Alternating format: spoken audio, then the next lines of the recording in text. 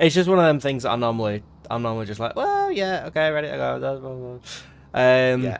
But yeah, so I'm ready with the part 2 whenever you guys are ready, and it's already running. Okie dokie. I mean, we were going to sort of go for the option of, I think we were going to aim for 6 o'clock was going to be the swap over at the halfway mark. I think that was what the plan was. Yeah, I was doing a couple of things, but I've finished them early, so I'll just get things. Okie Getting dokie. Well, going do you want to anyway. join us for a little while? Because then at 6 o'clock, when we do the swap over, I need to run off for a little bit just so I can put my. Right, okay. I think part 2 is already live. It is, yeah. I will leave it running anyway, just so it's. All right. Well, if you're already live, then I will. We'll stop what we're I'm doing just here. busy pressing buttons. Okay. Yeah. If you're already live, we'll call it a day here, and I'll come and join you over there. I will obviously. So yeah. Apologies about that. Didn't realise you'd already started it. Right. So that is going to be it from just me and Luke for this first half. Luke, I believe you're going to bid us farewell now. I'm like a madman going to stick it out. I might as well stay for the next half hour. Might as well. Nice. Halfway point. Happy days. Okay. So right. Well, the stream's gonna have to go down for just a moment, but the second stream is already up and running and ready to rock and roll. And the link is in the chat.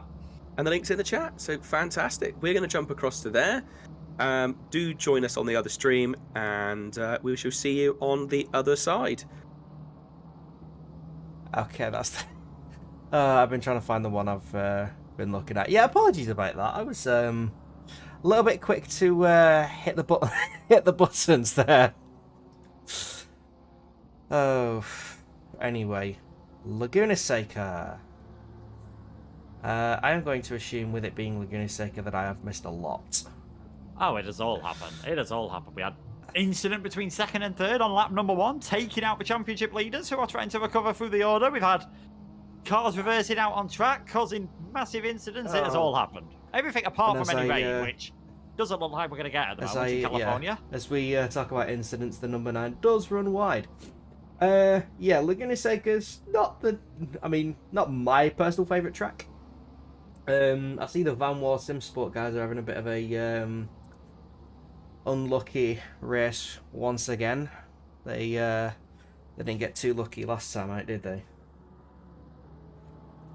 That I do recall. They did have quite a bit of a yeah, they've had mixed one. Fortunes. One of their drivers, the car number 57, got taken out in the lap 1 turn 2/3 incident. And then the other incident was later on in the race. Car number 58 had a collision with a rejoining car, which was sort of a bit of a 50-50. At the time, it looked very much like it was the rejoining car's issue, but as sort of the race control have come through and said that there was an incident where they hadn't slowed down during yellow flags and actually were going for an overtake at the time during yellow flags. So kind of a case of, you know, 6 of one, half a dozen of another. It's, no one wants that to happen, but sadly it does happen. If you do that kind of thing and go for a big dive at some point or go for a move, you are possibly gonna end up with issues, and sadly that is what happened for them. And we're seeing the 58, we're seeing now in 12th place kind of what's happened this entire race with different cars, where especially where the cars of similar characteristics, McLaren versus Ferrari, Bentley versus BMW, you can close up to the back of the car in front a second or so a lap, just not able to make that move work, and Van der Velde's now just sort of settled in to this 12th position, obviously going on slightly different strategies, but yeah, just trying to get themselves back up towards the order, back towards the top 10. And also, another person, if you think they've had bad luck, let's not forget the 303 having a computer crash when they were in second place, unable to take part in this race anymore. Yeah, it's all kind of happened for everyone, hasn't it? This evening, it has to be said. It really hasn't gone a lot of people's ways. It's been a real shame. But everyone's still pushing on. Everyone, seems in reasonably good spirits. So yeah, it's one of the really great things about like people taking part in enduros, but also it's one of the crushing things as well. Is just sometimes it's just so hard to try and pick yourself back up after having like so many issues. I mean, I saw it in. I don't know how many of you follow like other race league league operators. Like I was doing the 24 hours of Spa this time last week with some buddies, and albeit we got off to a pretty good start, and then there's just a couple of things that happened during my stint. I was just like, and got T-boned. Both of us carried on. Both of us finished the race, but yeah, it's just so annoying when you're going fine for quite a while, and nothing's going your way. I do apologise about the issues as well. I'm having a bit of trouble with my camera software. Why is it always breaks? This on is what me, the broadcasting app has been on the go slow today, mate. Are you struggling to change cameras? I'm struggling to connect it. I just in general been. Okay. I know what's fixed it for me before is we might have to go radio commentary for a bit while you leave the session and rejoin, and that sometimes can kick the thing back into life. Yeah, I know I had to do it where I had to completely close it and then come back in and make sure I disconnected from the previous one and then started it up again. I had the issue where it was doing that, and then it wouldn't let me change cameras, and I have had the issue all day where it won't let me choose camera set 1 and 2. I have to go into game and press F3 to do that. Right. Okay. What I'll do then really annoying standard stuff. Yeah, which is always what happens. It is just currently. I am currently stuck on a. I'm stuck on a car that's in the pits at the minute. So yeah, just please bear with everybody. I always have technical issues. It's always me. Don't worry, so I've had it all before. It all happens. Everyone at home is very, very polite, and they are all very chill about it all. They're just happy that something's going on. We can keep everyone up to date radio style on what's going on elsewhere on the field. Which, to be fair, nothing much is happening. Yeah, I'm just going to restart ACC to see if it has any. See if I have any better luck with it. And fingers crossed everything works well for you. But yeah, it's I had no tech issues during the 24 at all. Nothing. Well, I say that my pedals didn't work at a pit stop, but I think that was more user error than. The number 781's made a mistake on the run towards the corkscrew. Van der Velde's been stuck behind him for a while, and this is his opportunity. Down the inside he goes on the brakes, nice and easy. I was just saying it because I thought for a little while he was going to be under attack from that McLaren coming up behind him, which is actually is not for position, but that McLaren's thundering along, isn't it? Let's see what number that McLaren is actually. What is that little red and white McLaren? It's got some amazing pace. That's the 760, so that's running in 20th place. But yeah, it's got some great pace. It was really sticking on the back of Van der Velde for quite a long time, and now it looks like it's also going to try and possibly get past the Bentley number 781, I would say. So but Van der Velde will be pleased with that. I am back to some form of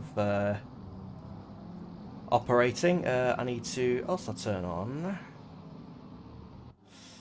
I'm very poorly prepared today. To say I started things early, I'm quite poorly prepared. There we go. See, we should have stayed live. Oh, the Bentley cut fighting back now through turn 4. That's turn 5. And actually, yeah, Van der Velde lost 2 positions. Oh, they're 3 wide. Oh, and he hit the inside of the sausage. Yeah, that is a big incident there.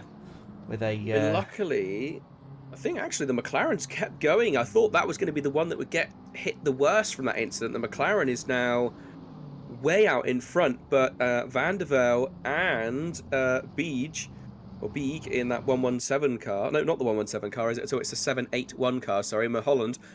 Those guys losing a fair few positions. So now Van der Velde down into 13th place. So that's a real kicker. After being right on the back of road for quite a long time, he's dropping back just due to just the odd little silly mistake. So maybe he is carrying more damage than we realistically thought he was. I know cosmetically the car looks bad, but he has pitted twice and decided not to fix the cosmetic stuff. Yeah, it's just that choice is made. I think again, it's Terrasic 760 clearly feeling like he's got more pace, but arguably, as the back marker, he perhaps should have been the one to back out in that situation, I'd say. Yeah, it's hard to judge. I mean, especially if you have a lot more pace. You know, you have a lot more pace. It is a hard call as to whether you should back out and try and give up a little bit of time to a car that's. I mean, especially if you're a lapped car, like they have no prerogative to let you by. It's and the McLaren does go wide, goes onto the sand and has a fair wobble. It's and goes onto the dirt again for good measure. It is a hard judgment, and I mean, to be honest, like it's that thing of racing drivers. It's like there's a car you're a lot faster than. You're not really gonna.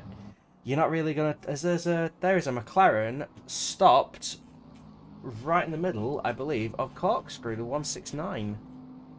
That is Daniel Krebs. Was in 19th, now down towards 22nd place, and just coming up. So that, in fact, I think it's just made their way through that circuit. Yeah, could be another battle to keep an eye on. 4th versus 5th. Yeah, as Krebs gets that McLaren rolling again. Unsure as to what happened there. I'm going back and watching it myself. Don't worry, I shall give you some radio updates. Look, but yeah, it is hard to judge. It was especially the case whether it's like an hour race, a 6-hour race, 12, or even like a 24-hour race. Just, if you have the pace, you feel like you can get past them pretty easy. But obviously, they don't have to let you by, so they will defend their on-track position, especially if it's going to affect them. I mean, yeah, rightly so. I'm pretty sure, the lap car should have backed out of it, but it's one of those things. It's a decision you make in a split second in a cockpit. I'm going for it. I can get past this guy. Sometimes it pays off, and like we've seen here, sometimes it unfortunately does not. And it means Van der Velde still stuck behind Mulholland again. Yes. So, update on the 169. It was his own mistake going a bit deep into the left-hand corner at the Corkscrew. And then he obviously ran the inside curb, and he ended up facing the wrong direction on the outside of the turn. Obviously put his foot down to try and get himself back on the circuit facing the right direction when there was a nice big gap. But he spun the car completely, and I wonder if maybe almost then sort of got the car stuck, like almost stalled, and had to restart and get the car going, and that point was just stuck in the middle of the track. So yeah, very, very lucky, but just one of those things of slightly unlucky with how the car ended up positioned after trying to rejoin. That's the end of those tyres. Yeah, pretty much. I mean, I think it was less of, it didn't slide that far. I think because of how much, there's so much like elevation change on the circuit, I think it was a case of only 2 wheels were on the floor when the car rotated. So I think he got away with that, hopefully. Contact! Contact! Van der Velde on Mulholland. Contact between them, and just about avoiding the wall there did Van der Velde. They'd got close a couple of corners before. Well, that time they did make contact, and that has allowed Simon B to get himself up from 14th into 12th. Yeah, it was a close call with that. It was a close call with that Bentley. Nearly got collected by the 58 as it was doing its little pirouette. But yeah, it's not the easiest track to overtake, and it's I have my own personal feelings about Laguna. But yeah, it's one of them tracks. You get it a little bit wrong, it's gonna go very wrong for you very quickly. It's not forgiving in the slightest. We've seen that all day though. Cars having little bits of contact that have ended up in big incidents, and cars also going for moves that on other circuits they probably wouldn't go for. But like you said, Chinson, it's not an easy circuit to overtake on, and they almost feel forced into going for the dive bomb. And if this is what we're seeing with 4.5 hours of the race to go, who knows what it's going to be like with half an hour of the race to go. I mean, if it's anything like the last half hour of the 12 hours of Spa, we're in for a hell of a good show. It was, I can't remember who it was. It was 2 specific cars just going at each other constantly, and it was absolutely brilliant to watch. Yeah, I can't remember who it was, but I was enthralled. I was constantly just, I didn't want to look away. But yeah, if that's anything to go by, we should have quite a nice battle. They're not as spread out as I thought they'd be. As the 303. Are these the 303 staying in the pits? I'm going to assume. 303 had a disconnect really early in the race, and yeah, we think they're just going to sit there. That was it the 303 where we had the weird sound interference as well? That was, wasn't it? They had a computer crash, I think. It was a PC crash from the 303 and just being unable to get back in. So they are in the pits, but just sat there, and that's about it. So, and then car number 25, they started from the pits due to a FFB issue, so no force feedback. Oh, that's the last thing you want at this circuit. So yeah, started from the pits. Obviously, I think it must have been their, I think they started, like, you know, did their beginning of the formation lap and then realised, oh, this is not going well, and decided to bail out and go back to the pits, which is fair enough, probably best for everyone involved as well. And to be fair, it may have actually worked to their advantage because they didn't get caught up in the lap 1 incident. So yeah, it's like, oh, if you, oh no, you happen to be in the pits, and then you see all the issues that go by, and it's just like, well, that's not been too bad for me then. The 444 steams up the inside of Andy van der Velde.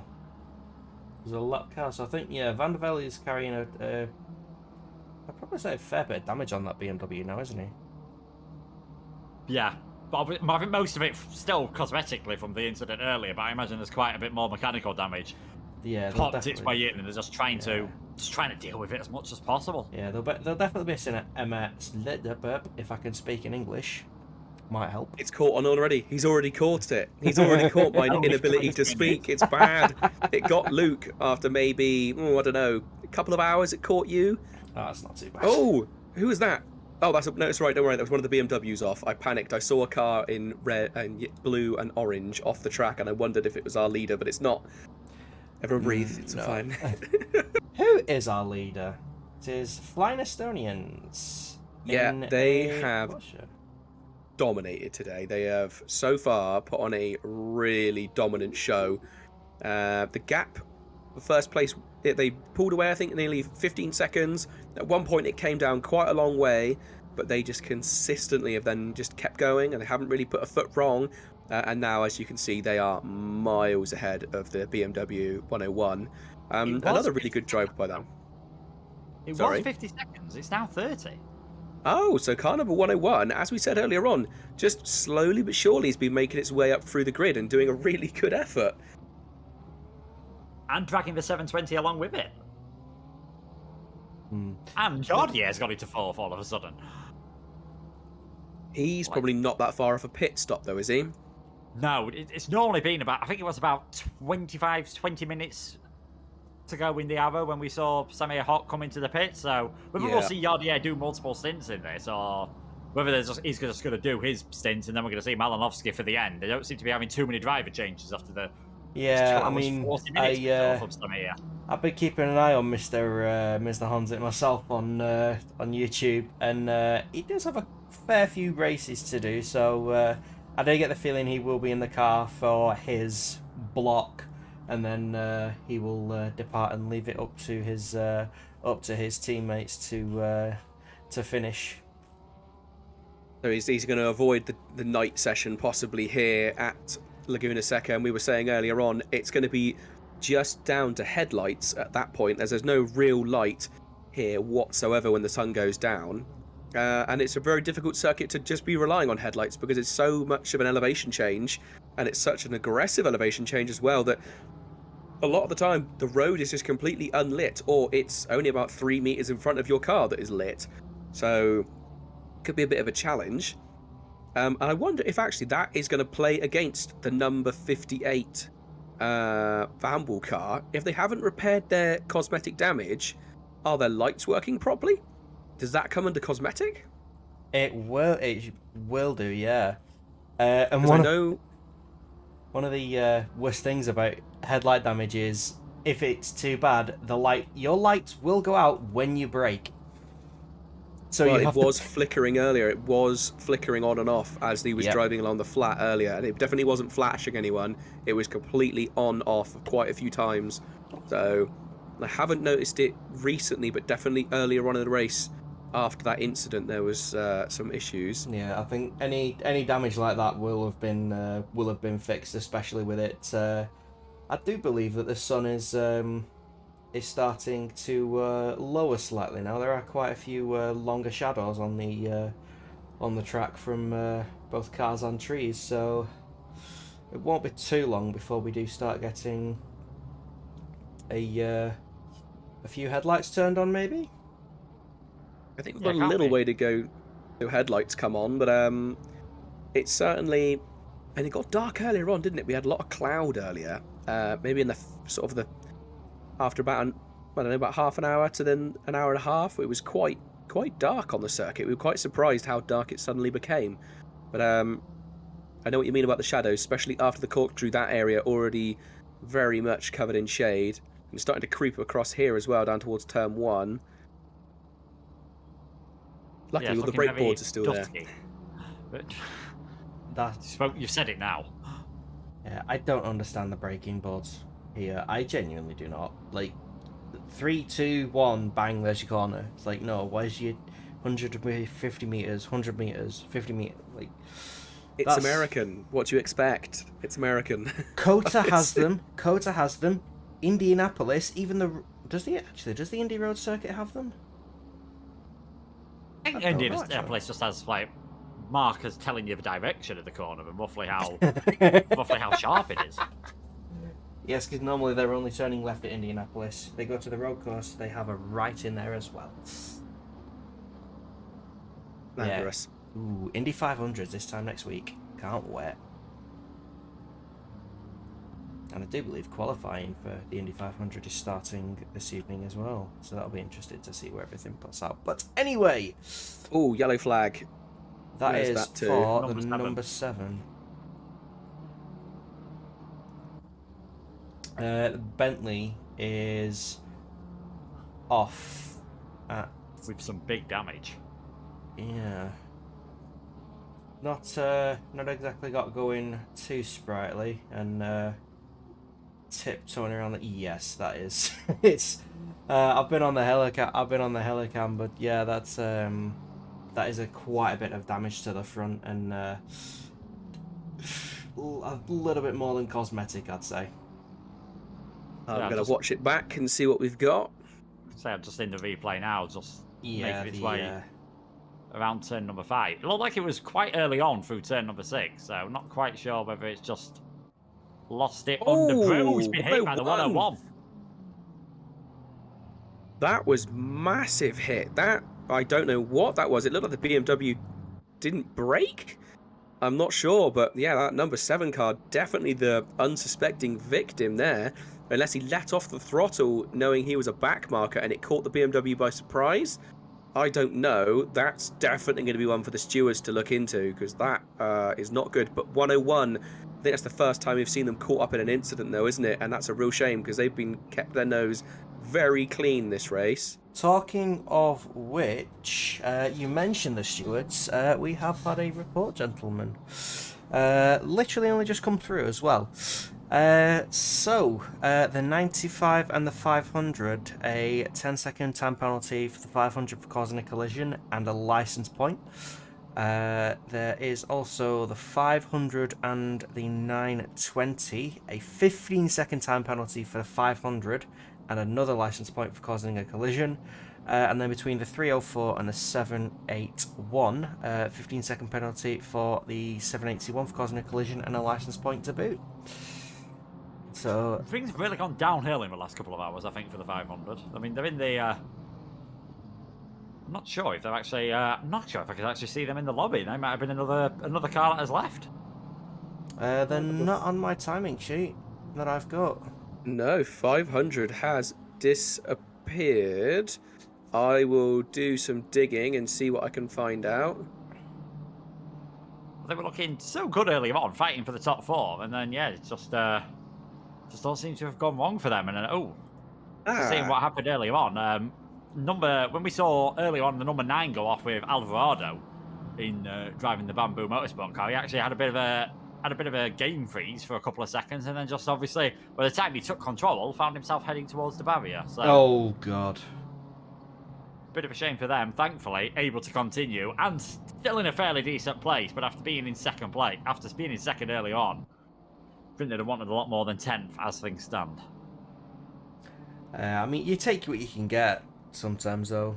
If you do have bad luck, whatever it may be, then it's just something you have to deal with. You'll be frustrated, but yeah, it's the gap to P1 and P2. I'm not sure at the minute. What is the gap? Currently have P2 on screen. Where's 33 seconds nearly now. I think that incident that we saw with the just with that other BMW earlier on has obviously cost them quite a bit of time. So Although yeah, saying that, the the 720 is not really closed up either, so could just well be that the Alec Emmett in the number 8 Porsche, our race leader, has just started to put some pace up. We've had a pit stop as well. Jaroslav Honzink is now into the pits. Obviously, they're sort of out of sync with everyone else, but he's just jacks it down, making his way back down towards the pit lane. Should still, I believe, comfortably hold on to a top 10 place. Probably will come out, maybe even ahead of Denitsin. If not, certainly ahead of Road. Samir Fox in the car, so they have done a driver swap. I'm surprised at that. So Jardier literally has done the minimum amount of time. I think he's done one stint, not even a full hour, I don't think. Busy man. He is a busy man. He's got a lot to do today, but still, surprise. You know, he's one of their very strong drivers. I mean, the entire team is very strong, but yeah, you would think that he would have stuck around for a bit longer. But evidently, I think, is it 2 or 3 races that Honzik is doing today? He's got 3. He's doing this one. He's doing the SRO 12 Hours of Bathurst, the absolute madman, and I think there's the Porsche All Stars in iRacing as well. So okay, a busy man is Mr. Honzik, but yeah, how he manages to stay fast in every game, I don't know. Because I barely commentate 2 games in a day. Never mind race. Where does the man find the time to practice? God knows. I certainly don't have the time. Oh, that's the triple fours lost it. Triple fours just span round. Have they kept it out the wall? I think they might have done. They might have just kept that out of the wall, which...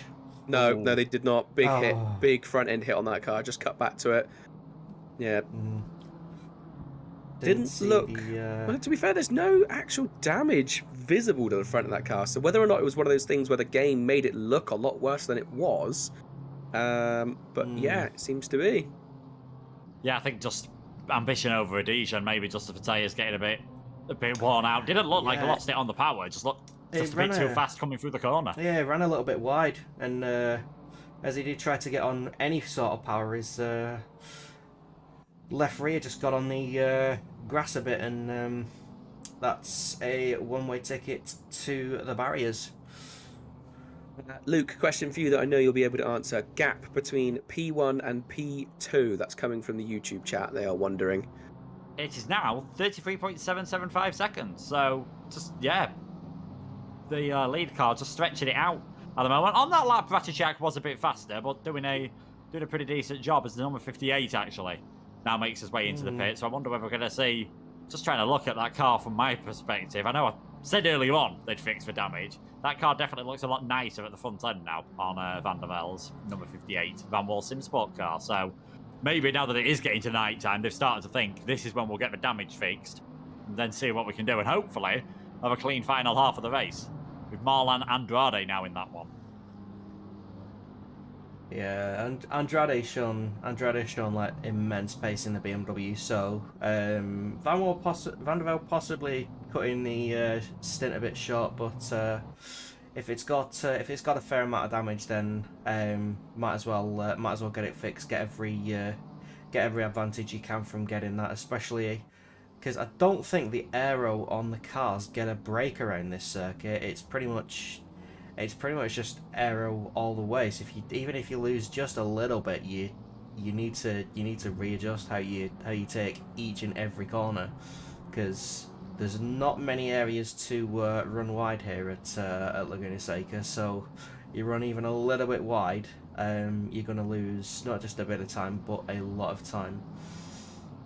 Yeah, we definitely discussed this earlier on, about we wondered if they were staggering their repairs so they didn't lose too much track position in one hit and didn't end up a lap down, because it seemed like they didn't really lose any pace after they came out the pits after doing the repairs. They'd been in there quite a long time, but obviously the car's still looking like it had been for a blender.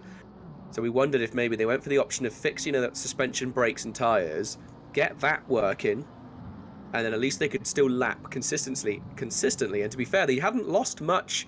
They didn't lose much time. And then eventually, obviously, maybe decided, right, now it's getting a bit later, going for the change. I've just noticed how much different the track temp is, because I do believe it was 36 degrees at the start of this race, now down to 27.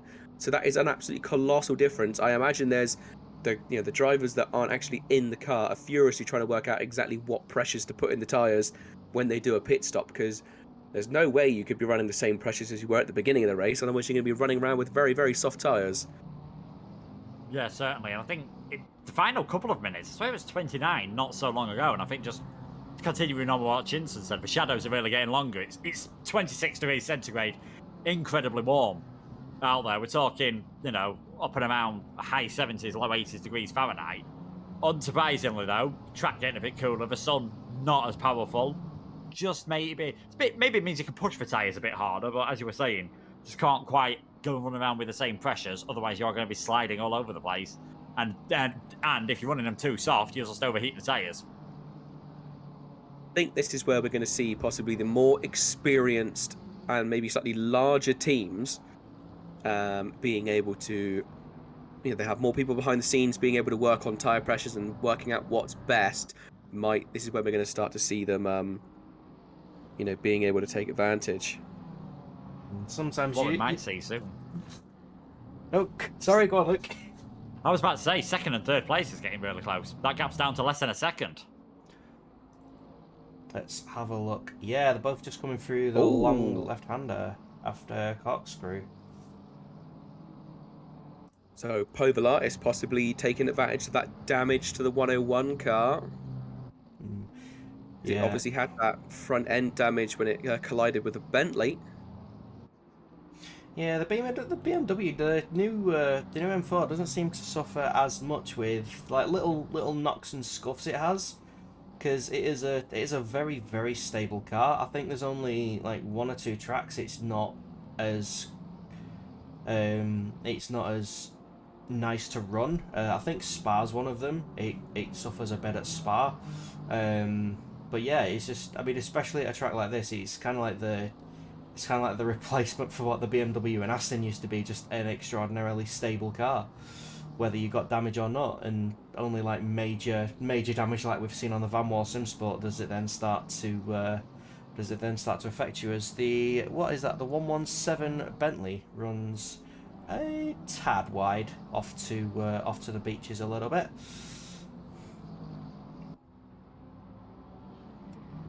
Yeah, 0.9 of a second and 9/10 coming into the corkscrew, and they've got the 5:01 ahead of them, so P2 and P3 coming to lap P4, which is quite a novelty. You don't normally see that in, especially with guys who have this much pace, you don't normally see that as much, do you? We think it's just because of how short the circuit is. It's a case of if you do have to go into the pits for any extra reason, or if you lose 30 seconds in the pits, be that for a penalty or be that for damage, it's basically half a lap here for these guys. They're doing low 122s, sort of 123s, that kind of time. If you're in the pits for a little while, you lose a massive amount of time. Or have an incident and you get back onto the circuit, you lose, let's say like 15, 20 seconds getting yourself back from a spin or something. The guys have covered half the track by the time you've recovered from it. Yeah, and I think also, there's been 164 laps so far by the time he's caught him up. 82, 83 seconds a lap. It's only half a second a lap, and all of a sudden you're finding yourself like in this situation, and because it's a faster car, Jovovsky, he's trying his best to hold on. I wonder whether now we'll see him lift off and let these two by on the run down towards the corkscrew. Yeah. Oh, has he seen both of them though? Nope. Just the just the BMW. I think the McLaren was just a little bit too far behind to let it by coming into corkscrew as he now lets him by into the right-hander, and probably just a little bit too little room there to try and let both cars past and not like majorly come off power or basically just coast through corkscrew for a bit. But yeah, again, it's that thing, you don't actually have to, come off the racing line. As long as you're not defending your position, you can still take the racing line, and that's fair enough. As long as you need to be predictable as a backmarker. That's, I know different communities and different racing sort of pedigrees and types, they have different rules. But I know the general rule is, if you're on the racing line, even if you're slower, and as long as you don't defend, then it's predictable. So you can be like, okay, I know the person's going to be on the racing line. I know I'm quicker. I can do this to get past.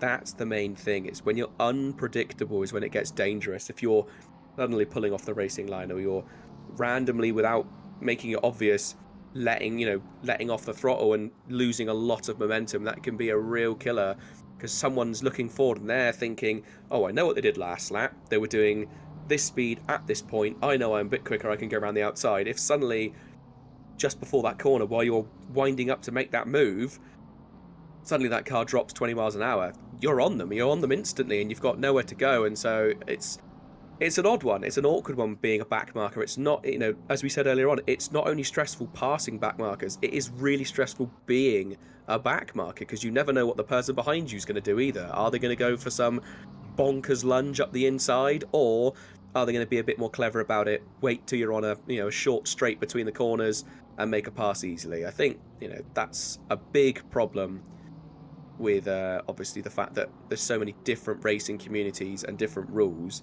It kind of means that people aren't always on the same page, sadly. Whereas if you're racing GT3 in real life, the GT3 rules, because that's what you're racing. You're not gonna then not gonna press a few buttons and then suddenly start playing F1 or something. It's a big difference. It's a big change. I don't think it sinks in for everyone. Oh, 781's gone off, I think.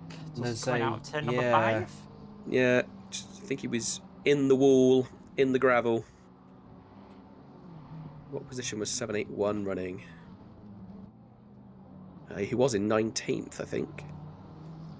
Yeah, well, that's one of the biggest changes from obviously like class, like race categories like Formula 1, Formula 2, W Series, Formula 3, and then like you have like rally. You have like rally as well, and even like MotoGP. It's the rule set. Like you will find common ground with certain rules, but others can be completely different. So you still get in trouble for what's known as blue flag infringements in GT racing, in like endurance racing.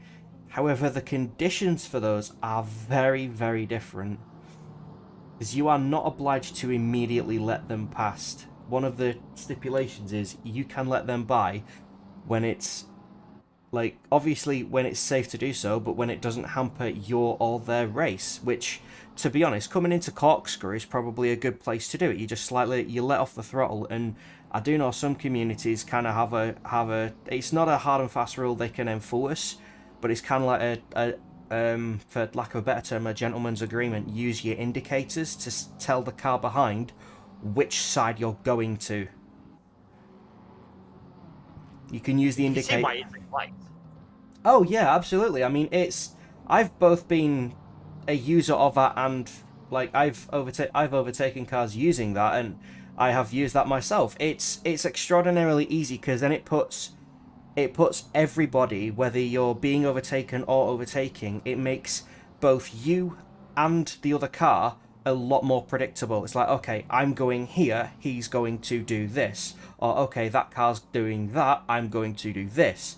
And it makes it a lot easier to predict exactly what you're going to do, so that one, you can both continue racing without an incident, and two, you get minimal time loss, because you're talking to another car, but you're not, so that you're both on the same page as to as how it's as to how it's going to happen. And being the back marker, you can basically dictate which way the car goes. You can basically say, I'm staying on the racing line, you can go this way. It's not up to the overtaking car, which is it's one of the more unpredictable things, especially if they have phenomenal pace. Speaking of which, the McLaren and BMW are still going at it.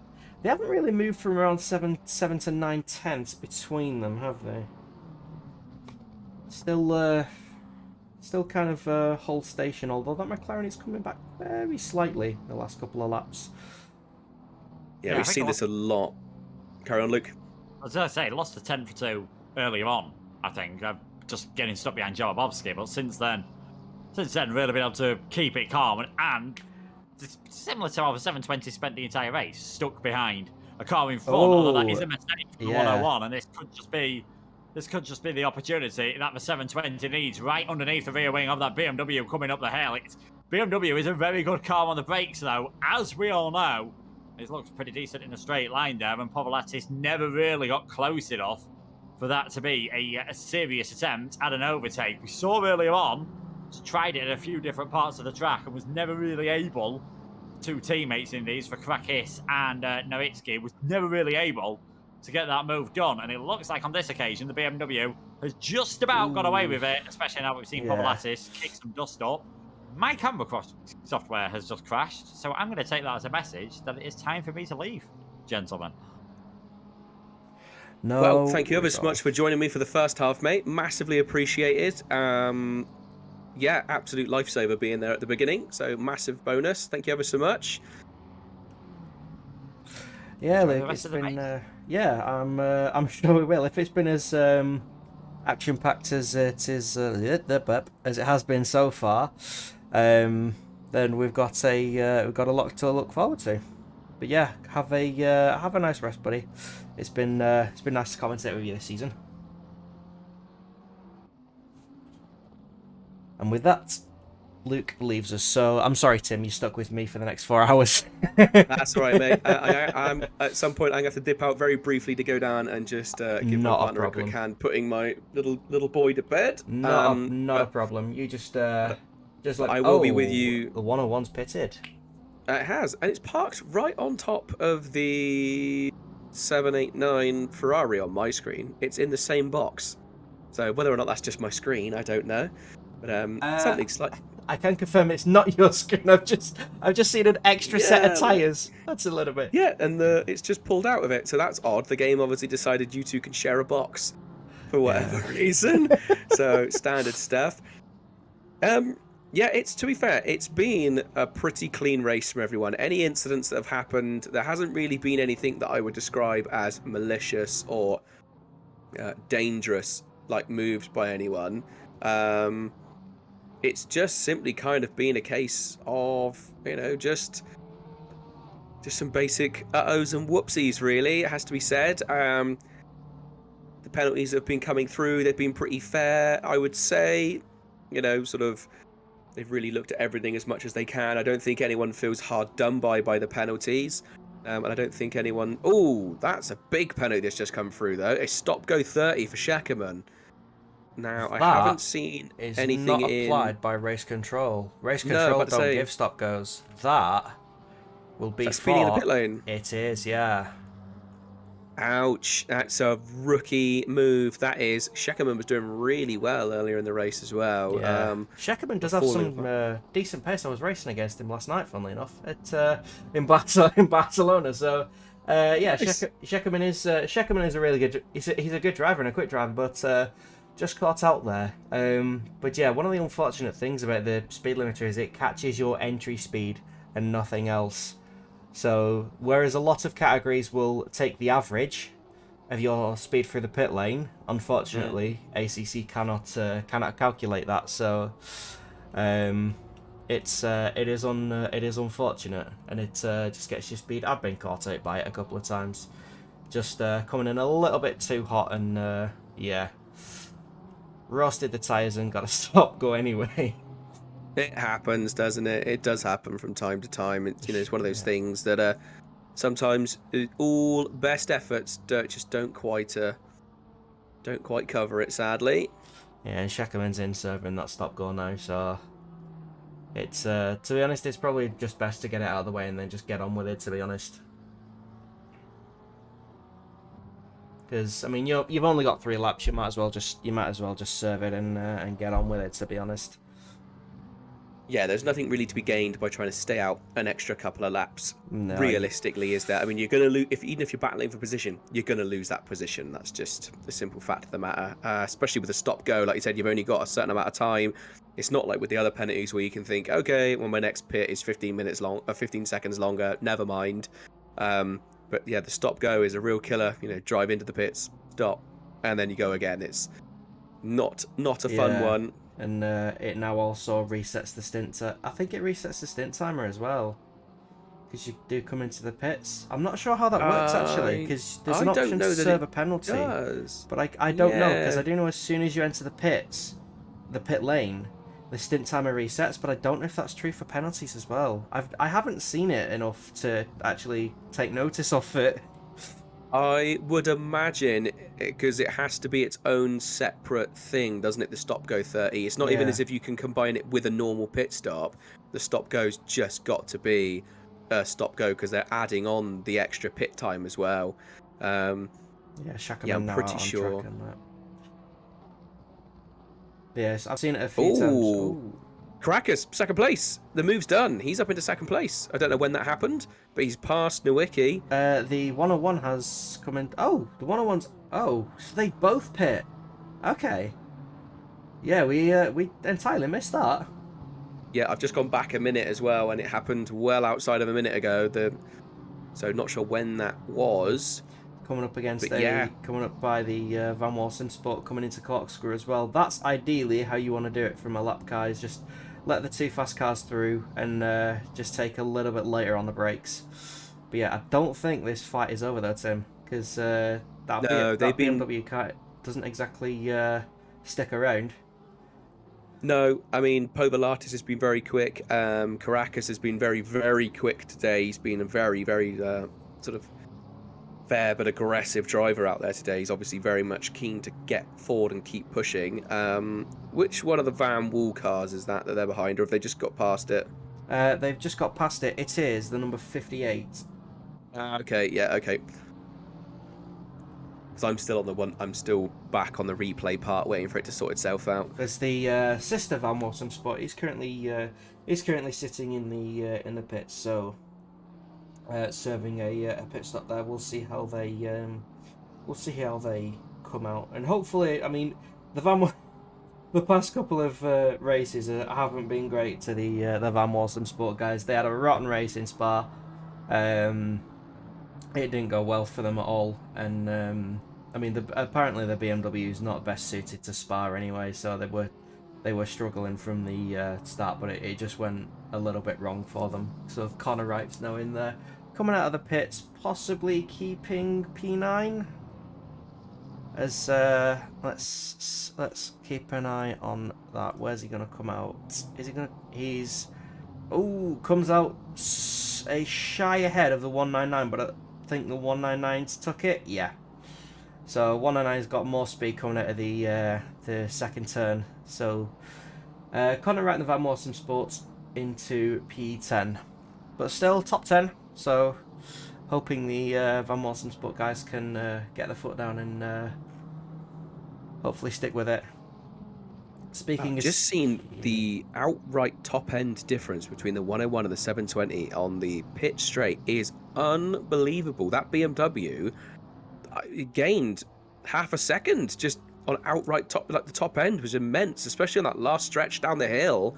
The poor little McLaren was just left floundering and had to go very defensive in the braking zone for sort of like turn 1, turn 3, the hairpin. So yeah, that's definitely where this McLaren is struggling. Is that sort of that straight is killing them.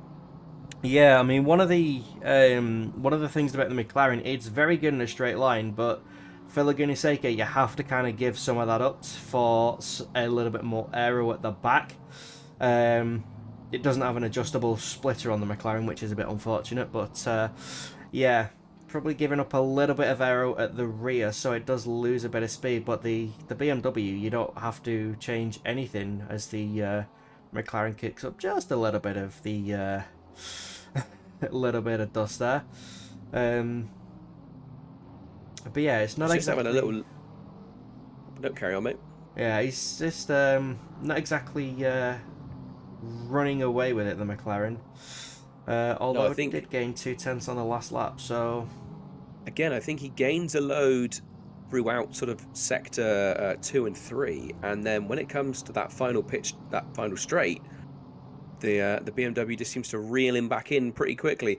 And this is what we've seen quite a lot, is if you look now again at Fock, now down in 13th place in the 869 car, the Clown eSpurts car, because they're off of the standard pit strategy, and they're running it different to everyone else, it's very difficult to really know whether it's going to play into their hands at the end of the race, or if they're going to end up kicking themselves and they're going to be off and they're going to have to pit while everyone else is still out there. I think it should work out all right for them, and they should be in the higher position that we saw. Because, I mean, he was up in the top 5 a moment ago, and then since they've done that pit stop, I believe that's why he's in 13th now, because he's off sequence. He's miles behind everyone again. So it's a kind of a case of trying to work out whether or not they have managed to make the most of that lap 1 incident and have played it to their advantage. Because if they were using a standard, pit strategy, I have no question that they would have been back on pace. They would have been further up the grid. But I think because they're off kilter with everyone else, it's throwing it out and making it very difficult to work out actually whether or not, who's in front, who's behind. So yeah, it'll make the last part of the race very very interesting for any cars that are kind of like out of sync with the rest of the field.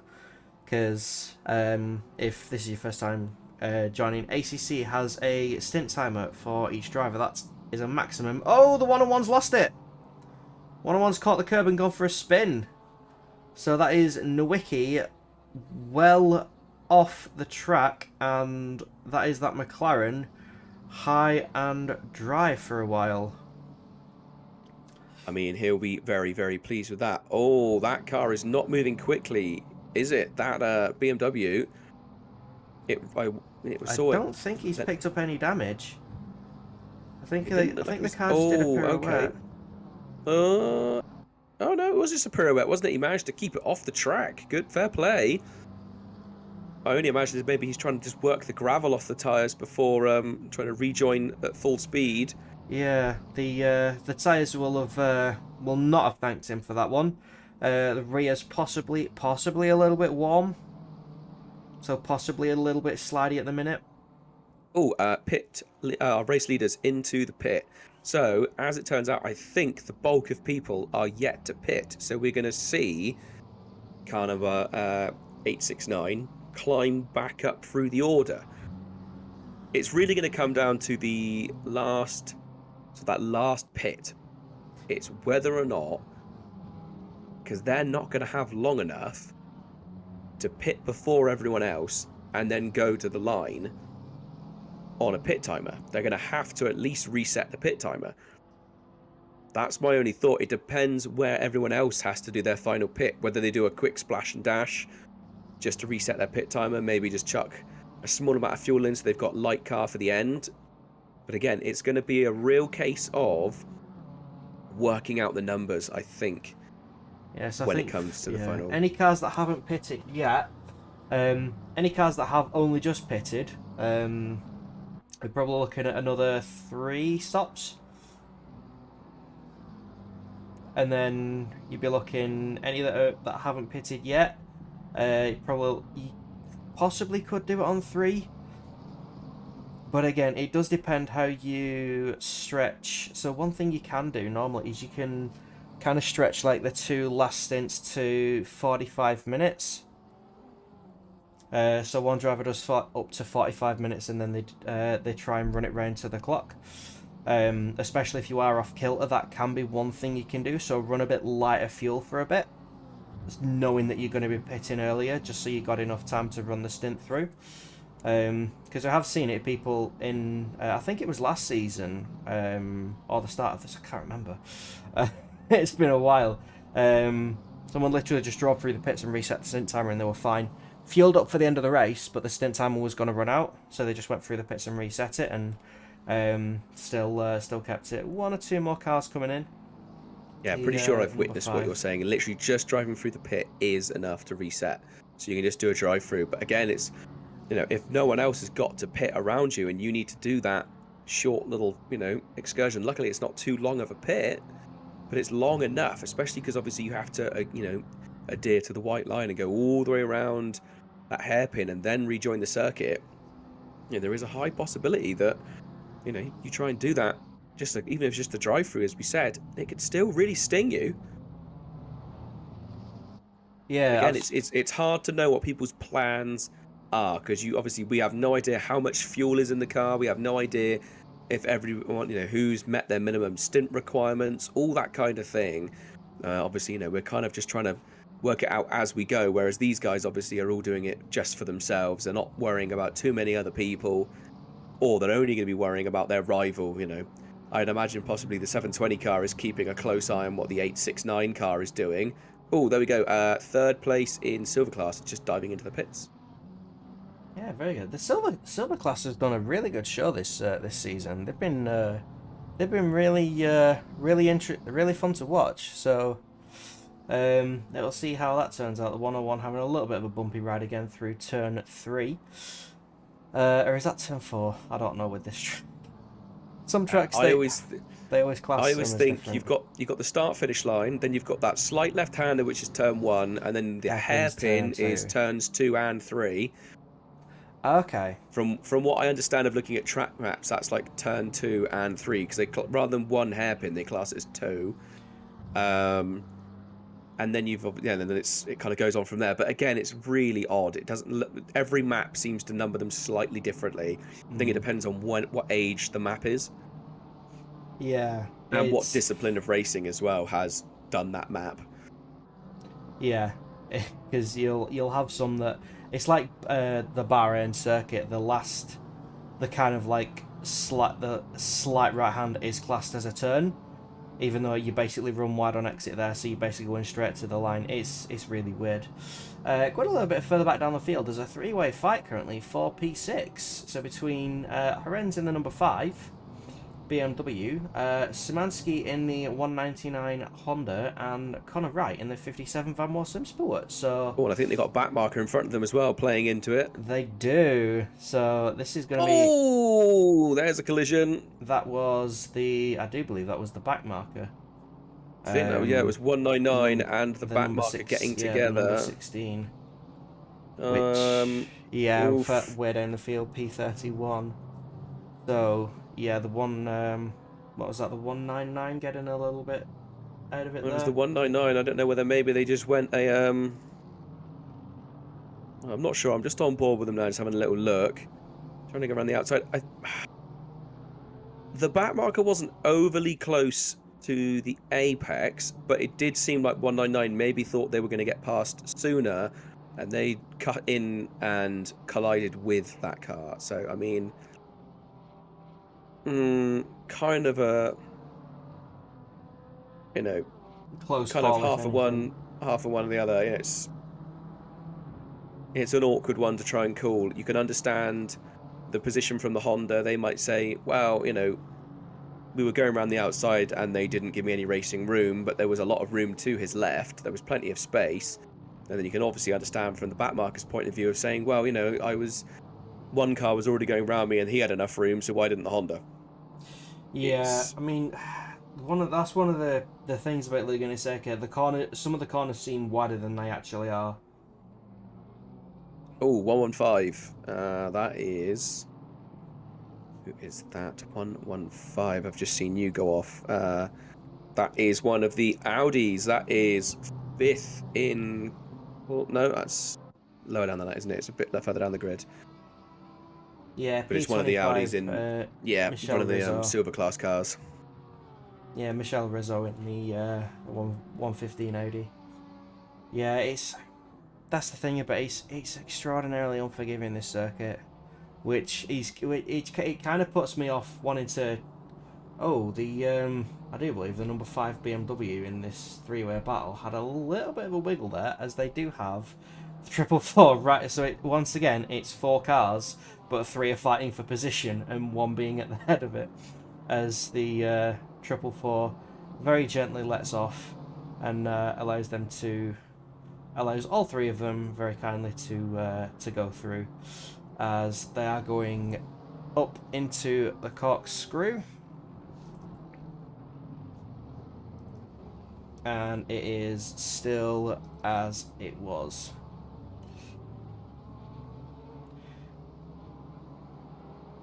Just how close these 3 are getting, it kind of reminds me of the film Cars, where all 3 of them are just going round round constantly, like so close to each other.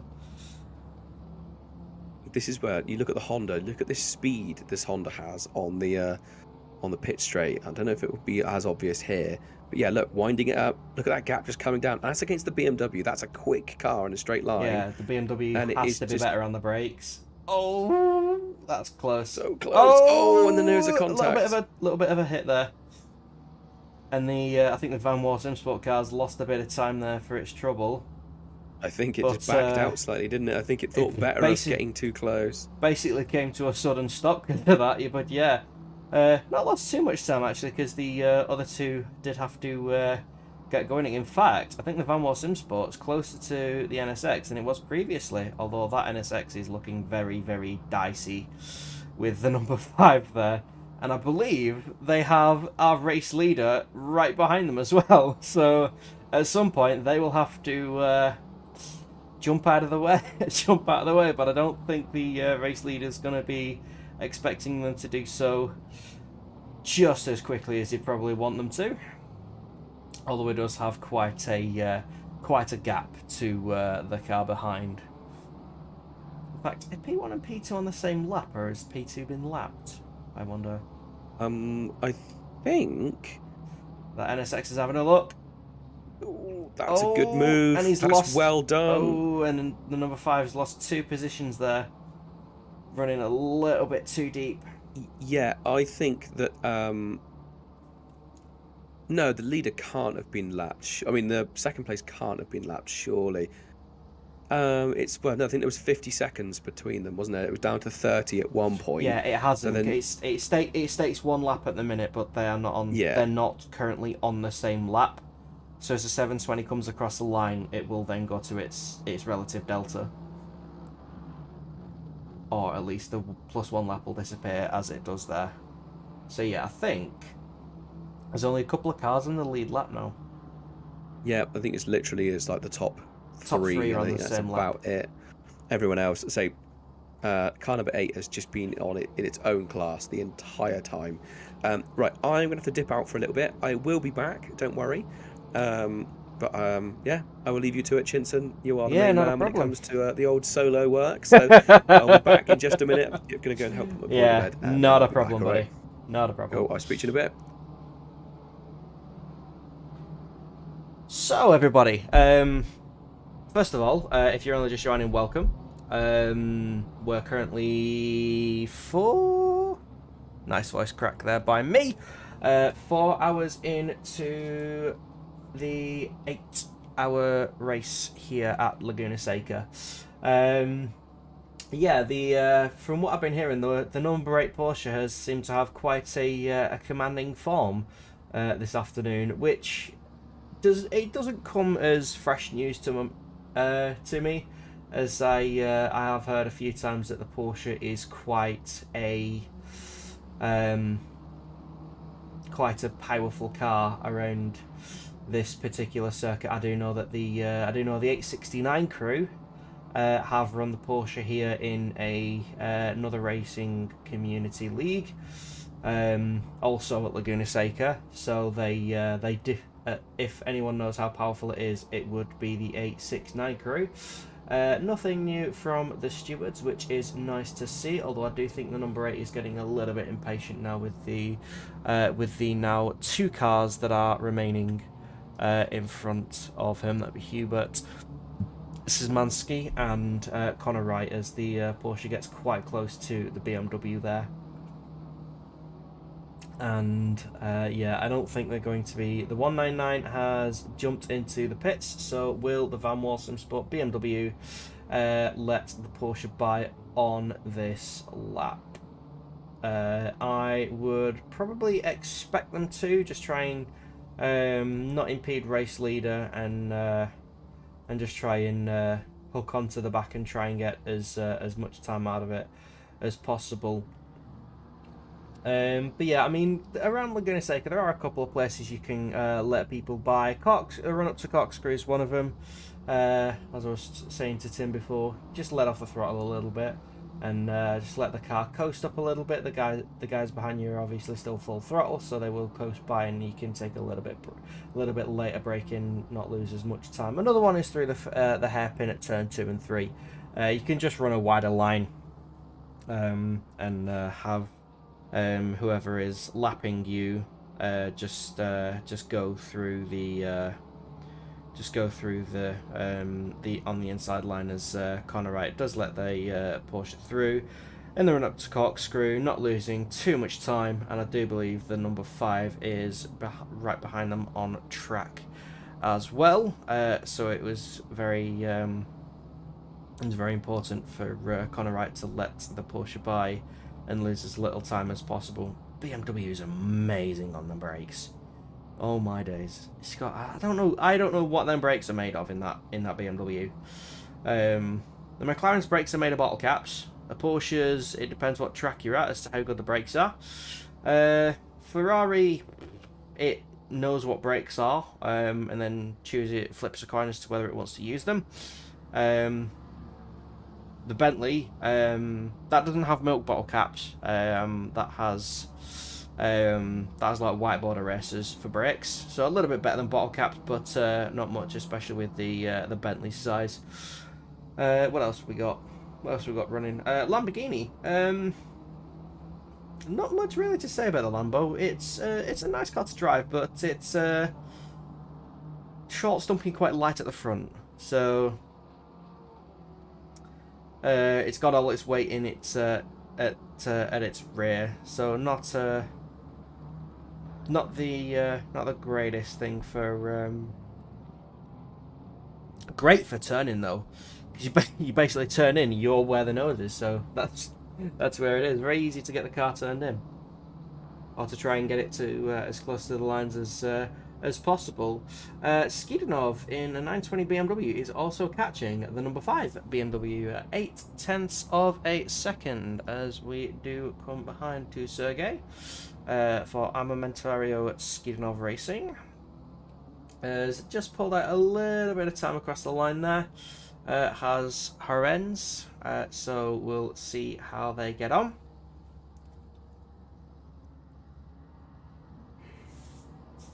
So yeah, you don't really want to stay right to the line there. There are 2 apexes, and you kind of want to, if you class it as one corner, you just want to double apex it. Come out a little bit wide in there so you can get the power down and get a little bit more exit speed. BMW having a little bit of a wobble there, coming through there. Yeah, the 2 right-handers there, they are quite tight, and the curbs are quite unforgiving if you do get it wrong. As is this here. You run a little bit wide, that's it. You're either going for a spin or you're losing a bunch of time having half a field in your splitter. Surprisingly, one of the most forgiving is actually the corkscrew, because there's quite a lot of runoff. So if you just because of the line they take, they don't go all over the tarmac. They kind of cut the curb a little bit. But yeah, not a lot of runoff at this circuit, if any runoff at all. I think the only runoff you get is the curbs on the outside, and that's it. Which is a bit of a shame, because yeah, with how tight and demanding this track is, they could probably do with a little bit more runoff, to be perfectly honest. But I'm not a track designer. I'm no Herman Tilke, which is probably a good thing, because I'm not a fan of Herman Tilke's tracks anyway. But yeah, so both BMWs pretty much following similar lines. What are their lap times? So Skidinov was about 0.2 down on the previous lap. So they are kind of punching blows with each other. Not really gaining, not really losing. But Skinov is losing a little bit of time over the course of a couple of laps to the number 5. There is the 304 that is coming very close to the 760 McLaren. So that is Bench Fazkas. I do apologise if I've butchered your name. I never said it was one of my strong suits, and it was never a requirement for when I became one of the AOR commentators. So they might need to speak to us and say, "Can you pronounce names?" No, okay. But yeah, I think all of us struggle with that. But yeah, the McLaren's not the strongest car around here because it is quite tail happy, and if you get the tail a little bit out of line. You can see there the 760 is just squirming a lot more than the BMW. BMW's a little bit more ambitious on the power, just trying to get it past. A little flashing there, which I'm not 100% sure as to why. They are both fighting for track position and overall race position. Again, I'm not 100% sure as to why. It just seems a little bit, in my books, it seems a little bit rude. Because they are fighting for a position in the overall race classification, so they don't have to let you by. If you want the position, you got to fight for it. Is there anything new from race control? I'm hoping not, and that is a big fat no. So that is good news there. So yeah, these two are keeping each other in check. BMW just hasn't got as much legs as the McLaren does. It does pull out a little bit of a gap. Pulled out 4/10 on that last lap. As it's not really reflected in the times, really, as they both get past the number 7 Bentley. BMW very, very squirrely through there, trying to possibly just trying to keep a little bit of a tight line to avoid the number 7.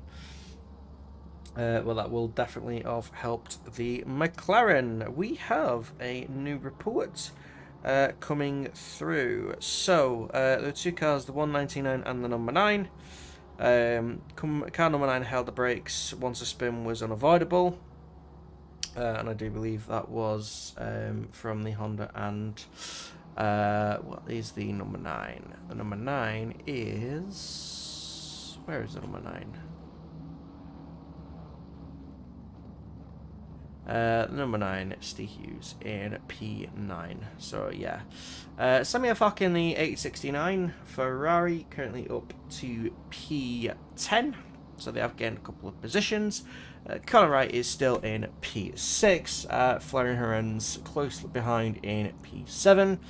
And then Sergei Skidanov in the 920 in P8. There was another one between the number 7 and the number 55, and there was a 5-second time penalty for car 55 for causing a collision, and a penalty license point to boot, as these two are still going wheel to wheel. That BMW driver must be getting quite frustrated at the moment, probably behind the wheel. Which is something that everybody happens. No matter whether you're the nicest person, you get behind the wheel of a race car, you get competitive, and you will start to become a less nice person. As the BMW absolutely send it, throwing the McLaren off. McLaren having a wobble there. It is now a race up to the next right-hander, which I think the BMW will win. But only for a moment as they run wide, and the McLaren takes that position back. Again, that BMW driver must be getting a little bit annoyed with that. They may be a little bit faster, but the McLaren's holding its own, which very well done to them. Running 5th in class, I believe. So yeah, good on them. I am going to keep it. I am going to keep on this battle. It's quite a.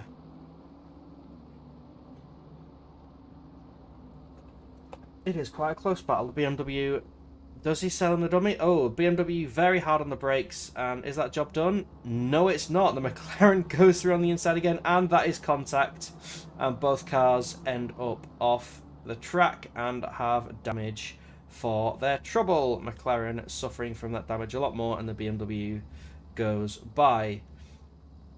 I would not be surprised if that matter is referred to the stewards. But we shall have to see. So for now, it is the 304 ahead of the 760. And I think it will hold station like that for a while, as I believe at least the 177 is coming up. That is a BMW with a 20 in its number. I believe that's the 28. Currently behind the 304. Where has that McLaren gone? Still right behind it. As there are two cars going into turn one, the 117 and the 199. Is that the 199? No, it's the 117 and the number 7, I believe. If I am not mistaken, which of course I am not. I do get a lot of other stuff wrong. Do not. Don't worry, I get a lot of other stuff wrong. Let's have a look further back up the field. So Mikolaj Nowicki is kind of running his own race at the minute after that earlier spin. Grantas Caracas is driving a very nice P2 at the moment. Lap times are going pretty nicely. So coming back down through the 1 minute 23s, closing in on the 1 minute 22s. And then our race leader, Alexander Alekmets in the Flying Estonians number 8 Porsche, is quite a way ahead. So, other than the battle between the 304 and the 760, which does seem to have settled down for the time being, I hope everyone's enjoyed the race so far. As the number 7 goes off into the dirt, and I do believe that will have been an error at the second to last corner, just catching the rear end in the dirt and sending the car for a spin, as the triple four is stopped on track as well. The Rainy Goat Racing, driven by Raining Thunder. That is not an ideal place to rejoin the track, sir. But you've managed to do that cleanly. And well done to the Bentley ahead for nicely avoiding. It was the 781 of Darren Mulholland that nearly got caught up with that BMW. So yeah, possibly another error just coming through the rear end, just not exactly biting as the sunlight leaves the majority of the tarmac here at Laguna Seca, and a lot of the headlights are now starting to illuminate as the track temperature keeps dropping. I think since I joined the commentary box, it's dropped about 4 or 5 degrees, so it's quite a that is quite a change as the 169 McLaren is let through.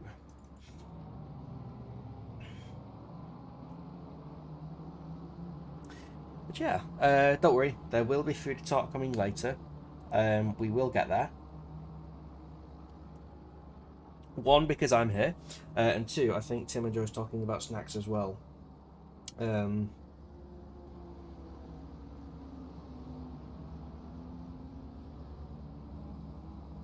So without a doubt, it will certainly turn into a food-related conversation at some point. I can promise you that. Because what would it be without an AOR Endurance Championship race without the commentators discussing food? I don't actually know. Possibly a normal, normal commentary, I suppose. I mean, is there anything really as normal commentary anymore? You got David Croft and Martin Brundle talking about random stuff. I think they once talked about balloons. Let's see how we're doing further down the field. So Patrick Liu is catching Desert Penguin? I think that's Desert Penguin. It has one S in it. Is not too far behind. So 2 McLarens going at each other. So that McLaren doesn't look to have been going overly quick through corkscrew there. And 781 still to serve a 15-second penalty for that earlier collision, which I'm going to assume they will be doing in the next stop.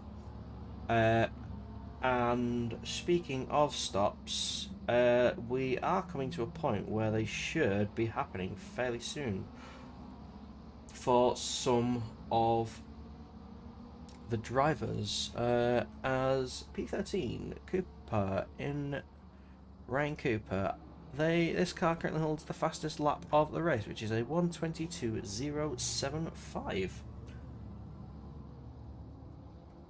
How they managed to do that, I do not know. Well, they're a lot faster than I am, for one, so you know that's obviously something. Connor Wright is catching the 22 BMW up ahead. So trying to get some good points out of this are the Van Morrison Sport team. Marlon Andrade is currently in P11, but their pit stops are out of sync with the rest of the field, so we'll see where they end up. But yeah, putting in a mighty effort are the Van Morrison Sport boys. They don't disappoint in terms of how determined they are. I think, yeah, last time they had, I think they had a disconnect. They had an emergency. They had to stop the car. I think someone's PC crashed. I think someone had a power cut as well.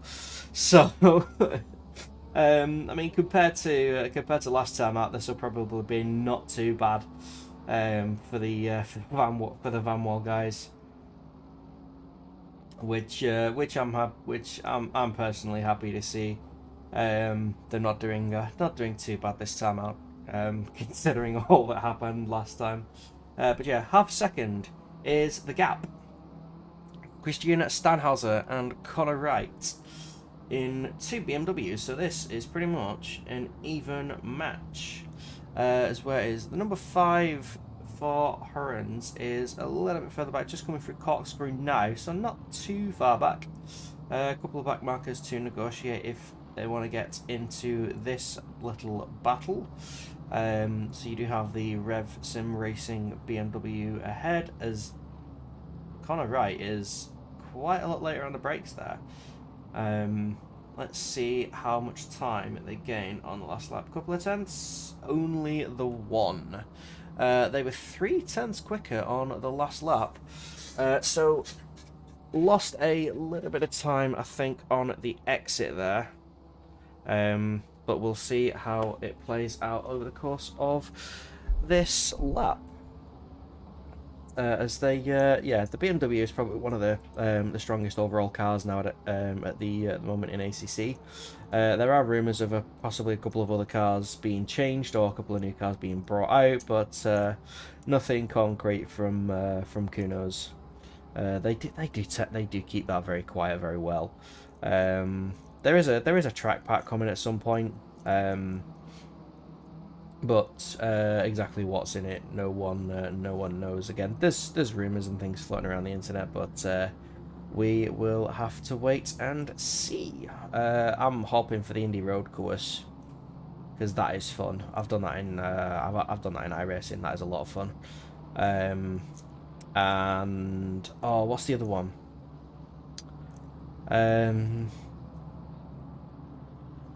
They do it in IndyCar and it looks really fun. Is it Watkins Glen?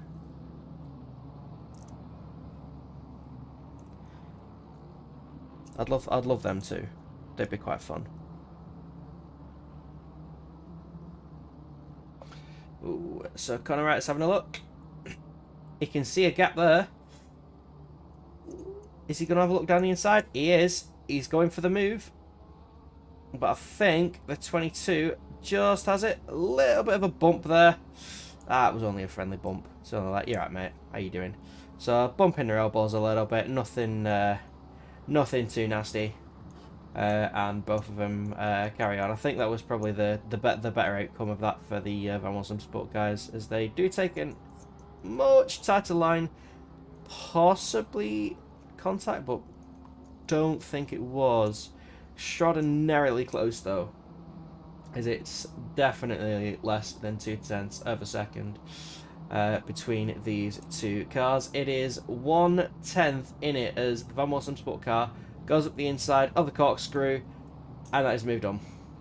So I think the RevSim Racing car had a little bit of a twitch coming into corkscrew, had to go a little bit wide on the entry, and that is Connor Wright up into P6.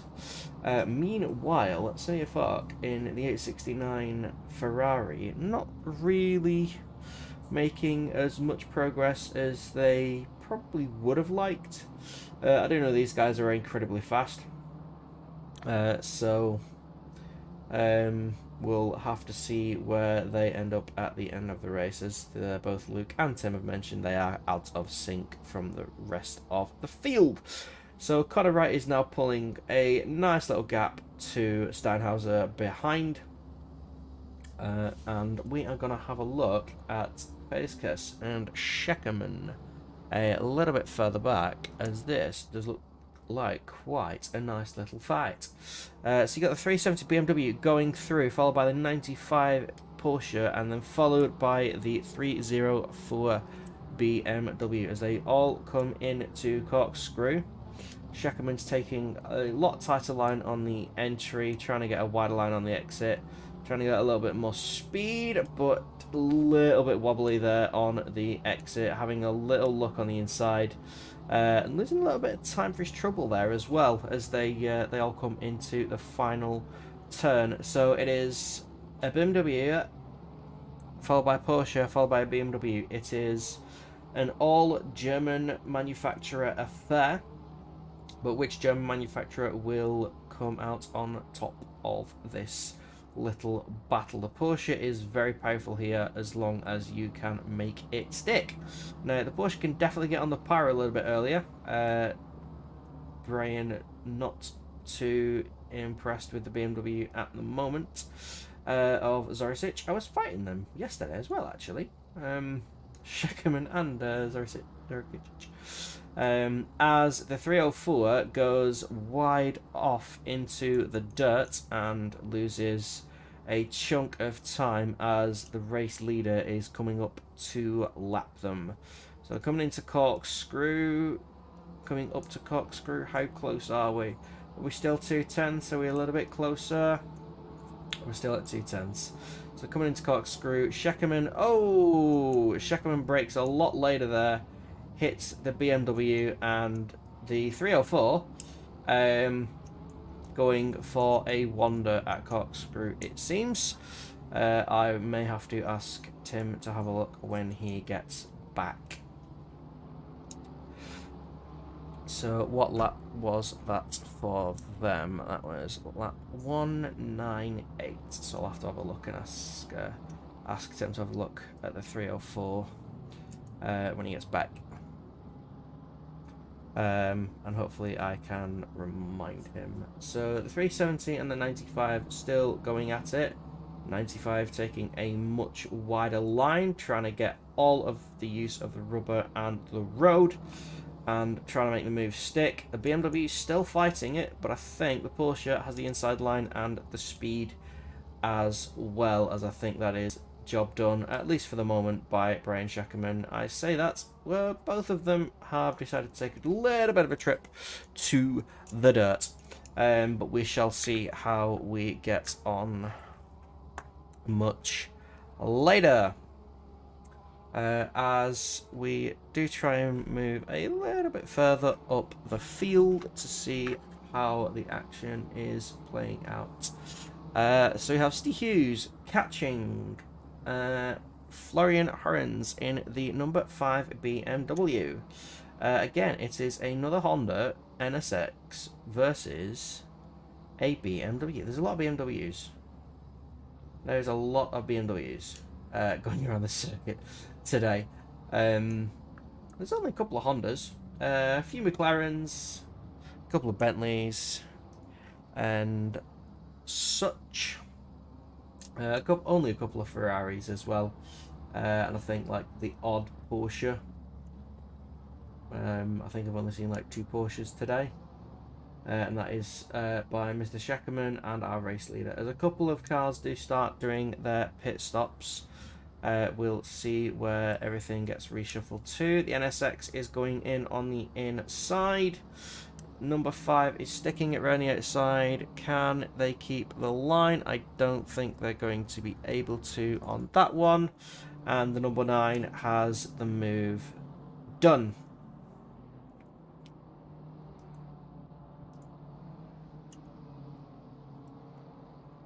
As I think the BMW up ahead just kicked up a little bit of dust as well.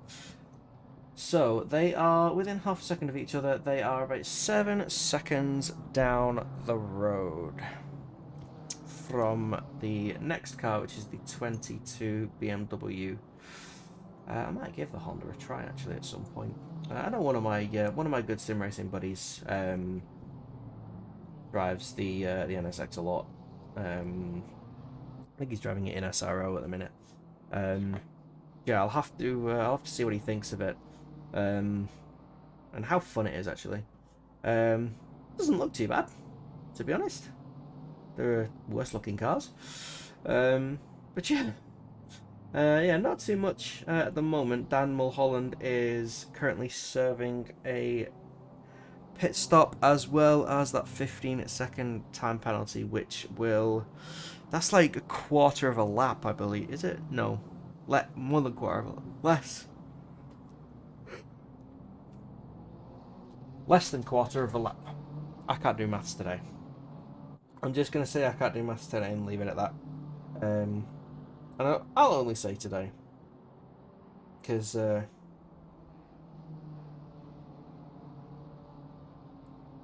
yeah, it's not too bad. But yeah, so Steve, Lauren's keeping tabs on Steve Hughes. But I think Steve Hughes has better pace overall than the BMW at the moment. So we'll see if they can catch up. See if they can catch up again. Let's check in with our second place runner at the minute, Grants Krakis for Beef Grease Racing Lithuania. Not really had much action from the Beef Grease McLaren today. They've had a little bit of a fight with a 101, but the 101 has had a couple of mistakes that have cost them a little bit of time. So running quite a nice quiet race for the Beef Grease boys, and then not too far behind our race leader. Actually, can I get a overall time to race leader? That would be a no. I cannot. Okay. Yeah, it's quite hard to tell. I'm not sure what the gap is between those two at the moment, but we will have to see. SIMSOK is coming in for the 869 crew, as is Marlon Andrade in the 58 Van Wall SimSport BMW. So this is kind of like the other half of the coin of the pit stops. So in about half an hour, we're probably looking at the next round for the majority of the field. As Grants Krakis is running quite nicely, just with a BMW in the way. That is the 304, and I do believe the 760 is right ahead of them. So a little battle going on there as well. About 8/10 between the two cars, so hopefully the 304 can let this McLaren by while trying to chase the other. Grants Krakis not really having any of it, saying, "I'm going this way, mate. Thank you very much." As they make their way to the penultimate corner. Yeah, Grants Krakis is quite a fast driver. Had a hell of a race back in Spa. Absolutely smashed out of the park at the Circuit Spa Francorchamps. A little bit of a lock up there, as I am complimenting him on his really, really nice driving.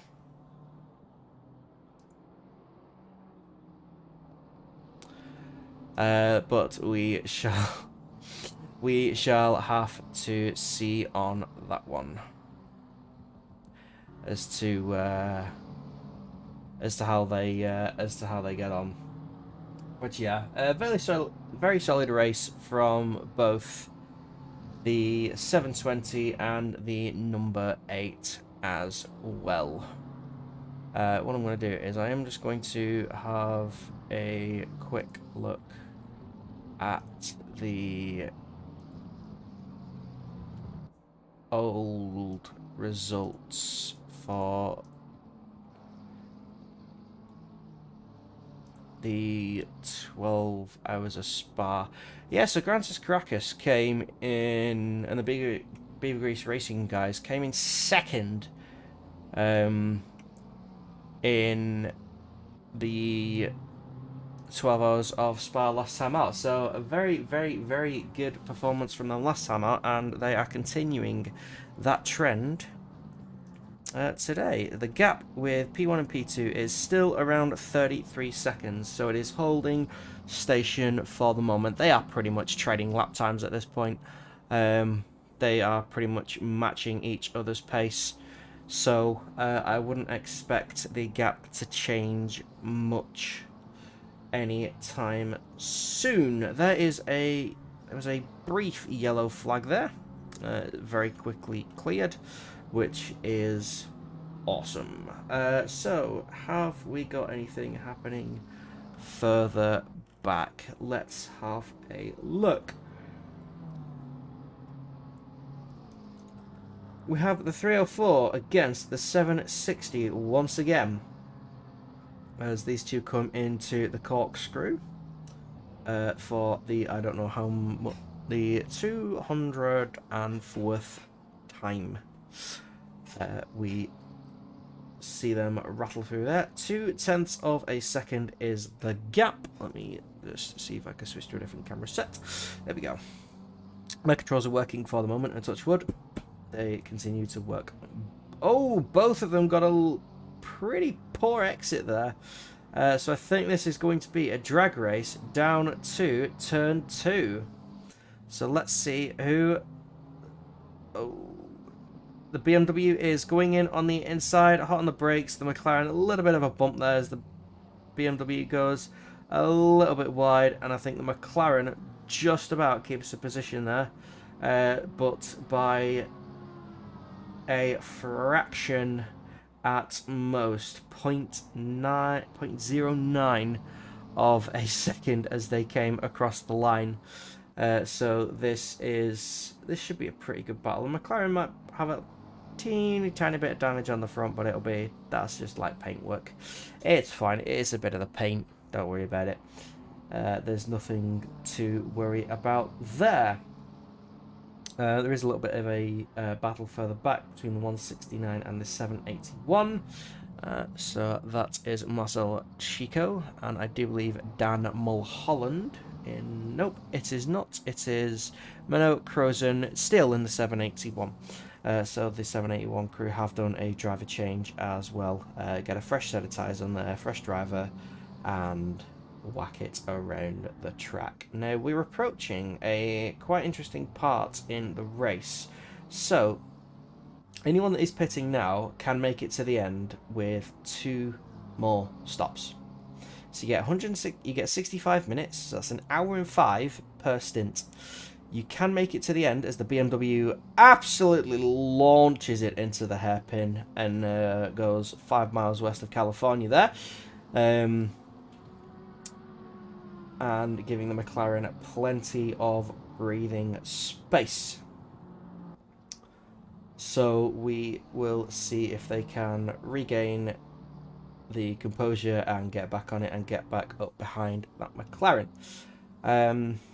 What was I saying?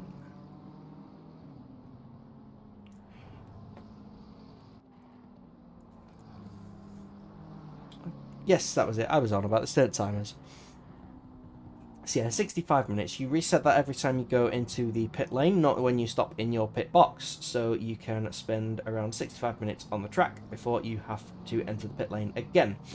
So a lot of teams will try and run it as close to the timer as possible, depending on the length of the track and how fast the lap times are, because that depends on how your driver stints will work. As the 304 does come into the pits, I think that was near the end of those tyres, to be perfectly honest, as the 760 does go through. We're going to pick up Crozen and Chico as they come across the line to start their 207th lap in this race. So the Bentley is pretty good on its brakes and it can eat curbs like a monster. The McLaren is quite the opposite, but it is very, very slippy in a straight line. So we'll see how these two get on as they come out of turn 4 and then through into turn 5. Two tricky right-handers. You need to get perfect to get the best out of it. Can't be a little bit scruffy all through there. You'll be a little bit scruffy, you're going to lose a lot of time as you're going to hit the dirt on one side of the track or the other. But yeah, so you fill up your tank for an hour, which is normally around a full tank anyway, depending on how thirsty your car is and how thirsty you can drive it. I do know some people can drive a I believe it's a McLaren at like 3.8 litres a lap, and then there's other people who'll drive it over 4 litres a lap, which is quite interesting. That is at that was at Spa. But yeah, just the difference with that can be the difference with whether you need to refuel again or not for the end. As the 760 now comes into the pits, where is the 304? 304 is currently coming through the first left-hander on the run through to corkscrew. Second left-hander approaching to corkscrew now. So we'll see where they come out. That should be quite an interesting battle for them, as Sam Smeets is now in the 95 Porsche as well. So yeah, a lot of the time if you're off counter with the rest of the field in terms of your stint timer, then you will have to make a decision on when to reset it. So like I said before, you can run 45 minutes for your first stint and then 45 minutes for the final, and just kind of like cut the pit stop there. The 169, or is that the 16? 16 had a bit of a moment there through corkscrew. Vroom rates, I think is how you pronounce that. Yeah, again, I apologise for butchering surnames. It's not my intention to do so. As we watch this, they get very, very close coming into the final corner. Now, the McLaren does have a hell of a lot of straight line speed as long as you get a good exit. And coming across the line, the gap is still 0.3 of a second. The Bentley was 0.3 of a lap quicker on the previous lap. As I do know, the 77 and the 969 are going for lead of silver class. So Chris is Joe Kirk and Ludwig's in the 969. So this is for the lead in silver class. Possibly a little bit of a love tap there, as the Aston is very, very good on its brake pads.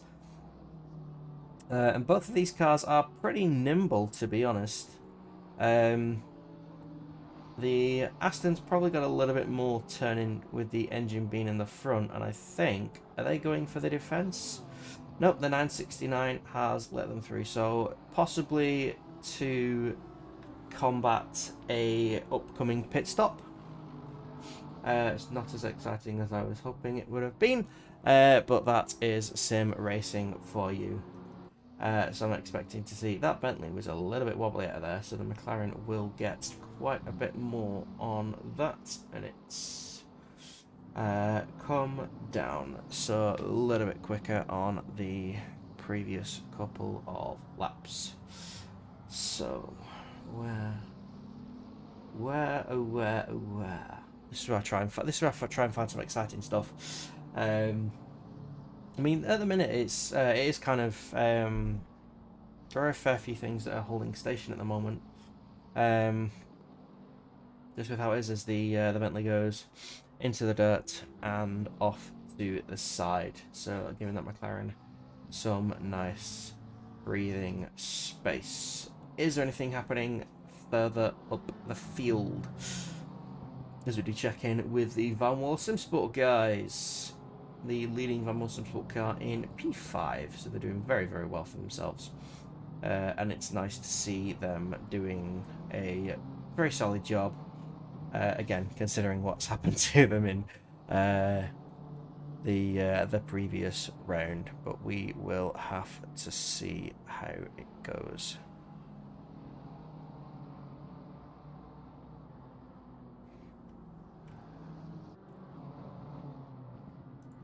Nothing else from the stewards, so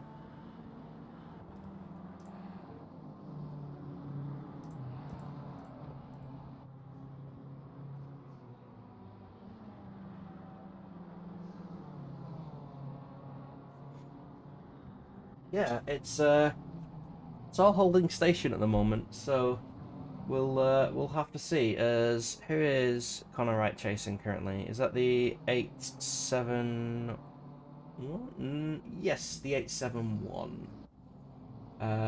Which is a lot further down the field. Where are they? As they peel off into the pits. So yeah, we are coming up to like some of the final stops here, but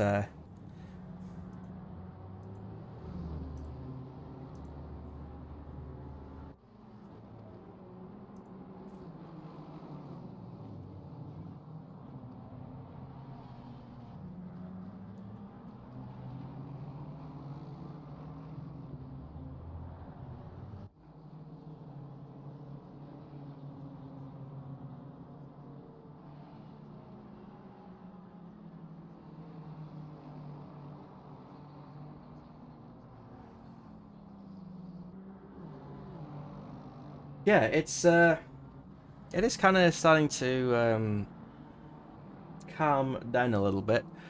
He says as the number 5 and the 119 are getting fairly close to each other. Yes, I did click on the right, and I was like, have I selected the right car?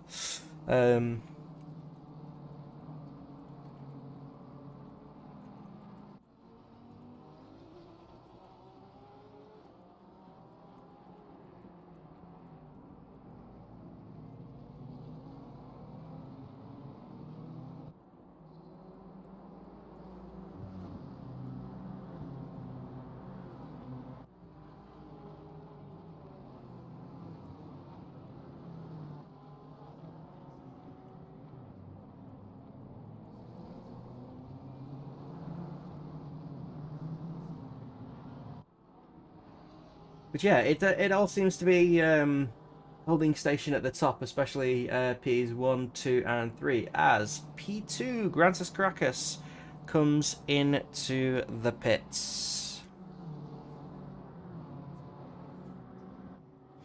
So that will be for not the penultimate pit stop. That will be coming up in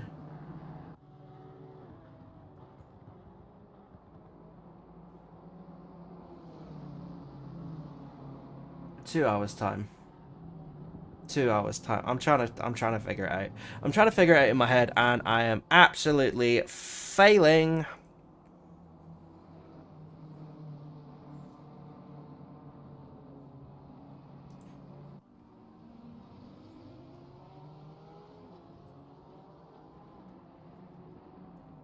Oh my days. Half the time I can't speak, and the other half I just get it wrong. So yeah, P2 is currently in the pits. Where is our race leader? Just coming across the line. They are yet to pit, but I would expect to see them in the pits not too far ahead, as we are now watching a three-way battle for P9 between the 199 Honda, the number 5 BMW, which we have in frame, and the 920 just behind. So it is quite an even gap as the number 5 and I think the 920 do take a little bit of the dirt with them as they come through there, and then we begin the long climb up towards Corkscrew. I could smell toast downstairs. It's making me want toast. Track's dropped another degree, so it is starting to cool down a little bit more now, as all of them take quite different lines through Corkscrew. I think the 920 took a little bit more of an ambitious line there. But yeah, all doing pretty much. I think the 920 did a 1:23.0 on the previous lap, so incredible pace. And the number 5 and the 199 pretty much identical. There was about 0.05 in it, and was actually quicker on the previous lap. So matching pace very nicely. So there is a new report from the stewards, and it is not good news for the 95. There's a 5-second time penalty for causing a collision. Oh, that has been removed. Okay, the stewards have slightly removed that as I missed an overtake. You guys didn't. You were watching it, so I hope you enjoyed that. The number 5 and the 920 are past the 199 Honda, who ran wide in the first left-hander there, coming both into Corkscrew. They are both very, very close to each other. BMW on BMW, so this is setup and driver only. Equipment's the same, paint's a little bit different, but I don't think ACC takes paint into account. It might do, you never know. So if you have basically a plain livery, you're gonna go faster. I doubt that. I genuinely do doubt that.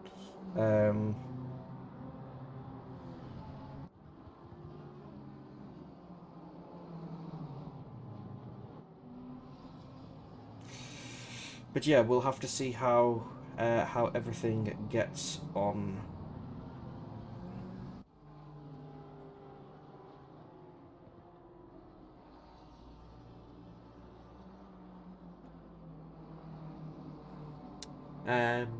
Connor Wright for Van Wilson Sports is coming into the pits, and there is the 5 seconds for the 95, which they did actually remove. They did cause a collision, but there was 0 license points applied. It was a collision with overtaking a lapping car, I believe. Which was the reason for that. So we've got Dunnison in the 920 and Horrens in the number 5, still trading blows with each other on lap times, and they are fighting for P9.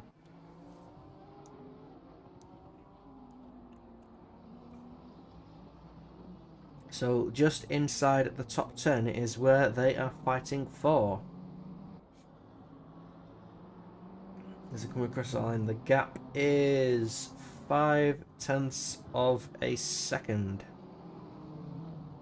as Horrens sets the fastest lap of that car so far today.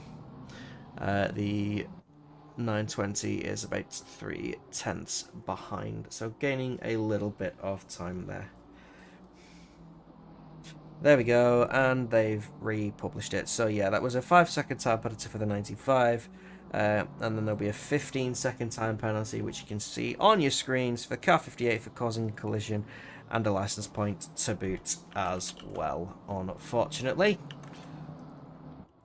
But if you cause a collision, you will bring down the wrath of the stewards. Unfortunately, that is how it goes.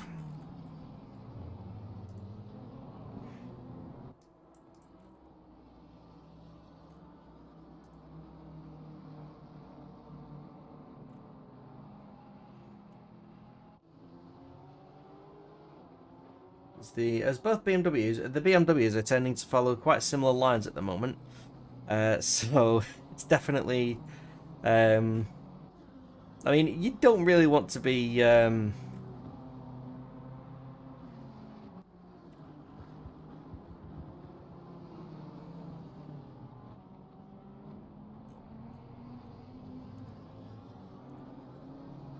you never want to be seeing a car going offline, but you don't especially want to be following it either.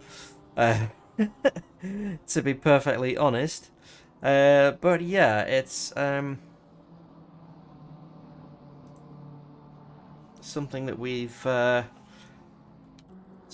do see quite a lot. They're all trying to push, and they end up doing the exact same thing as the car in front. Again, I've done it, but I'm not a professional. I am in no way a professional, and I do not list myself as one. Stanhauser in the 22 is also coming into the pits, so we are seeing kind of like some of the more. There's a lot of pit stops out of sync, possibly due to that incident within the first moments of the race, as the number 10 Lexus Crystallitis is coming in as well. The number 5 runs extraordinarily wide, and I'm sure the 920 will be happy about that, as you do see the 869 in the background. They are also racing these guys for position. As the 920 gets a shorter line, this is a race to turn 2. 0.024 on it. That is a lot. That is a huge hit, and the number 5 suffers, well, goes off the track and suffers a loss of position as well.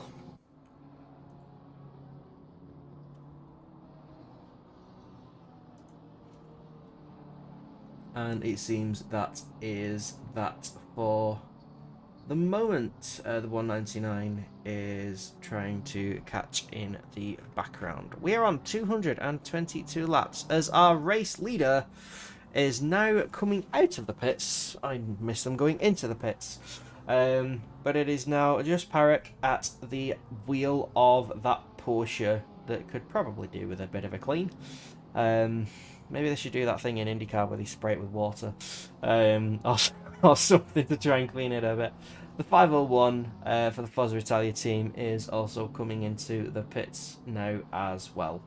Spovilatis is back at the wheel of the 720, and I do believe they are all back on the same lap in the top 3. If anything, the 101 will be a little bit behind.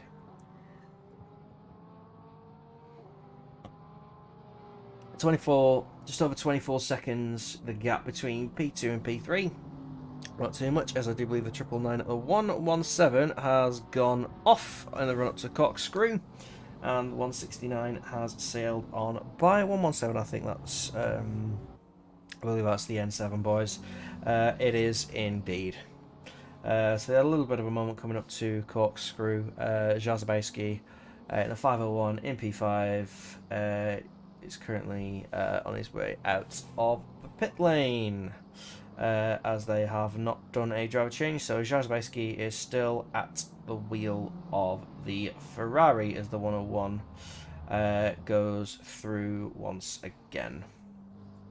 So they're only a lap down. They are the only car at the moment that is only 1 lap down. I do believe as a couple of the others are coming across the line at the moment. So we'll have to see. Connor Wright, very impressively running in 5th place, even after a pit stop. And then the number 9 now has Alvarado, that's Nicholas Alvarado, at the wheel. Who?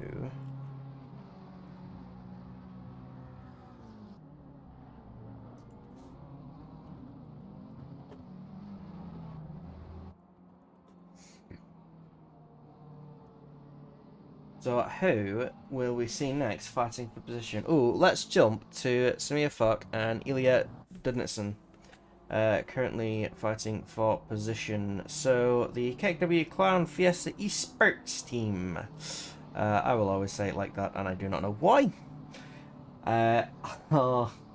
Currently trying to get one more place high up in the standings at the moment.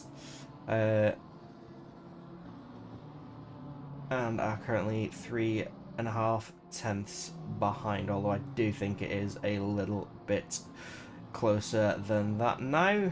As they go into corkscrew, it is just under 2 tenths. I really wish they changed that camera set, I really do.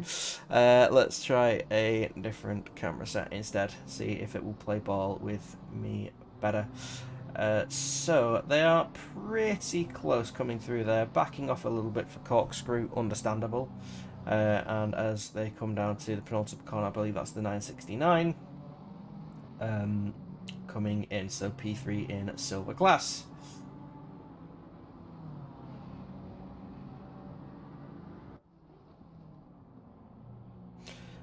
So yeah, no change in position between the 920 and the 869.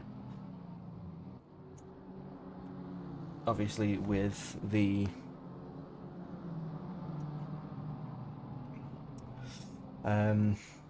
little slowdown at corkscrew, we are going to stick with these guys, just because it does look like this could be a good fight. Because the 920 has had some really good pace. So we'll see how that plays out, and the 869 does look to get a better exit through there. We'll see how they do coming in the run up to corkscrew. Oh, SIMSOK having a little bit of a wiggle there. Very well held, sir. I tip my hat to you on that one, but I don't think that would have helped your race pace, if I'm perfectly honest. If anything, that will have been a detriment, I'm afraid. But we'll see how they are coming across the line. Hello, Chinson. I'm back. Hello, welcome back. Sorry about that. Took a little while trying to get the little man to go to sleep. Not a problem. I haven't mentioned food yet. Sort of. But yeah, there's been a few things. The Van Wall SimSport guys are still in P5. They've had a driver change as well, so they're doing pretty nicely now. That's doing really good. 58 car down in 14th. That's not too bad. Yeah, the incidents earlier. They have had a penalty as well. Okay.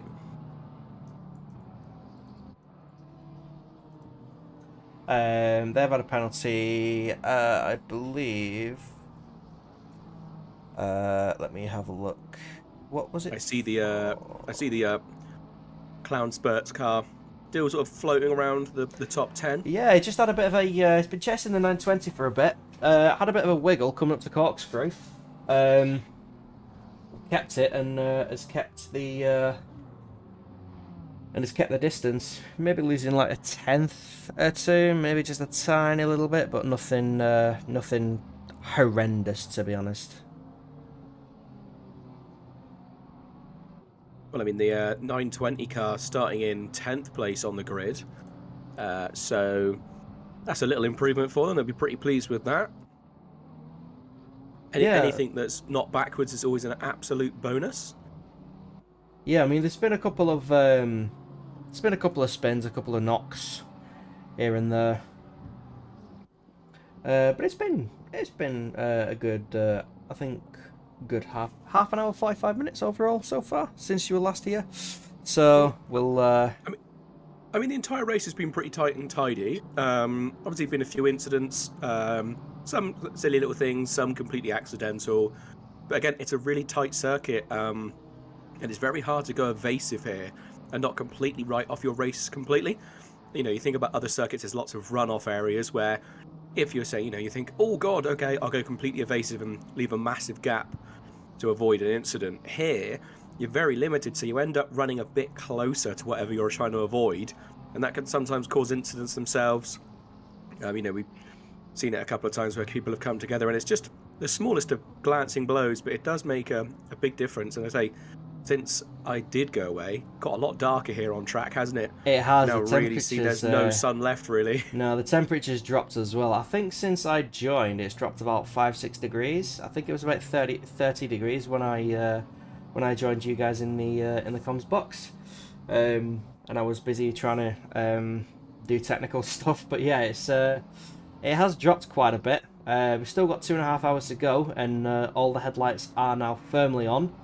You can still see quite a nice clear sky over the circuit, but the sun has well and truly left us now. So the track will get. I think now that the sun is completely gone, it will start to get quite a bit cooler now. Not too much cooler, just because it's America and it does tend to stay quite warm, especially where Laguna Seca is. But it's not going to be nice and toasty for the tires anymore, I don't think. No, when you think that earlier on it was I think it was 36, 37 track temperature, the difference in the setup that these guys would have had to work out, sort of trying to work out what they can do pressures wise, and there may have even been a case of trying to work out what they can do with the brake ducts, because obviously you can adjust your tire pressures when you come in for the pit stops, but brake ducts you can't adjust, like your actual main setup you can't really fiddle with during the actual race. So it might have been a case of the guys being like, okay, we run the tire pressures maybe slightly lower with a slightly more closed brake duct to sort of counteract the heat and try and so then they weren't overheating the brakes during this hot session. But knowing it was going to get cold in the evening, and you need to have the brake ducts, keeping the brakes warm, and it starts getting colder, it's a hell of a difference, 10 degrees. So it'd be really interesting to sort of see what people have been doing with the setups. I know quite a lot of the guys in the Super Pole were saying, apart from maybe changing the brake duct by 1 or 2 clicks and adjusting their tire pressures, they were running the same race setup as they are for Super Pole. They weren't running a qualifying setup. They were running it, as the race set, which is surprising. You do quite often see people running a much more aggressive setup when it comes to Super Pole. So, I think these guys have... It's not just a case of how fast you can be, it's, how long can you keep a car going? And am I right in thinking that these two, who am I looking at here? I'm looking at 8th and 9th. Am I right in thinking that Povolatis and the 720's coming up behind them guys to lap them? That is correct, yeah. So 720's actually had quite a bit of a quiet race for a while. The 101 did have a bit of a look, but they did drop off quite a bit. A couple of mistakes at the beginning of the lap, like the 2 right-handers where even if you run a toe wide, you're in the dirt. So yeah, quite a lonely race for the Beaver Grease Lithuania boys. But yeah, that McLaren is currently coming up to lap them. It's not very often you can say that the car 869 gets lapped.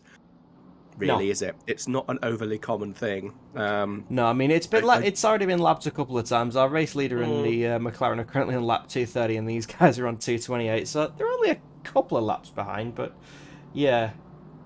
Do you think that possibly the team are missing the presence of Honzik so much? Because, predominantly, Foch has done most of this race on his own, actually, looking at it. Yeah, Every time I look at the car, he's in there. Obviously saw Honzik earlier, but he did a very minimal stint, and then it's left again. Yeah, it's one of them things. I think Samir did quite a large stint in the 12 hours as well. Samir absolutely loves the Ferrari. It just absolutely loves it. Did the Super Pole, absolutely smashed it. Did qualifying, did the Super Pole, smashed it, and did quite a bit of the race as well. Samir's very, very comfortable in the Ferrari. And I was mentioning before, the 869 have previously ran the Porsche here at Laguna. So they have run a couple of different cars. And I think Javier and... who's the other teammate? Is it Malinowski? Yeah, I think so. That rings a bell. I can double check for you, actually. Yeah, it's Malinowski, Honzik, and Foch. Yeah, they... I'll start calling him Foch then. Fuck. Yeah, sorry. I don't know which way to say it, because the latter seems a little bit profane, if you will. So I don't know. I hope not, because I was calling him that for over 7 hours last time out. Well, it's difficult because I'm not sure the origin of the name, but I know with a lot of Eastern European names, if it ends in a C, it's pronounced "ch," like. So. Yeah. I'm trying to see if there's any names that end in a C. I can't see any, but yeah, it will end with like a C is pronounced like "ch." Yeah. But so if it was Matic, it'd be Matic. But again, because there's a CH. Sorry, to apologise. 1 second. Sorry. But it's just like I have said like I never stated that I was brilliant at pronouncing names. I think that's abundantly clear from this last season and this. I thought we were going to see a move then from nearly from Vark. I think he almost tried to follow the 720 through then and wasn't quite close enough to make the move. 920 was a little bit too smart on that one, knew what the Ferrari was doing. But yeah, it's been quite interesting to see these two trading blows because they're pretty much bang on lap times. So the 920 last lap a 123.702, the Ferrari a 123.700, pretty much identical lap times, and again about like 500ths in it between the two. It's incredibly close with these two, which is why I don't think we're seeing much of like one or the other making leaps and bounds, and they are kind of like on their own at the minute. I mean, P7 is quite a way up the road at the moment. So actually, he's not too far up anymore. They are closing the gap. So that BMW just at the top of the screen is the next car up. So maybe with a bit of help from Povolatis in the 720, they might be able to catch it. But yeah, we'll have to see. Our race leader has pitted, and they have done a driver swap. So again, that Ferrari seems to go later on the brakes. But a lot more confidence in the brakes of the Ferrari than the BMW, it seems. Which is surprising because the BMWs are very, very dominant on the brakes. Again, it's probably coming down to, at this point, it's the driver. Because this BMW seem to be able to outbrake pretty much everything else this evening. Seen a fair few times, like the McLarens not able to outbrake them, the Porsches not able to outbrake them. But again, I think you look here and you can see the BMW just starting to maybe stretch its legs a little bit. The Ferrari doesn't seem to be able to gain any sort of advantage on that straight. Oh, kind of a 180 off. What's happened to them? They are moving again. They've possibly stuffed it through the left-hander after corkscrew. That does tend to happen a fair amount. Sausage, There's been that sausage on the inside. If you clip it, which he doesn't know. What does he do here? Oh, he managed to keep it out of trouble, I think. Does he avoid that? No, he does make contact with the tyres. Yeah, he actually, on the exit curb on the right-hand side of that long left-hander, he just seemed like the car bottomed out and it just jumped the car and he just could not get the car stopped before he hit the barrier. No, that's one of the things about this. Like, the elevation changes at Laguna Seca are, like, they're... I don't know. I don't know how to describe them. Savage. Well, yeah. Because even if you do everything right, the track can literally just still say, I don't want your car to do this lap, have this. And especially if you're going full chat, especially like you're coming back on the power after corkscrew, you're going through there, and you're trying to catch the car, you got no chance. Back end's gone, that's it. What I will say about the elevation changes, when you play this game, you can really see there is a massive elevation change. It's like terrifying when you're playing the game. And then if anyone watching has ever done the track Brands Hatch, you'll know that turn 1 is, it's a fairly oh yeah, it drops away quite a bit. It's a fairly big corner, but in the game it doesn't really seem that bad. And then also coming in then into turn 2 doesn't seem like you really go uphill that much. It doesn't feel that sort of much of an incline change. But a couple of weeks ago went up there actually for GT3, and I could not believe how steep turn 1 was and how then steep the hill going up into turn 2 was. Could not believe the difference. So when you see it in a game, it looks quite flat, and in reality it is insanely steep, which only makes me think that Laguna Seca must just literally be like driving off a cliff. I can't, because it feels so steep in game. And that's my only thought was, if one can look so flat and the other can look so steep, it must be that Laguna Seca is much, much steeper. And can you believe they throw Indy cars around this as well? Oh, it's insane, isn't it? Can you imagine? Could you imagine an F1 car going through corkscrew? I don't really want to imagine that. It would be horrible. I don't think they would work, would they? I think it's too slow. I don't think they'd be able to do it very well. They require, you know, they need so much speed. I don't think they would really be able to do it. Yeah, that was something I wanted to say earlier on. Me and Luke were discussing this earlier on.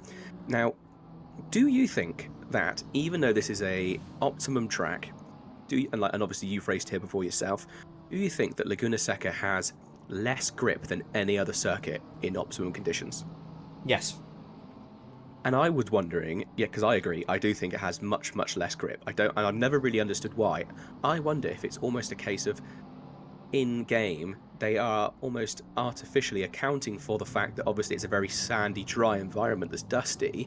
Are they almost lowering the grip of the tarmac because they're almost saying, well, there's always going to be dust and stuff, so even when this track is optimum, it is not the same optimum as somewhere like Spa or, you know, Silverstone, which are, you know, much more in closed circuits. That's my only thought. It's just the fact that I always think to myself, there's so much sand around this circuit that it would make sense that you would get sand blow across the track.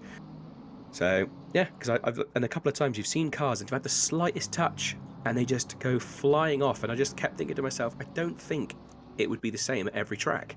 You can, you know, sometimes you can you can rub doors, you can trade a bit of paint, you know, but here the slightest touch and you just instantly you're going the wrong direction. Yeah, I mean, some of the corners, one lap, absolutely fine, feels like any other track. The next lap, tyres are pretty much in the exact same condition. Nope, not having it. It's like you can.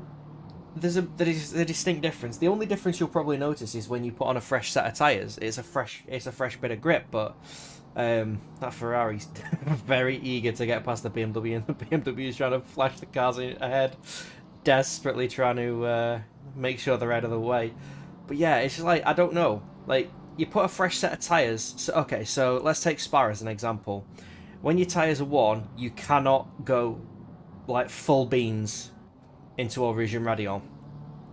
Fresh tyres, you can do it. Yeah, you still 100%. Have to take the right line, but you can do it. Yeah, it's possible to get through there, and the same on like some of the other turns as well. As you're starting to go back down the hill, some of those turns you can take pretty much flat out. You get your braking done and then go in. But if you've got worn tyres, you can't do it. Yeah, here, you have worn tyres, you will slide. It's the natural thing with worn tyres. You put brand new tyres on, you will get about one lap where it feels like you got a brand new set of tyres on, and then you just feel like you've been back to where you were. It's like, I don't understand. It's one of the reasons I really don't like Laguna Seca. It's just like that. The grip here is basically like you flipping a coin. You will either have grip or you won't.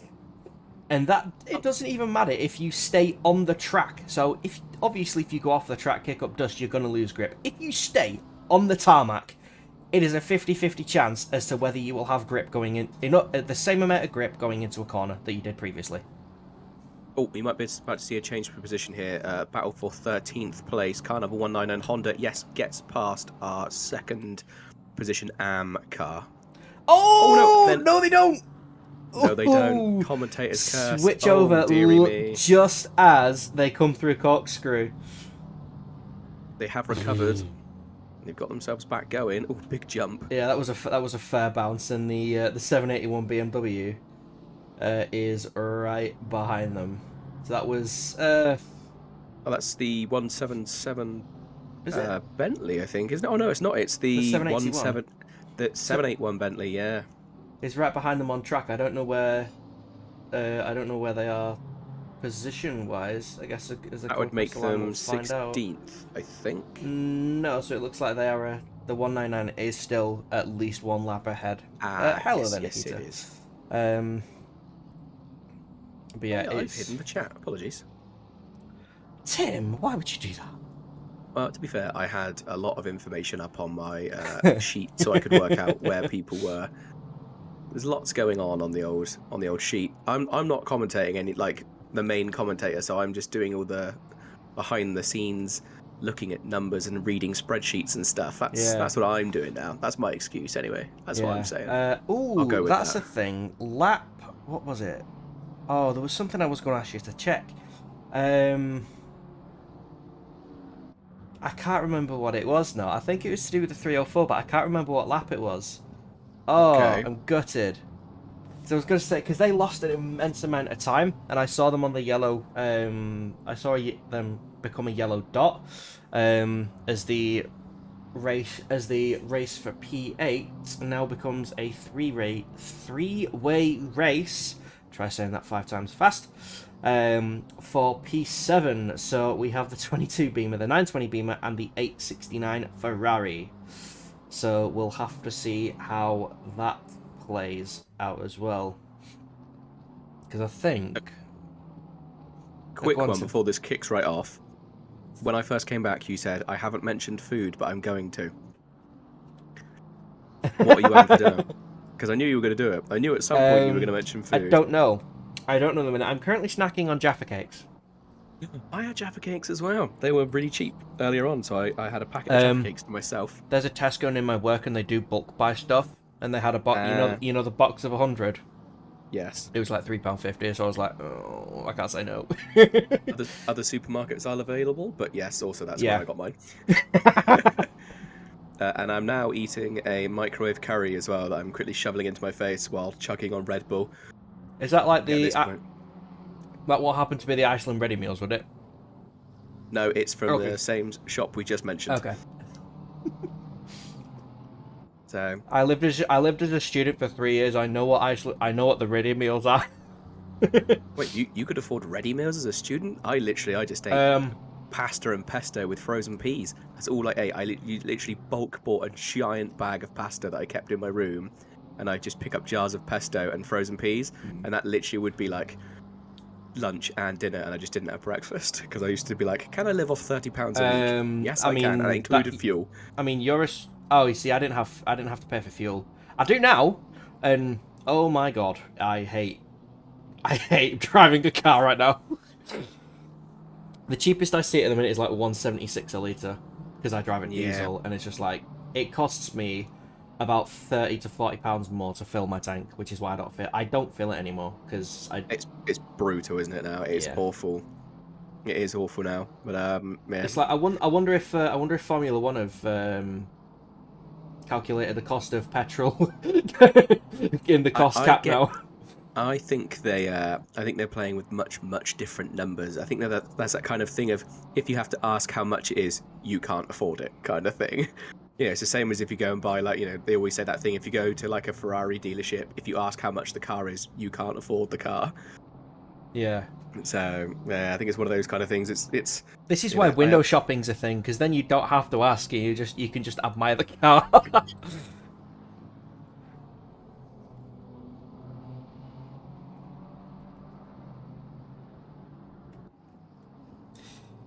But yeah, it's my weakness is old Vauxhalls on eBay. That's where I always end up looking. Oh no, I had a look at. I was watching something on YouTube a few days ago. The YouTube channel Mighty Car Mods from Australia, and one of them just got the brand new Mark 8 Golf, and it's just like, I'm not the biggest fan of Golfs, but my god, is that thing gorgeous! It's just like, if it's not like if it didn't go into production like from 1990 or beforewards, or or older, I'm like, beforewards. Beforewards. I can't look at it the same way. If it's not boxy and an absolute death trap to crash, just not interested. Okay. It sounds awful. Question then. Ooh, what have you seen? I thought for a moment we were going to see Fock go around the outside the 920 BMW, but not able to. But these two getting a bit scrappy, like not with each other. They're racing. 920's gone wide. Yeah, so there we go. That's the this move is his done. chance. Oh, yeah, he's been I mean, Samia's been quite good on the brakes into corkscrew, and I think Dunnison will be absolutely reeling in his racing seat because from that one. It was. Yeah, I've seen the pair of them both have been dipping tires over the curbs. Oh, they've so been absolutely. I think they've been running themselves ragged to try and get past each other. So Yeah. I mean, it'd be interesting to see just if I know that they tend to be very consistent, but it'd be interesting to see if he can carry on pushing forwards like this. I mean, I would imagine so. I mean, the thing is, it's like they do have a little bit of clear air, but they also know they can match each other's pace, so it's not something that they need to worry about. And it's more a fact of focusing on the next car ahead for Samia in the Ferrari, because it's another BMW, and I don't think they're as fast over a couple of laps. Which is certainly something. It's going to be a case of how well can that 22 car defend its position. Yeah, can it turn itself into the new 920 and just defend for its life? Also, it's got a long way to go. P4, by the way. Nice little battle for P4. Yes, actually. he is. Got P5 and P6 fighting as well. That kind of came out of nowhere, I think. I know we've been too busy watching the Ferrari and the BMW. Look how quick this Honda is. Sorry, car number 9. The Honda absolutely going to scream past the 501. Yeah, inside under braking into turn 1. Oh, a little bit of a rub. And again, a little bit of a rub. Ferrari not happy about that. No, it's not, but there was plenty of racing room there. He was the one that realistically came across. So, I mean, he might not be happy, but the Honda couldn't go any tighter. It was already running that inside curb, and technically the Ferrari had another 2 cars widths it could have used off the track. Yes, it meant that he lost the position, but I'd say the move was done under braking. He was just trying to turn into a car that was already there. Yeah, I mean, I think I don't know what it is, but like these guys are making the Nissan look. Nissan? A Honda. Honda. It's a Honda. It's a Honda. Making the Honda look quite appetizing to drive. And one of my buddies is currently racing this in the SRO. That I do believe Mr. Honzik's also taking part in. So I may ask him like how fun it is to drive.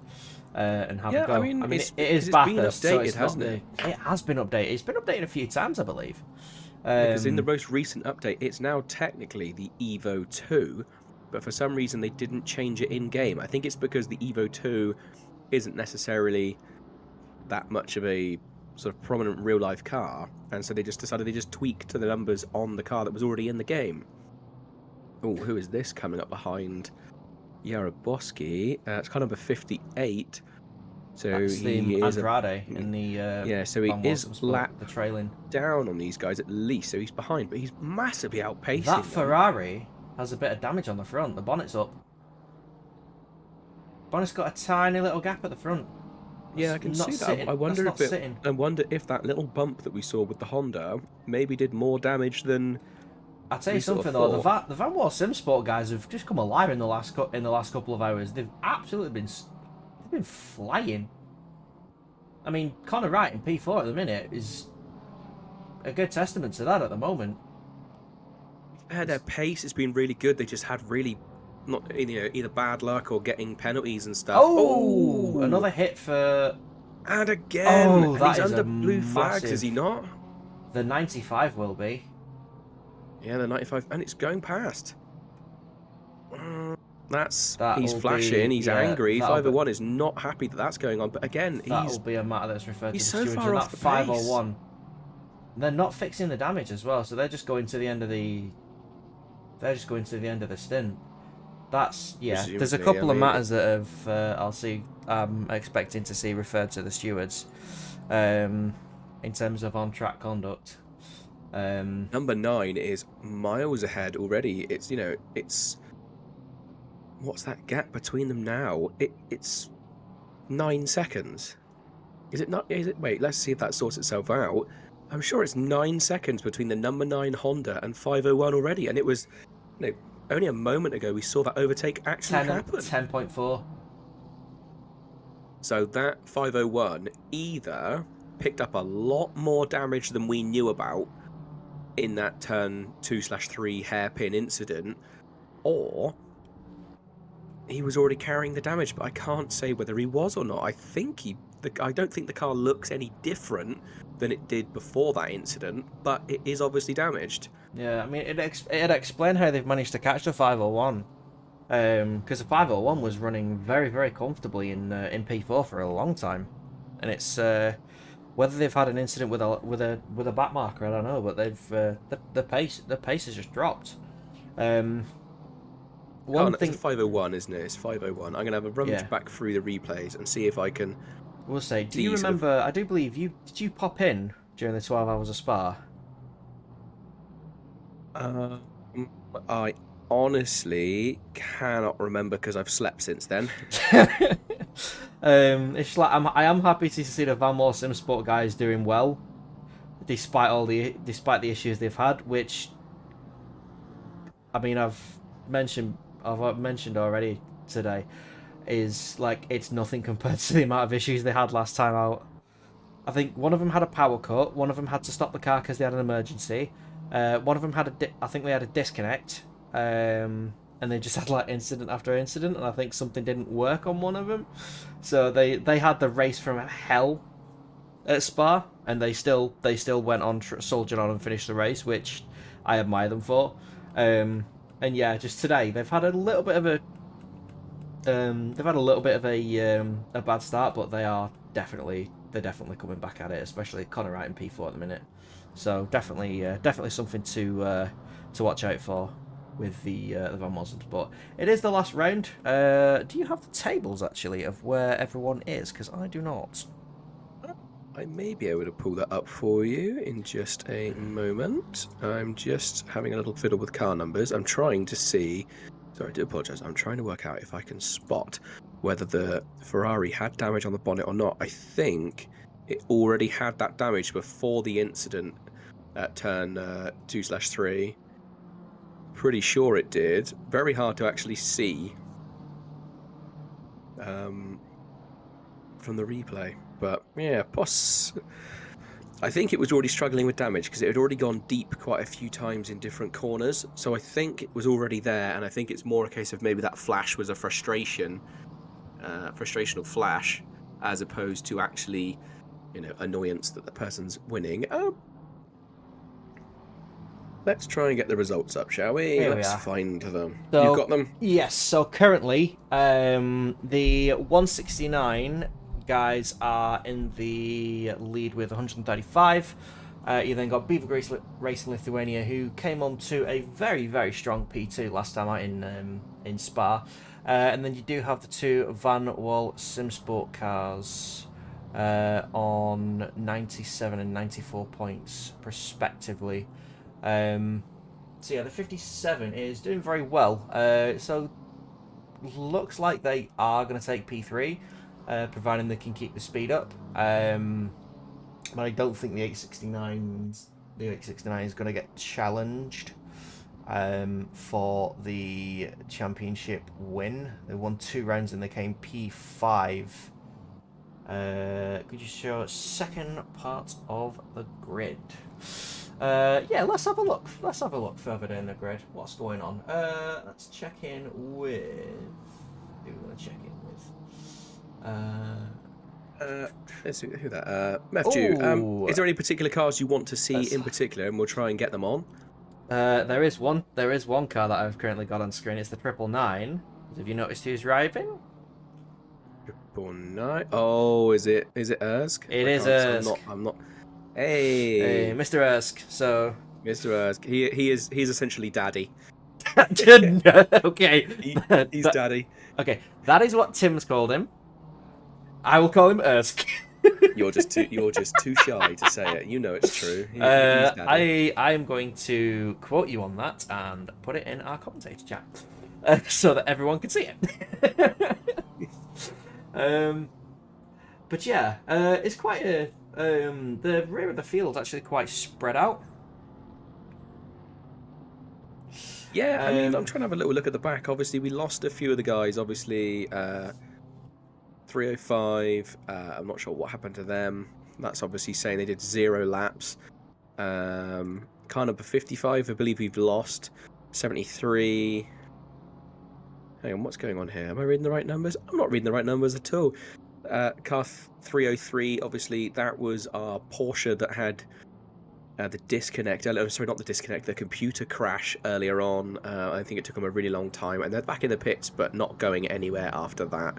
That's a real shame for them. I'm just having a little look. Car number 74 also I'll tell you out. something. If you want to have a look at the 869 at the minute.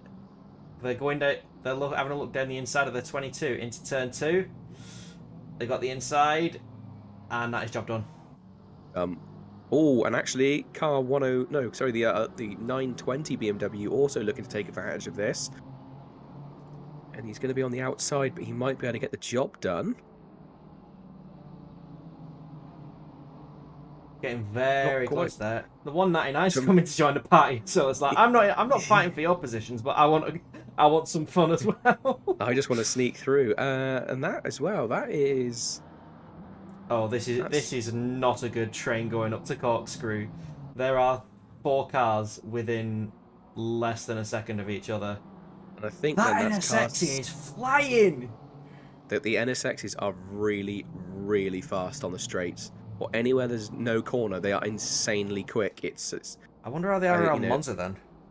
I would imagine unstoppable, quite frankly. Mind Unless you're going to jump in the old Jag and wind the wing right down. Oh no, the only one that could probably beat it is the Ferrari Challenge. That thing's a rocket ship, and I hate it.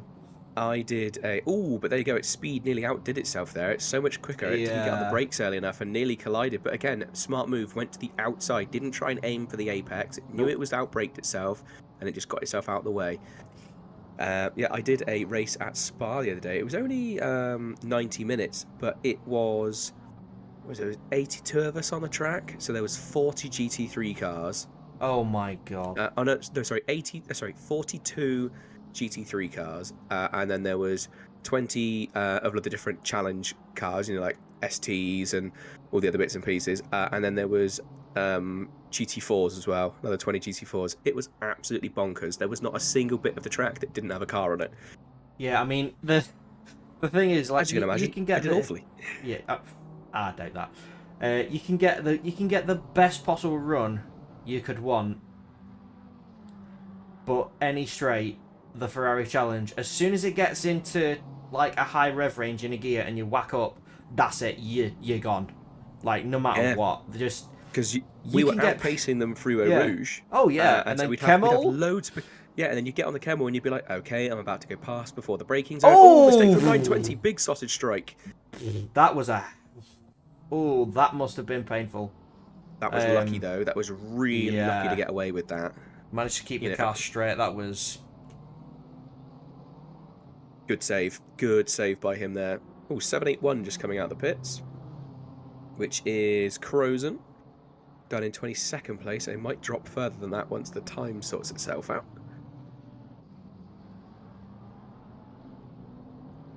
Having a little look now. Race control seems quite quiet, doesn't it? I mean, you say that. The last time I said that, something came through straight away.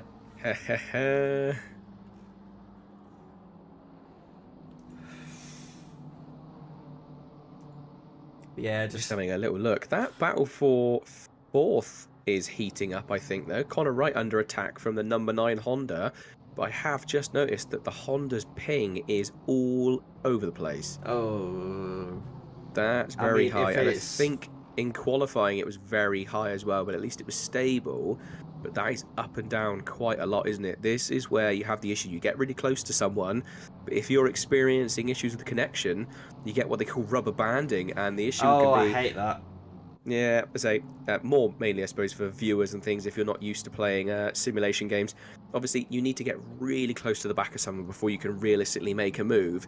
But the problem we have, if your connection isn't consistent, is it changes where your competitors are on the circuit, sort of by a foot or two, and it looks almost like you're catching up with the car, and then you back off, and then you catch up, and then you back off, which obviously when you're getting really close, you're trying to get within an inch of their back bumper, but you don't know if you're an inch or a foot behind them. And the issue can be if you then think, oh, I'm going to push forward and close this gap right up, and then as it turns out you're a foot further forward than you think you are, you strike the car in front, and that's obviously then you're at fault. Yeah, which if anyone's looking at the stream at the moment, You just saw the Honda decide to not turn, but more slide across the circuit. You start to notice it. It looks almost like the cars are drifting, or I can sort of see it a little bit on my screen as well. It looks unnatural the way the car turns. It almost like pivots from a center point rather than turning at the front. Yeah, you see it drifting, but you don't see like the opposite lock that would be associated with that as they go into turn 2. I think the Honda's got it here. Although they do have, I think they do have the sister Bumwell SIMSOK car too, just ahead of them. Is that? Yep, yes they do. So may have a look at some team strategy here to try and get the 57 back ahead. But yeah, to be fair, these guys have been pretty fair. But look, see there how dominant the BMW is under braking. The Honda tears away from it on the straight. There's no denying it. The Honda in a straight line is unbelievably quick compared to pretty much everything else on the track. But under braking, that BMW is astounding for such a big car. You know, something that looks very similar to, you know, something like the Lexus or, you know, the Bentley. It doesn't act like a big car. It brakes like it's a little tiny sports car, and it is beautiful to see. Yeah, I mean I don't know what the BMW's brakes are made of. I don't know, adamantium or something. It must be. They are insane. I don't know how it stops the car. What is it that Captain America shield? Is it vibranium, that one? Yeah, that's Vibranium Shield. That's like Marvel Cinematic, that kind of side. Then X-Men is adamantium. Yeah. And mind you, they are all Marvel, but yeah. And then what is it that is in DC? It's called like something else, isn't it? Isn't it called like N metal or something weird like that? Or I don't know. I'll be honest. I'm not a big DC. Oh, 28 off. 28 is off. Oh, they've gone onto the dirt and that's basically tanked the car there. So they've had a big moment in the gravel, and it's basically the gravel's done its job, slowed the car down. But yeah, if you're still racing, that's not exactly what you want. If you're gonna have a crash, then the gravel's a better place to go because it's likely to stop your car. But that was close. Yeah, over-rotated. Oh, get on the brakes! Get on the brakes! Jeez, that was very, very lucky. He didn't hold the brakes, and he let the car coast backwards as two of the cars were trying to pass backwards. Then in an attempt to rejoin, he spun again, and then has been sat pretty much into the racing line and got himself going. So I think a bit of frustration trying to pull away on the gravel. He's spun a few times. And car number 115, currently running 6th in silver class, has picked up a drive-through penalty. And I've just noticed that car 370's off as well. So that is our 4th place silver driver. So that's not been done by race control, so that's track limits possibly. Yeah, how can you get track limits at Laguna? If you hit the track limits, you go off the track. Like, there's no runoff to abuse them. It's going to be on corkscrew, the second part of the... Oh, okay, yeah. So that... yeah, I forget that. That 28 BMW, that was at turn 5. Caught a little bit too much exit gravel and over-rotated the car, and it's just turned him onto that inside. But yeah, very easy actually to pick up track warnings. As you turn in on the left, absolutely fine. Very, very unlikely you're going to cut the corner there. But then as you throw it to the right, if for any reason suddenly your car decides, no, I'm going to stick to the floor amazingly, and it turns in quickly, you then overcut the turn. We actually saw it in Superpole for which team was that? One of the Superpole team was the Lexus. Yeah, they cut the corner slightly, and then that was it. Their lap was over, and that was it done. I'm pretty sure it was there on that second part of the yeah. Keep saying chicane, but you know what I mean. Corkscrew. It's pretty much a chicane. It's a chicane on a hill. Someone's just tilted the table slightly. Oh, car number 101 into the pits. Yeah, P3. So I don't think they're going to relinquish P3. I will be honest, because I do think they were all. They have been a bit of a dark horse the whole way through this race. They haven't really, for the majority of the race, hadn't really done anything that bonkers. Hadn't really been like, oh my god, they're fighting their way up through the battles. And then suddenly we looked and we're like, hang on, they're inside the top 5. Where have they come from? They started in 11th, and they just suddenly appeared. near the front of the grid, and we were like, how have they done it? They've just been, apart from that incident we saw earlier on with that Bentley where they rear-ended the Bentley into one of the turns, I think like turn 7 or something. Apart from that, they've been super clean. They've just kept their noses out of trouble, and they've just kept going. And so, where some of the other guys might be quicker, they've just, kept themselves clean and kept going. And it's been really good. It's been a hell of a race for them. You think, they started in 11th place, and you know the quality of the cars around here. The drivers are insane. They are full-blown aliens. There's no denying it. They are absolutely from a different planet. They're insane for wanting to do an endurance race at Laguna Seca. I like Seca. It's a hard track. It's a very hard track. I tried to do one, but the race ended up having to be called early because of server issues. Right. It was around the time where pretty much every large sim racing community was. Don't say anything out loud. Don't say anything out loud. Yeah, it was. Don't do it. It's not worth it. It was one of those. So. Yes, I know the feeling. Yeah, they just went. They just went like split by split or tier by tier, and they were like, okay, we'll call it there, half points. Still things like that going on against the sim racing community, and I don't understand why. Don't understand why people decide they need to attack sim racing communities, in sort of like this. I mean, it's just people that have nothing better to do with their lives, and they're just boring, aren't they? So I mean, we have clearly, we have enough tech issues on our own. We don't need you making it worse. Exactly. So another one you see is people reporting streams and videos and stuff and taking them down, which upsettingly I had earlier this week. As I was doing some commentary, and my stream got taken down, and then all of the POVs from that people that were driving, that had just linked to say that their onboard was available, they also all got taken down, all got reported, and YouTube has just gone, no, we've taken it down. So sure. It's sad to see when people especially a lot of people put a lot of time into organising events like this, running events like this. I know that Daddy does do a lot behind the scenes, and we, we don't always, I mean, me and you show up kind of basically day off, don't we? Really, I have a little rummage through the numbers and I have a little look and think, oh, okay, yeah. Yeah, I mean, we get a heads up. We get a heads up if it's like, okay, this is how it's going to be. Like, can you do this? Can you do this? Can you do this? So they know who he's going to be about, but. But we don't have to do much planning apart from just making sure we're home. We get so we can be in front given of everything. We need to make the only thing we need to plan is to make sure we have all the resources to put the stream on, and put details in if we need to, and then all the Jaffa cakes. Make sure we got all the Jaffa cakes. I've only got 2 boxes downstairs now. I've only got 1 sleeve left. But I have got a Twix extra. I've got a long Twix. A long Twix. Well, a Twix extra, so it's basically like an extra long Twix. It's not an extra. They chop it in half. They chop a Twix in half and give you 2, and they shorten it and give you 2. It's like these things are huge, mate. Have you not seen them? It's like that Kit Kat Duo rubbish.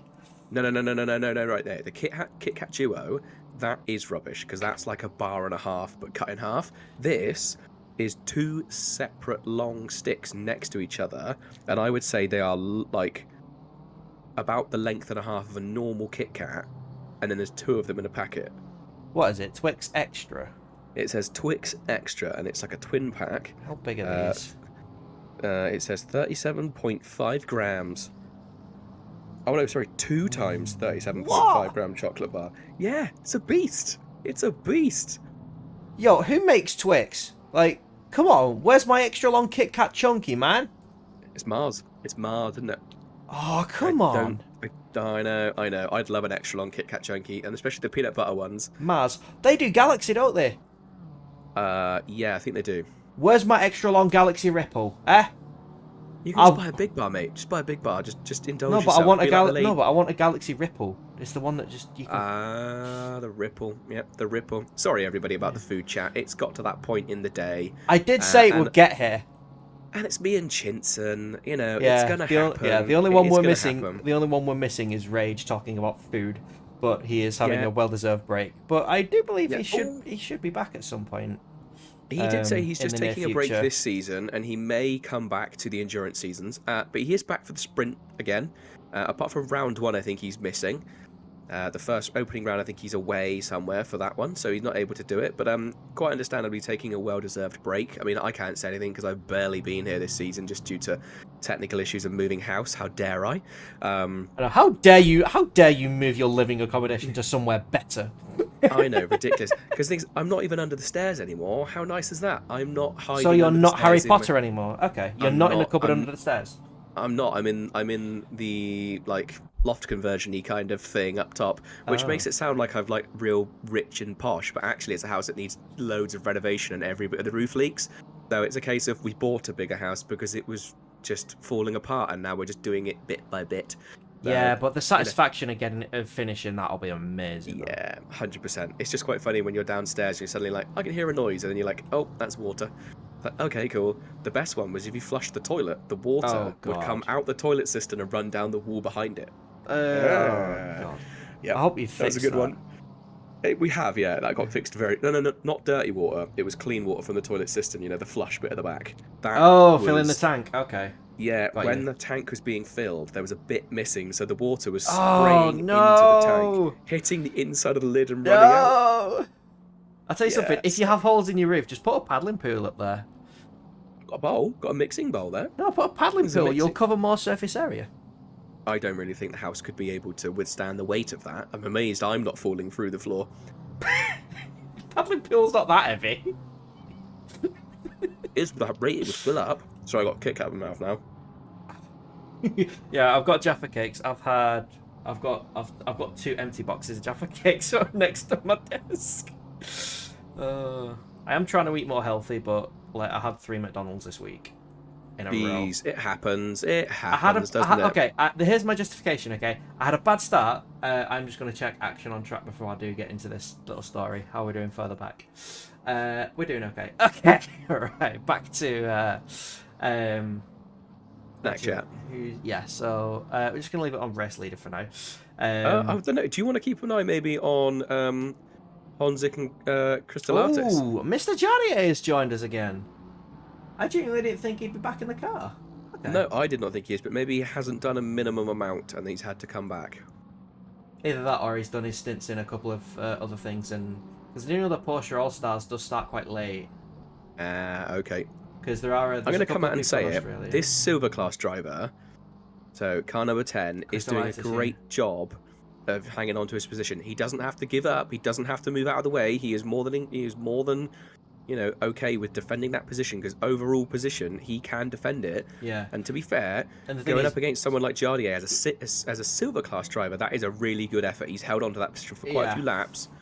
Yeah, and the thing is, like, and now he's. I think he's flashing it. It's like, thank you, Jardier. I mean, to be honest, Jardier is. He's not giving up though, is he? No, he seems. Oh, he is definitely not giving up. I mean, the Lexus is extraordinarily stable. It's a little bit poor in a couple of areas, but yeah. Well, I mean, well done, sir, for keeping at it. It's like and he's a silver class driver, so he, you know, and no one he's expects them the to only one in keep the up top with 10. people like this. Yep, Absolutely to be fair, that number 10 Lexus has had a couple of little incidents throughout the race, nothing sort of, you know, too major, but they so far have been putting in a really, really strong effort. They've consistently been at the front end of the silver class grid, and now finding themselves at the front end of the main grid. Yeah. And the 199 is continuing its form of having a fun time today and catching the number 5 again. So we're back to that one. So while we watch on board with the 199, yeah, I had 3 McDonald's this week. My justification: I had a really, really bad start to Monday. I just had a week off. I come back and it's an absolute mess. And I had a bad start. I had a bad couple of hours and I was like, right, I don't care. I'm having McDonald's.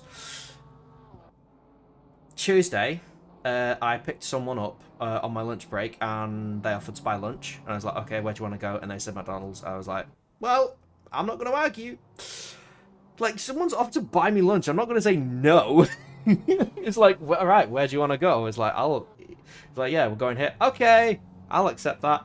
And then Wednesday, it took me 45 minutes to do the same distance it normally takes me 5 minutes to do leaving work. So I got on the motorway 45 minutes after I left work. Nice. Which I was not happy about. So I was like, right, I don't even know what anybody's thought about for food at home. I'm just gonna say I'm getting McDonald's because 177 off. Oh, Sorry. the N7 boys. So that's beach. Oh, 177. Yeah, one. No, that's 117 is beach. Oh yes, it is. Whereas 177 is Mac. Celtic. Oh, Celtic Bromance. They had a really good time. Was it last time? I think so. The Celtic Bromance boys. They were doing well last time. To be fair, still not that far. If you look at the silver class, he's still sort of in that top half of the grid for silver class, so it's not bad. Yeah. But yes, obviously had some sort of incident a moment ago.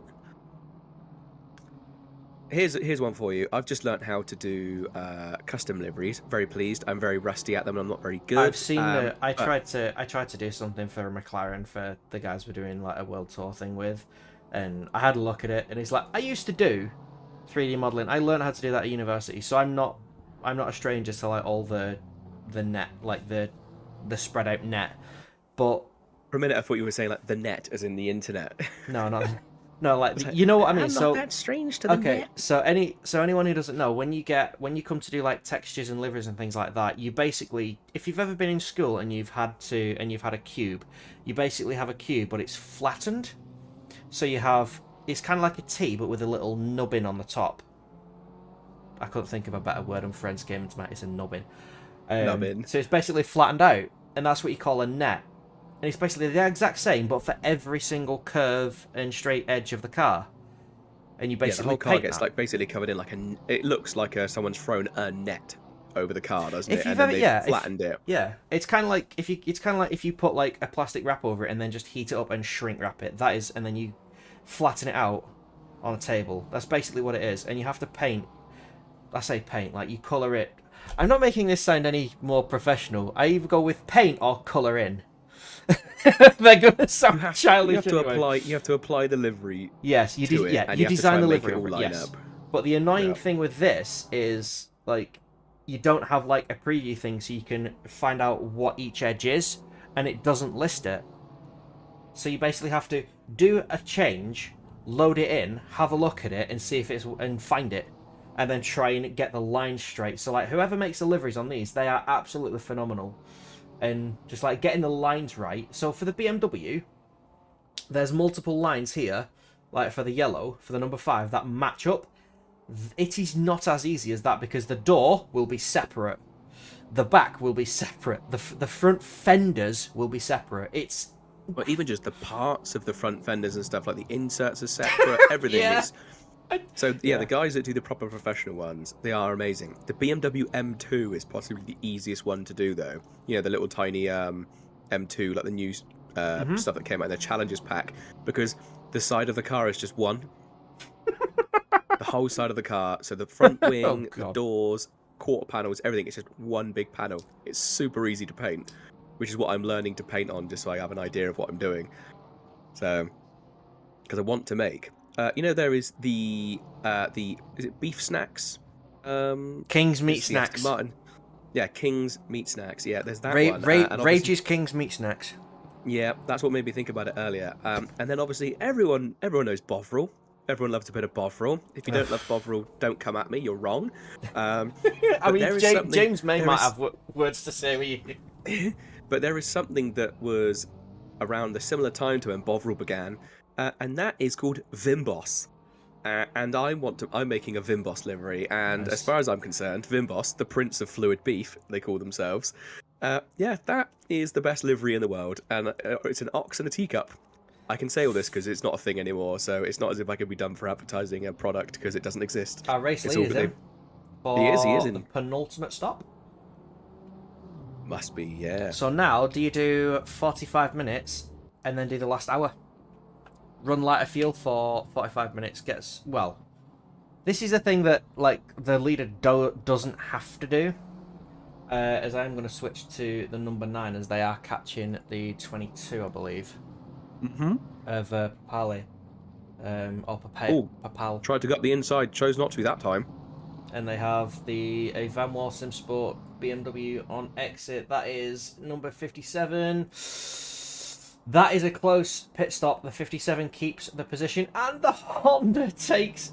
Oh! That was a big load bounce. of curb. It keeps going, though, doesn't it? That was an obscure strategy that went on there between the BMWs. Ooh, Oh, a little bit getting of into a the bonk. back of that. A little bit of a Yeah, bump bit from of the an BMW. odd... Oh my days. It's just a flood of lights. It is now, isn't it? It's getting a bit more difficult to work out what is what. But I'm amazed the van wall car, one, managed to hang on to the position, and then the number 22 BMW did take a slightly odd line, and then obviously the number 57 could cut back across. It did allow the Honda to go through, but it was slightly odd, because I kind of thought for a moment the Honda was going to take the pair of them.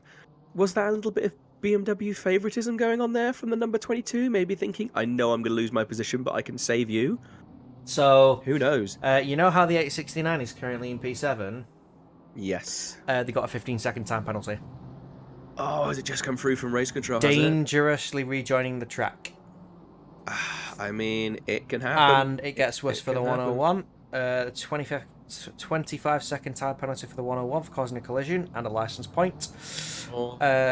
Between the 180 and the 16, 15 seconds for the 16 for causing a collision and a license point. And then between 113 and the number 7, 15 seconds for the number 7 for causing a collision there. And as you can see, that 16 is the McLaren at the back of the battle we were just watching. You know, we saw it getting close with the pink BMW. Yeah. That's that one. That's number 16. That's a Desert Penguin driving for a DSRT RG. Yeah.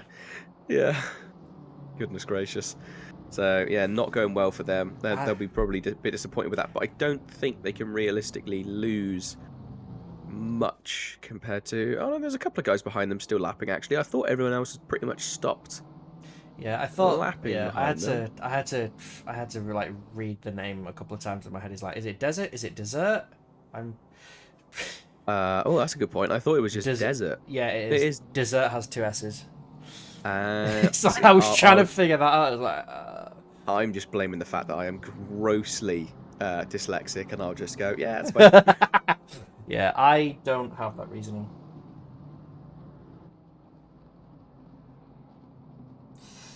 Well, that Red Bull disappeared far too quickly. Bear in mind it was a big can, so that's a worry. Oh, I had like, you know, have you ever... 177 off again at the corkscrew.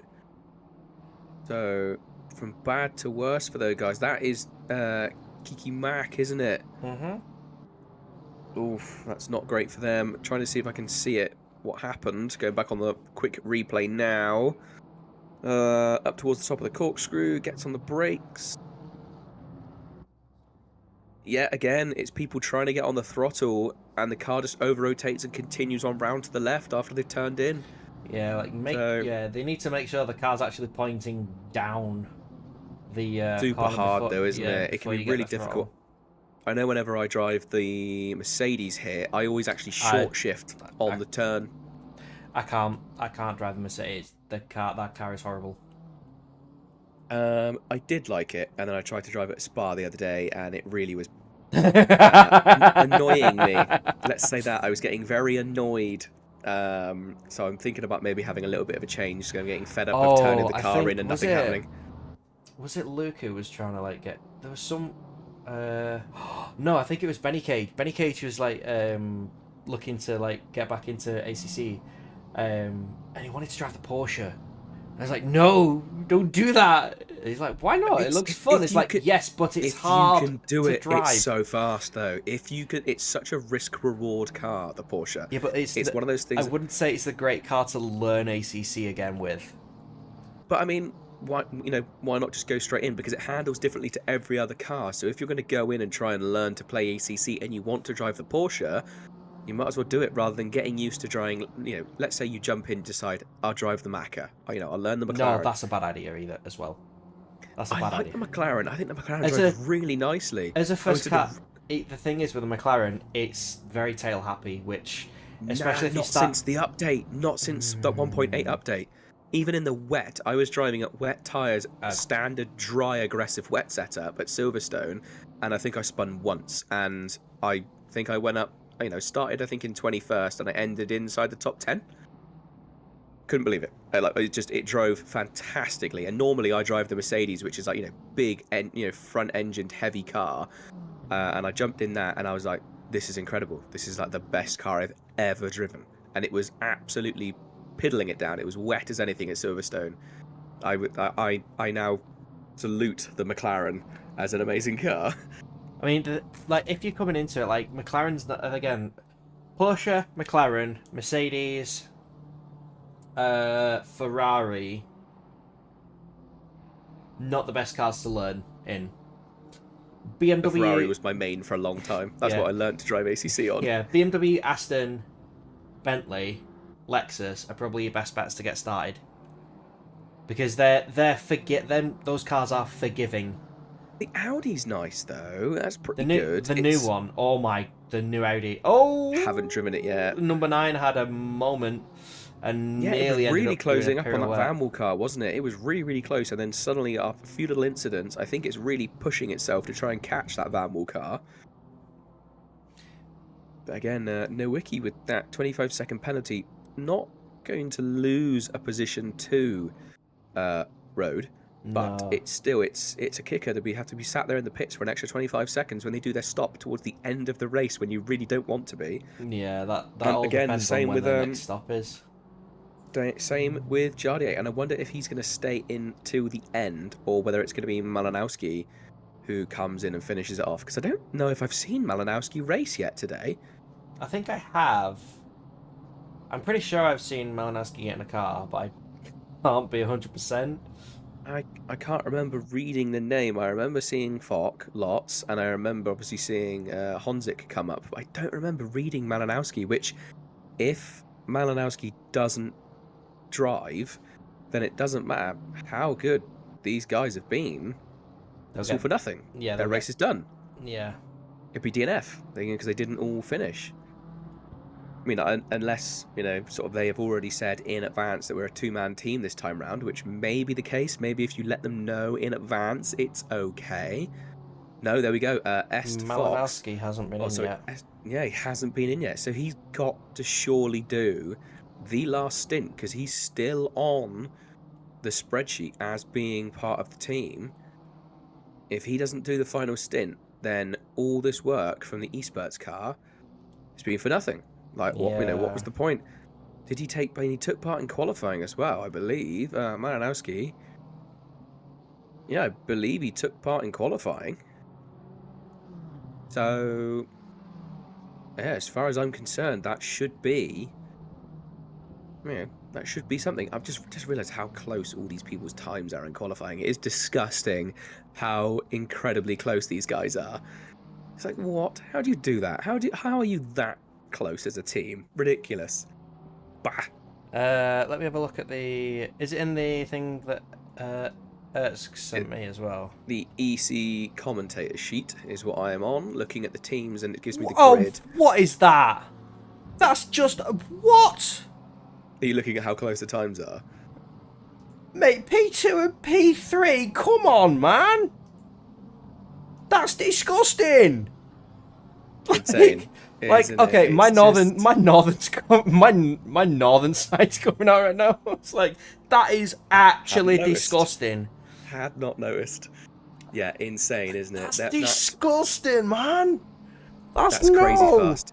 That's just so you know, the qualifying times that these guys were putting in the pre-qualifying before Super Pole, the guys that are on pole, so that's car number 8, driver 1 did a 120.7, driver 2 did a 121.2, and then driver 3 did a 120.9. So that's like within half a second of each other, and that all like insanely quick. That is insane. 2 of the drivers in the 120s, and again, yeah, like you look. They're the only team with an average in the 120s. 129.75 was the average. There's 2. I'm sorry, how do you get 2 teams that have the exact same average when one of them has one less driver? How? Like... to be... Yeah. The times are completely out. Like, what? I know. No. I know. But there we go. This is a question. You know what? I am going to see if I can possibly get an answer from behind the scenes. Let's do the old comms chat, and we'll see. Oh, hello.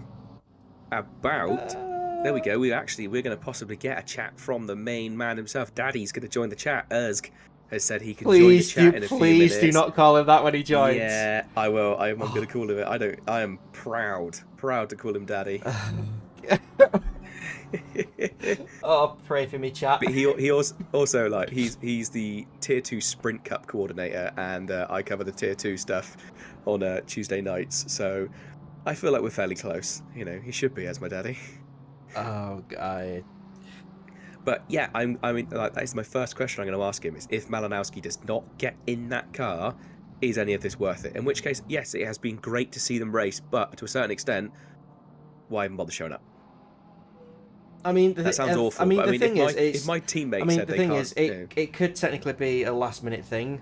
Like, I mean, life does get. Doesn't matter because it happened. It happened with Caracas last season, didn't it? But was it, or was it this season? No, it was last endurance season at Barcelona, wasn't it? One of their drivers didn't show up, and I think they finished like second or was it just a time penalty they got? I think it was a time penalty because I think it classes as a driver stint infringement.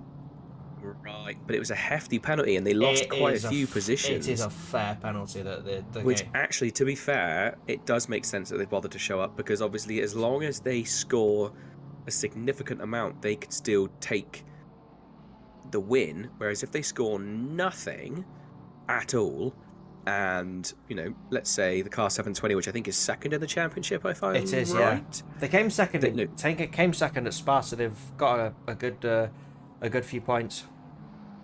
So there is the possibility that they could, do something with that. So I guess maybe Giardier and Vok are just hoping they can. There's a car. There's a car going for a little bit of a bounce at the bottom of corkscrew. Not sure which car it was though. As the 115 runs into the dirt after turn 5, 6, maybe. I can't. What car was that? That is the Audi. I think it's made a fair few excursions into the dirt this race. Let's have a look and see what happened there. So that's down at turn 7. Okay. Not. Oh, he caught up with the recovering Roa Racing BMW and had to let off the throttle just as he was exiting the turn. Oh. So I kind of think to a certain extent that was one of those things of it was unavoidable. He either had to let off the throttle and risk spinning, or he had to have a crash. And so fair play to him. He threw what he had away. So yeah, one of those incidents that's kind of obviously disappointing for him, but better to do that than to affect someone else's race. Seems like 666 in the pit. Yeah, everyone's kind of spaced out at the minute. There's nothing. I think this is like one of the first times where there's been people that aren't really that close to each other at the minute. Like there's people close to each other on track, but like in terms of fighting for position, I don't think there's not a massive amount going on in positional battles, is there, at the moment? Everyone's kind of reasonably spread. What have we got up the front? Yeah, the closest is like car number 9 versus 57, which is 2 seconds, which is huge. That's an eternity in racing. So yeah, I mean, when you think about it, it's like some of these guys, like the gaps have been. I think the smallest gap I've seen is 2 guys coming into like turn 2.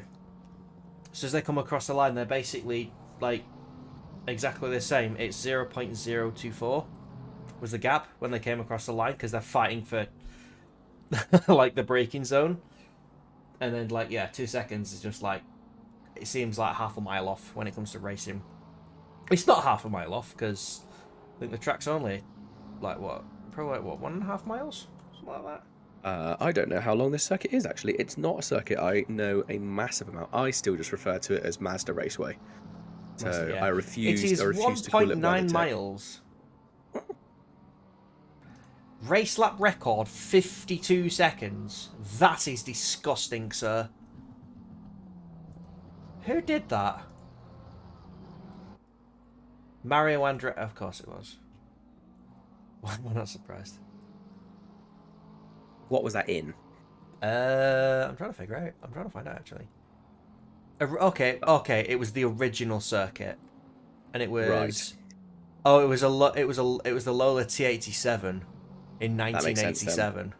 Right. Okay. So basically, the most ridiculous car on the old circuit. Its current record is by Alessandro Zanardi. His current race lap record is 1 minute 10.148.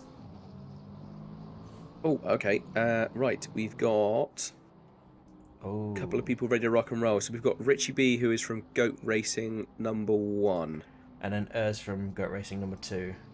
Yeah, right. We're going to... Should we bring them both in? Yeah, let's do that. I'll drag them in for us.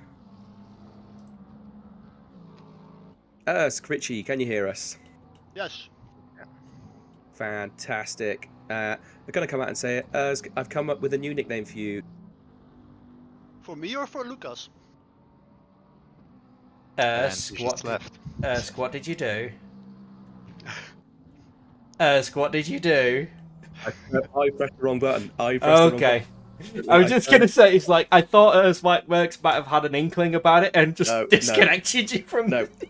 Just kicked you out of the comments box. I have no power in this commentary box, unfortunately. I am going to refer to you as Daddy from now on, because obviously you are the Tier 2 coordinator, which I normally do commentary for, and obviously you do a lot of behind the scenes organising of lots and lots of stuff. So as far as I'm concerned, I'm now referring to you as Daddy. So, question for you straight away that we need clearing up. We have not seen Malinowski in the driver's seat of the 869 Ferrari this evening. If he does not show up, what is the penalty that they get faced with if he does not do anything? I think the game will just hand them a 130-second time penalty. So it's 130 seconds. Okay, Yeah. yeah, we weren't entirely sure. We were kind of questioning it and not sure whether it was a disqualification or if it was just a time penalty. We couldn't remember off the top of our heads, but that would explain why then they have bothered to show up and race and try to get as many points as possible. So that's all right. That's the main question we needed answering. Thank you ever so much for answering that one. Yep. No, all the disqualification is turned off on these servers. So. Fantastic. They will just get a time penalty. But yeah, I mean, they have one more pit stop, so I don't know if you have any background information on them, but we have a possibility that he will get into the only information we've been given is that he hasn't been in the car yet, so unless Tim wants to do a bit of digging in Jardier's stream to see if Malinowski will get in the car, we don't know. Anyway. That's a bit too risky for me. I'm not going to go hunting that far. We'll give that. Anyway, how's your races going? Because you are in both the Goat Racing 1 and 2 cars, if I'm not mistaken. So that's car number 444 and car number 999. Yeah, Lucas is in car 999 and I'm in car 444. So our race is going pretty bad right now, but you have them sometimes. Yeah, what do you want to know? You say your race has been gone bad. Is it uncomfortable with a car? I've seen you have had the odd spin or two, but is the car just not comfortable? Is it not responding the way you want it to, or is it just a bit of bad luck? Yeah, the car is pretty comfortable. Yeah, we made some mistakes with spins and stuff, and some contact with other cars, but yeah, also some bad luck.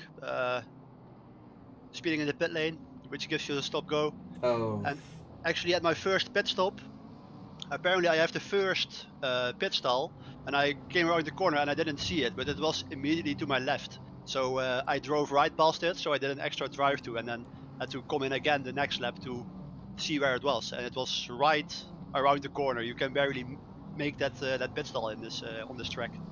Yeah, to be fair, I've seen someone else as well. I think they must have been in pit block number 2, where they come round that hard left-hander into the pits, and then they just have to keep turning. It's like it was right out the way. Quite surprised. That would be us then.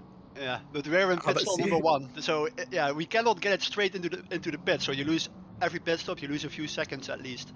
Because you can't just stay flat out and then get on the brakes, you know, sort of on the pit limiter. You're having to actually slow down below pit limits and make the turn. So that is a bit of a killer. Yeah. Yeah, I mean, said early in our Discord, like I'm sure it's not really an issue in real life. But here in the game, like where you have to park the car pretty much perfectly in that red box to get onto the jacks immediately, that's just not really possible in the first couple of pit stalls there. So yeah, we got a bit screwed there with joining the server too late, or well, rather in the wrong position to end up in pit stalls 1 and 2 this race. To be fair, I was amazed how quickly everybody joined the server after the reset, because I thought I was pretty quick on it. I was refreshing it, waiting to join.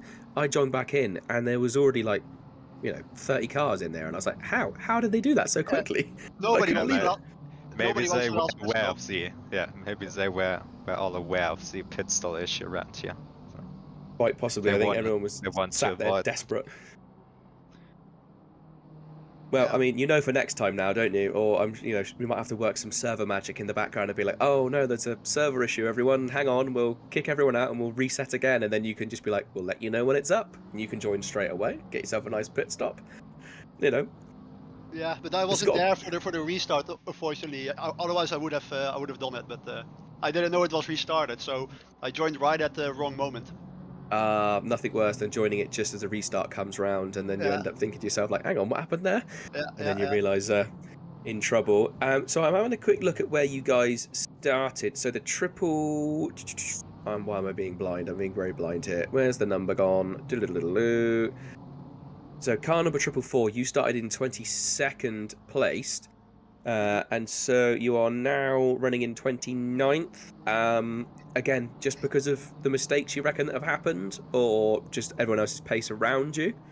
Yeah, the first stint I drove to P12, I think, but I had some penalties for contact and some damage. So the pit stop was 105 seconds, I think. Plus I had the extra drive too, so then we dropped back to like P29 already. Yeah. Yeah, you did say about the drive-through. And that is a killer, because that's not even as if that's like the game has given you it, or it's a penalty that you deserved. It's just a case of unaware of where your pit box was and how blind coming into it you are. And again, it's not something you can even pre-practice necessarily, is it? You have to actually be in the race server to witness it.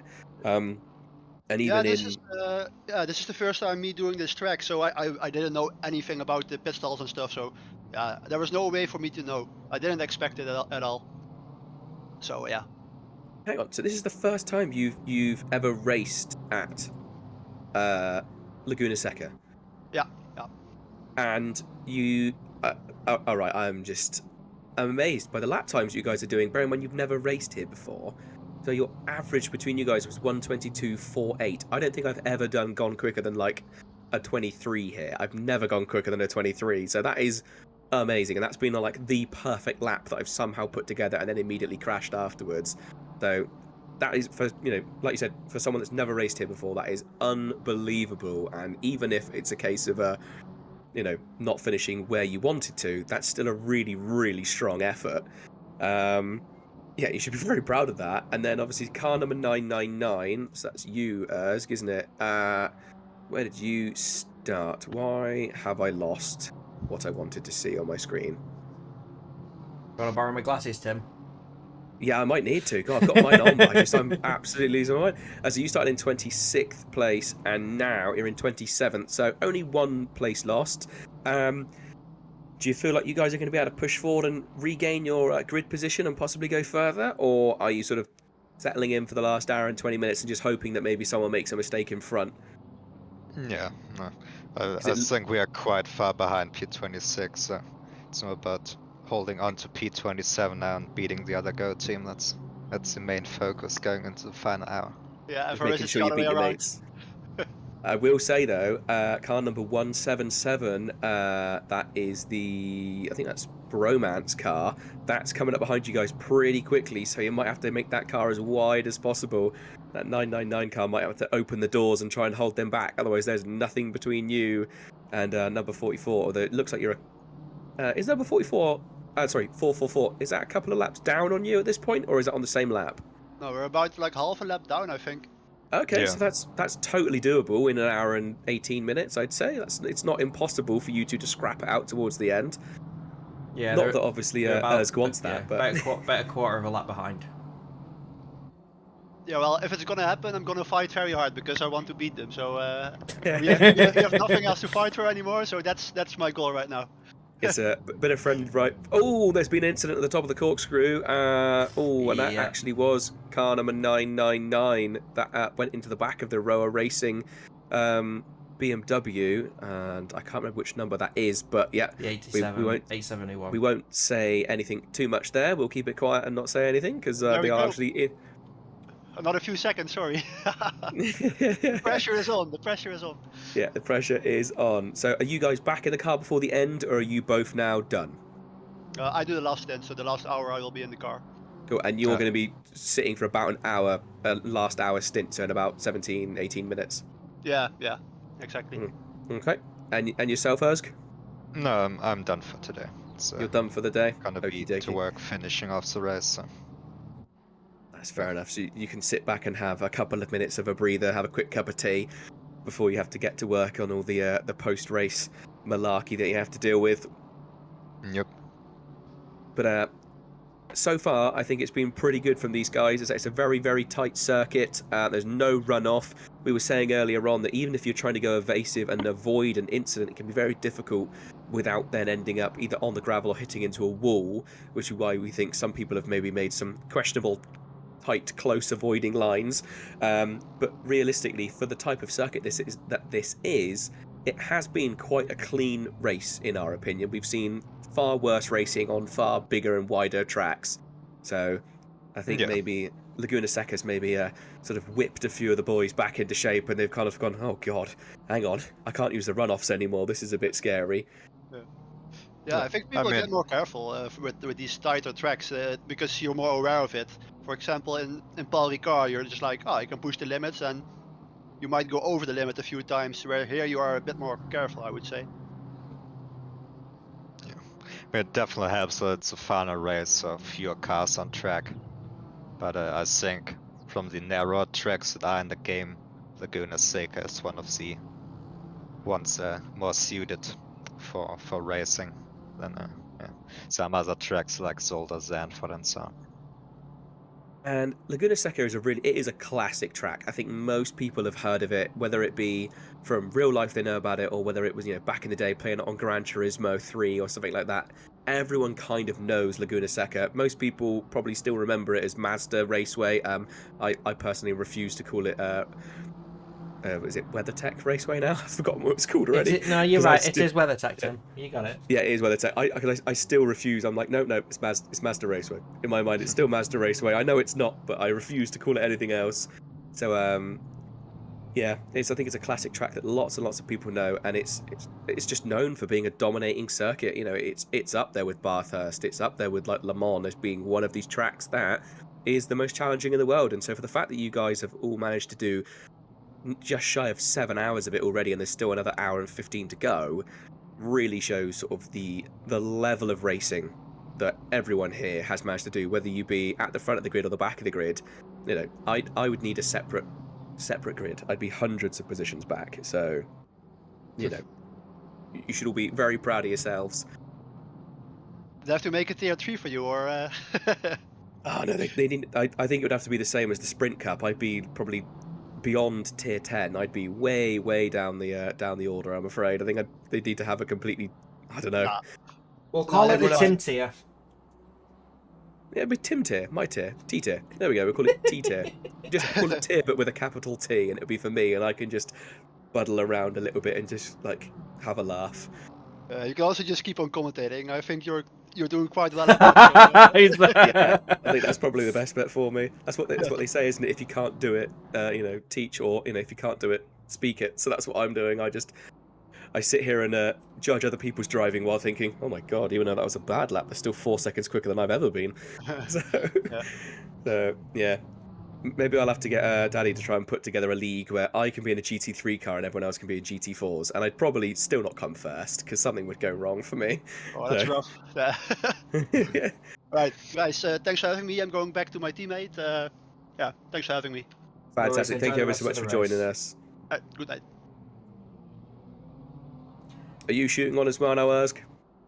Yeah, I think so. Getting our set driver ready for the deciding final stint.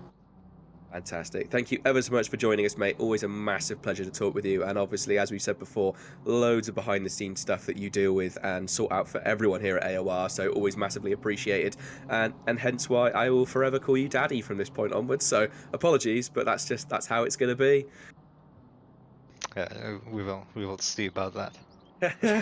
Chinson's going to make sure he clips it and keeps it in stone. He's never going to let this No, get away. I'm quoting it. I'm quoting it. Right. Thank you ever so much for joining us, Ersk. Good luck for the rest of the race, and obviously good luck to your team as well. Yeah, thanks very much. Thanks for the commentary as well, as per usual. Absolute pleasure. Well, see you guys. See ya. There it is.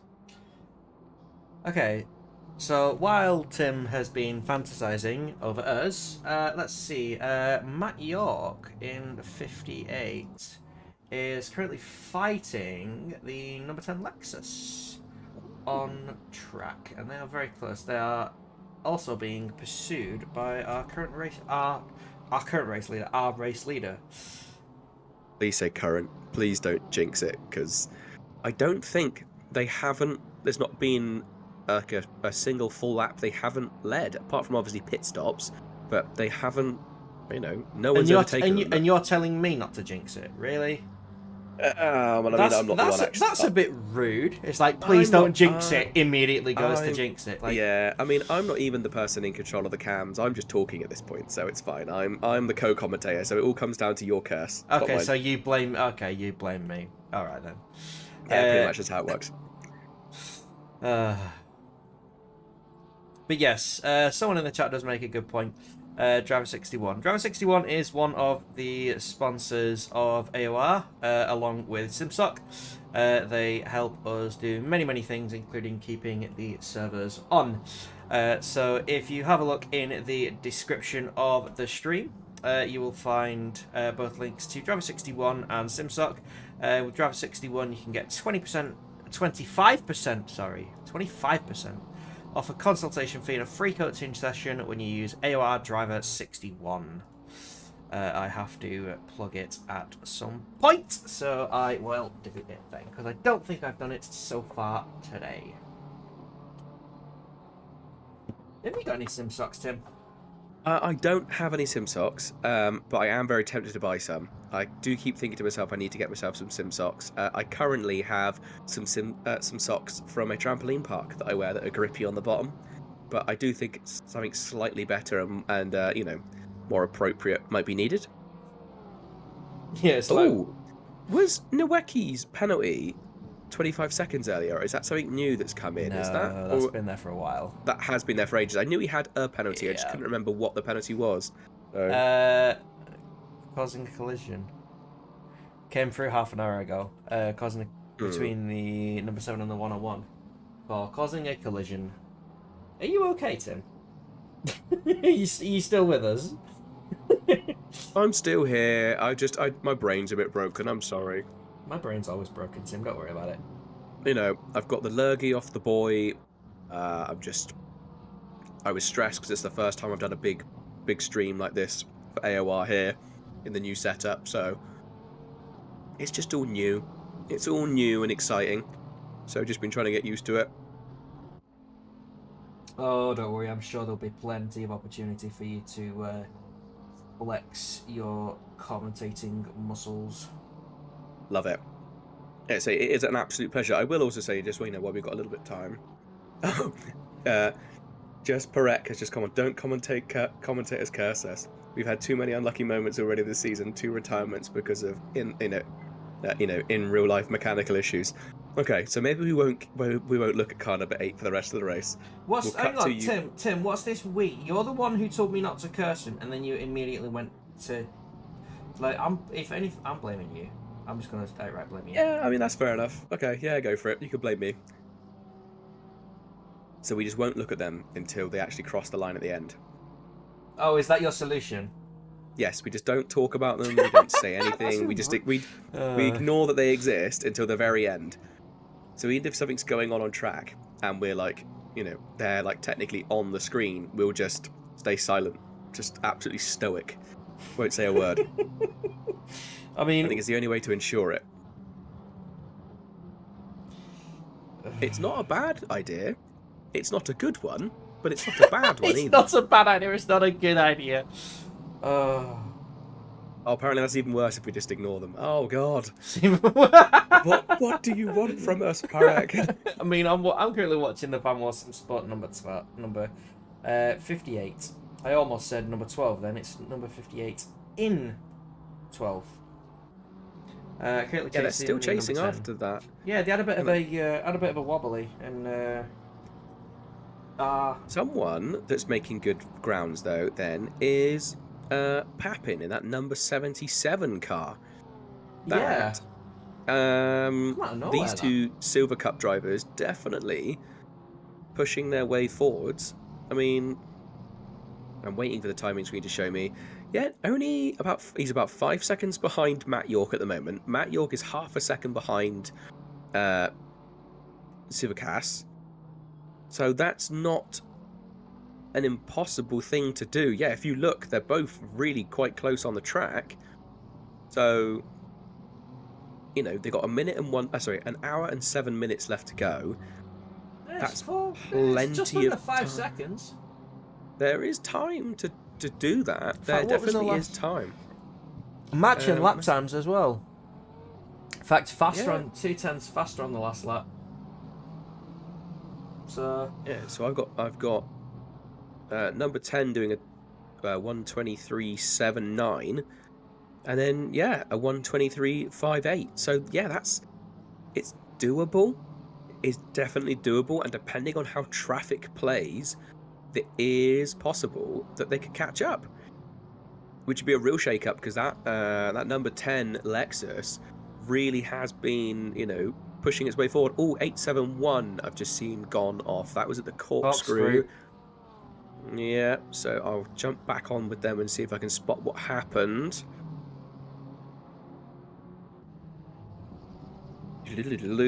What happened with you?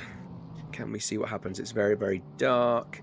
All right, so that's the Rower Racing car, isn't it? Calm down, Batman. There we go. It's exactly the same. Again, over rotation, turning into the corkscrew. Everyone's getting caught out on it now that the temperatures have dropped.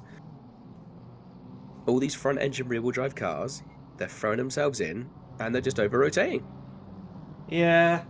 I mean, we are coming into the last hour. The track's 22 degrees, so compared to what it was before, that's quite cold. And even though the track is optimum, the colder the track, the less grip you have, because the tyres don't get as sticky. But this is where, like, some drivers will absolutely love these conditions, and they love, like, the car being a little bit more slidey, and they know how much they can, how much more they can give. Because if they prefer the car to be a little bit looser, shall we say, then they do have the tendency to push when the tyres are push better when the tyres are going off a little bit. When the car's got a little bit less grip to give, they can normally change quite quickly to that and get back on it.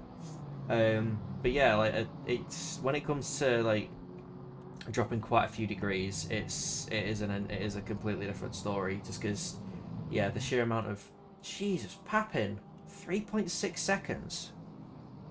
What? That was worldly pace. Nearly a second on the previous lap. This is definitely not over. Oh, that is a lot of traffic. There's a lot of headlights. Oh, and a very late dive into the pits from car number 871. Sorry, I was just keeping an eye on them. I don't think they have much of a choice. They had so many cars around them. It was a very late dive. I think it was like the first and only opportunity they had at the time. So, Papin, you were on board with, weren't you? I'm on with Matt York at the minute. Okay, yeah, Papin now only 2.2 seconds behind Matt York. So he is trimming down that time pretty quickly. There is a back marker in between them, but again, only the one, I think. Is it the 180? Yeah, it is. It's only the one back marker. Look how close they are now. That is unbelievably close. So Papin, absolutely thundering forward. But, you know, I don't know whether suddenly they've realised, hang on a second, we're really close to number 10. We should push for this. Because, you know, what is better than taking pole position on the final race of a series? Under 2 seconds. They're just looking back from the rear wing of the 58. That is worryingly close. Especially if you're the 58.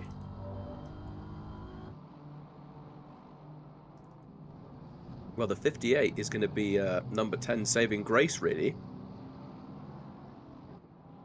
Oh no, there we go. Papin into the pits. Taking into the pits now. Undercut, maybe? Possibly. So that'd be one to keep an eye on. I'll do my best to keep an eye when the number 10 pits to see whether he comes out in front or behind Papin. I mean, Matt York is still racing for position on this, so I mean, we are still keeping with it. That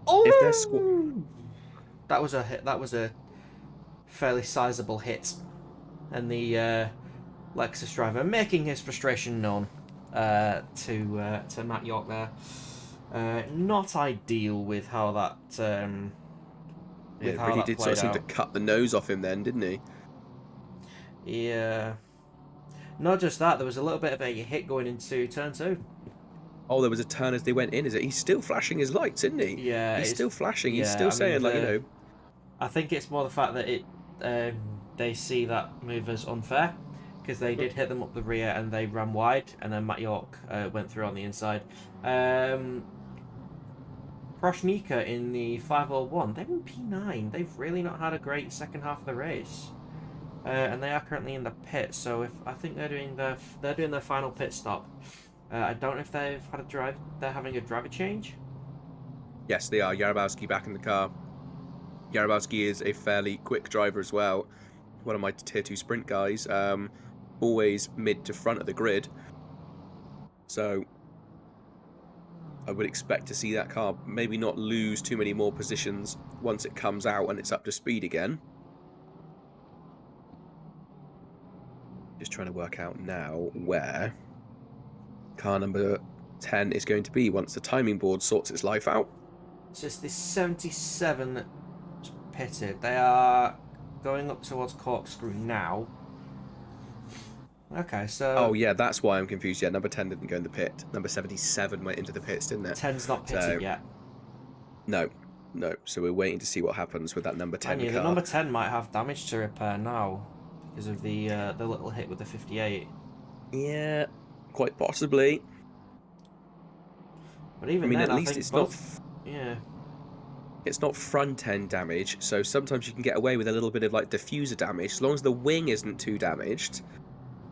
that can be the killer. If you've got damage to the wing, then you really struggle with obviously your rear downforce. And this is a circuit where you need as much of everything sticking you down. But to be fair, that number 10 is not letting the 58 Vanwall car get away, is it? No, I mean the Vanwall SimSport car's currently got another BMW in front. So they're that they had. That car is keeping well out of the way as a flurry of cars come through, just keeping it nice and tidy. But yeah, I don't think the number 10 will come in until the BMW has pitted, just because it's a position to gain. That's my personal opinion, but there is also the fact that the 77, sorry,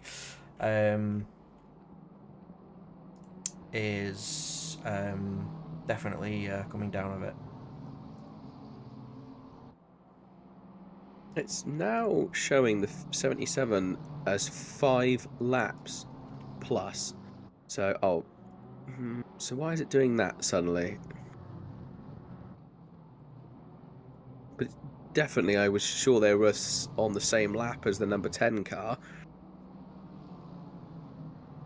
I thought. I'm trying to spot it on the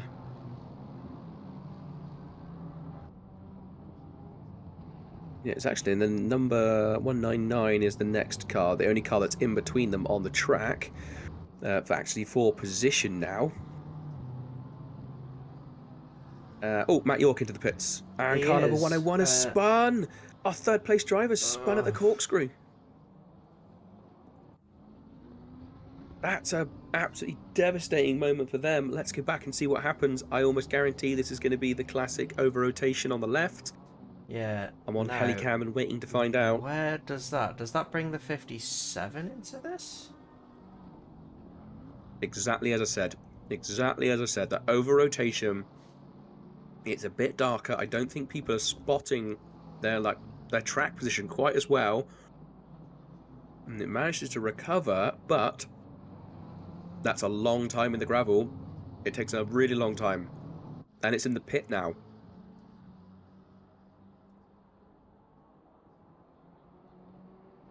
Still in third place though, didn't lose a position. So far, the 57 is currently going around, and they are in the pits. Right, so probably not going to lose a position depending on how much damage they picked up. So I'm just keeping an eye. We're just with the 57 at the minute, as they are chasing.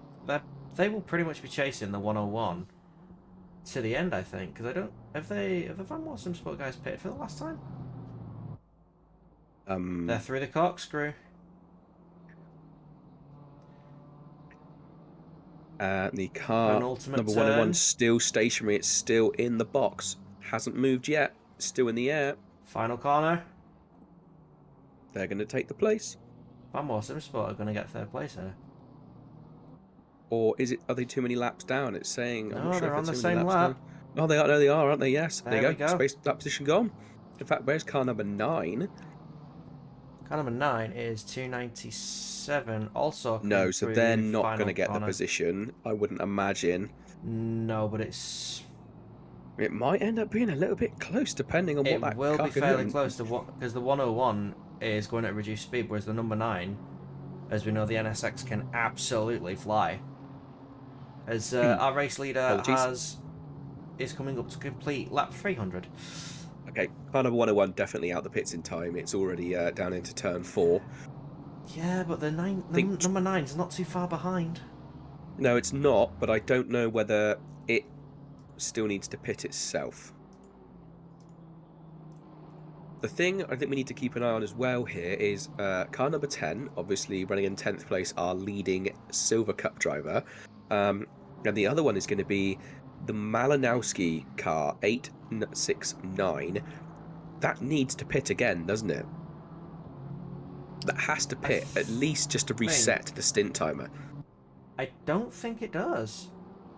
I don't know, I think stint time's going to run out. They pitted underneath. I think they pitted underneath the 1 hour 5. Was it? I don't know. Maybe? I thought they still would need to pit. I feel like they pitted a while back now.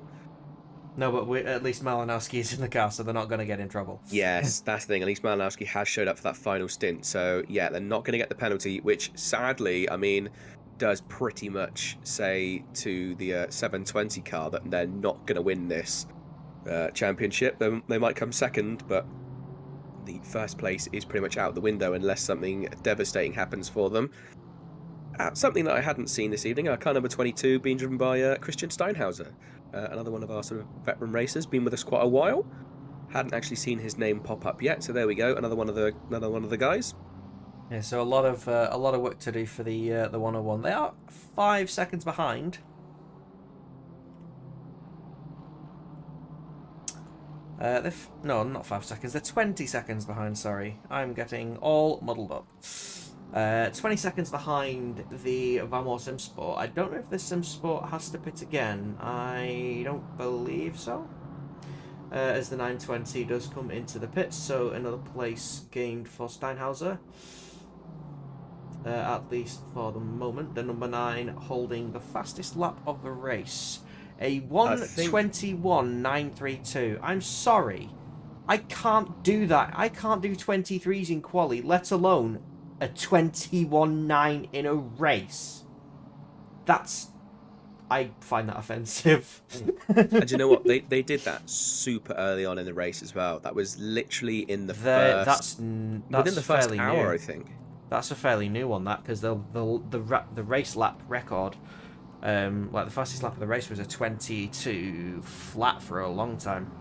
Okay, well I think number 9, they've held on to it this entire time. Then they have been the fastest cars on track. That number 9 car has had it. Oh no, or was it the 199 that had it? It was one of the Hondas. It was one of the Hondas. That's not a surprise. It was one of the Hondas. Yeah, they actually race pace early on. I'm sure it was the 19. Maybe it was the 199 then. I don't even know. I'm just going to stay quiet at this point. But yes, I know the Hondas have held onto the lap record this time round for a majority of this race. So I doubt anyone's going to take it away at this point. Like we said, the track colder, not going to be as grippy. And obviously every driver out there struggling to see in the dark, and probably just struggling to see because they've been staring at a screen for God knows how many hours. So much like me and Chinson have probably got square eyes by this point. Hey, my glasses are square, thank you. My glasses are... actually, no, these ones are quite roundy. They're not round, but they're not square. They're scround. Halfway between. Yeah, scround. We'll say scround. They're like a football, but with dull edges. Mine, actually, that didn't work because of football, and I don't know. Mine. I don't know where my head was going with that one. Mine is a half-inflated football that's been flipped upside down. So the flat bit's on the top, and then the round bit's on the bottom. Yeah. So something like that. You got half moon glasses. Sort of, yeah. However, we are into the final hour of Endurance Championship Season 2. It's been a short championship, but I've quite enjoyed it. Yeah, only 4 races this time round. Yeah, there was 6 last time, I think, wasn't there? 5, 6 races. So, yeah. Obviously, being an endurance series, it takes up a lot of time, and The number 9 and the 869 are going at it. Even though they're not racing for position. Oh, the 869 is trying to unlap themselves. Okay. With I was gonna say, yeah, the issue you can find with sim racing a lot of the time is trying to justify it with people, because again, people don't realise the amount of effort that goes into something like this if you want to be competitive. These guys have had to put hundreds of hours into practicing, getting used to the car, doing setups. It can actually cost you money as well. If you're not that proficient at setting a car up yourself, you might have to buy setups. I buy setups. No, I mean, that's fair enough. I mean, why not? They do help. They genuinely do help. Because they make the car respond better. But I mean, yeah, to be honest, Jardier is the perfect example. It's like, when do you see the man not doing anything else other than sim racing? If it's not ACC, it's iRacing. If it's not iRacing, it's some other sim racing game. It's all seat time, isn't it? It's all time spent learning and stuff. And I think a lot of the time that then when you say, even for me commentating, I've been able to dip in and out slightly. But if I say to my partner, oh, all of Saturday, I'm busy all day, and she's like, oh, what are you up to? It's like, oh, I'm going to be doing commentary. But because you're still in the house, it's just that thing of like, it'd be the same as me saying, oh yeah, no, I'm sorry, I'm busy on Saturday. I'm just going to be playing Call of Duty for 8 hours. Zoe, my partner, would be like, no, you're not. And quite understandably would be annoyed. And thank God I've got a very understanding partner that lets me do this kind of thing without giving me too much grief. I will be paying for it in blood tomorrow. But no, she's very understanding. Especially if she hears that, Tim. Yeah, but there is that whole thing of, you can understand why people have an issue with doing more than 4 endurance races, because if you say, if you were going out and playing football, it would be different. They could understand that you're not available because you've got to go and play football, but because you're doing something that's in the house, and essentially there's still that stigma of, oh, just playing video games, and they don't realise how much it takes. This isn't like... there's a distinct difference. I mean, there's a difference between playing Fortnite or like Assassin's Creed and then doing something like this, because Assassin's Creed, you can pick up and pause. Yeah, you can choose a difficulty, you can press pause, you can make it as easy. It's just as hard for you as it is for everybody else. Like, there's no easy, hard, super hard, hardcore modes. There's only the assists which change based on your driving style, and setups which, again, only change based on how you drive a car, which cars you decide to drive. and it based off what tracks you like, what tracks you don't like. The number 7 has lost it at Cox. Yeah, it waited a long old time for a gap, to be fair. It waited a really long time for a chance to rejoin. Yeah. I will say also, with this game... Even then it didn't choose the... Yeah. No, it wasn't the most optimum moment, but again, I don't think there's really that many big open opportunities now. With this game, the more you practice, the faster you get, which then ends up meaning you end up racing against faster people. So it's almost the more you practice, the harder the game gets.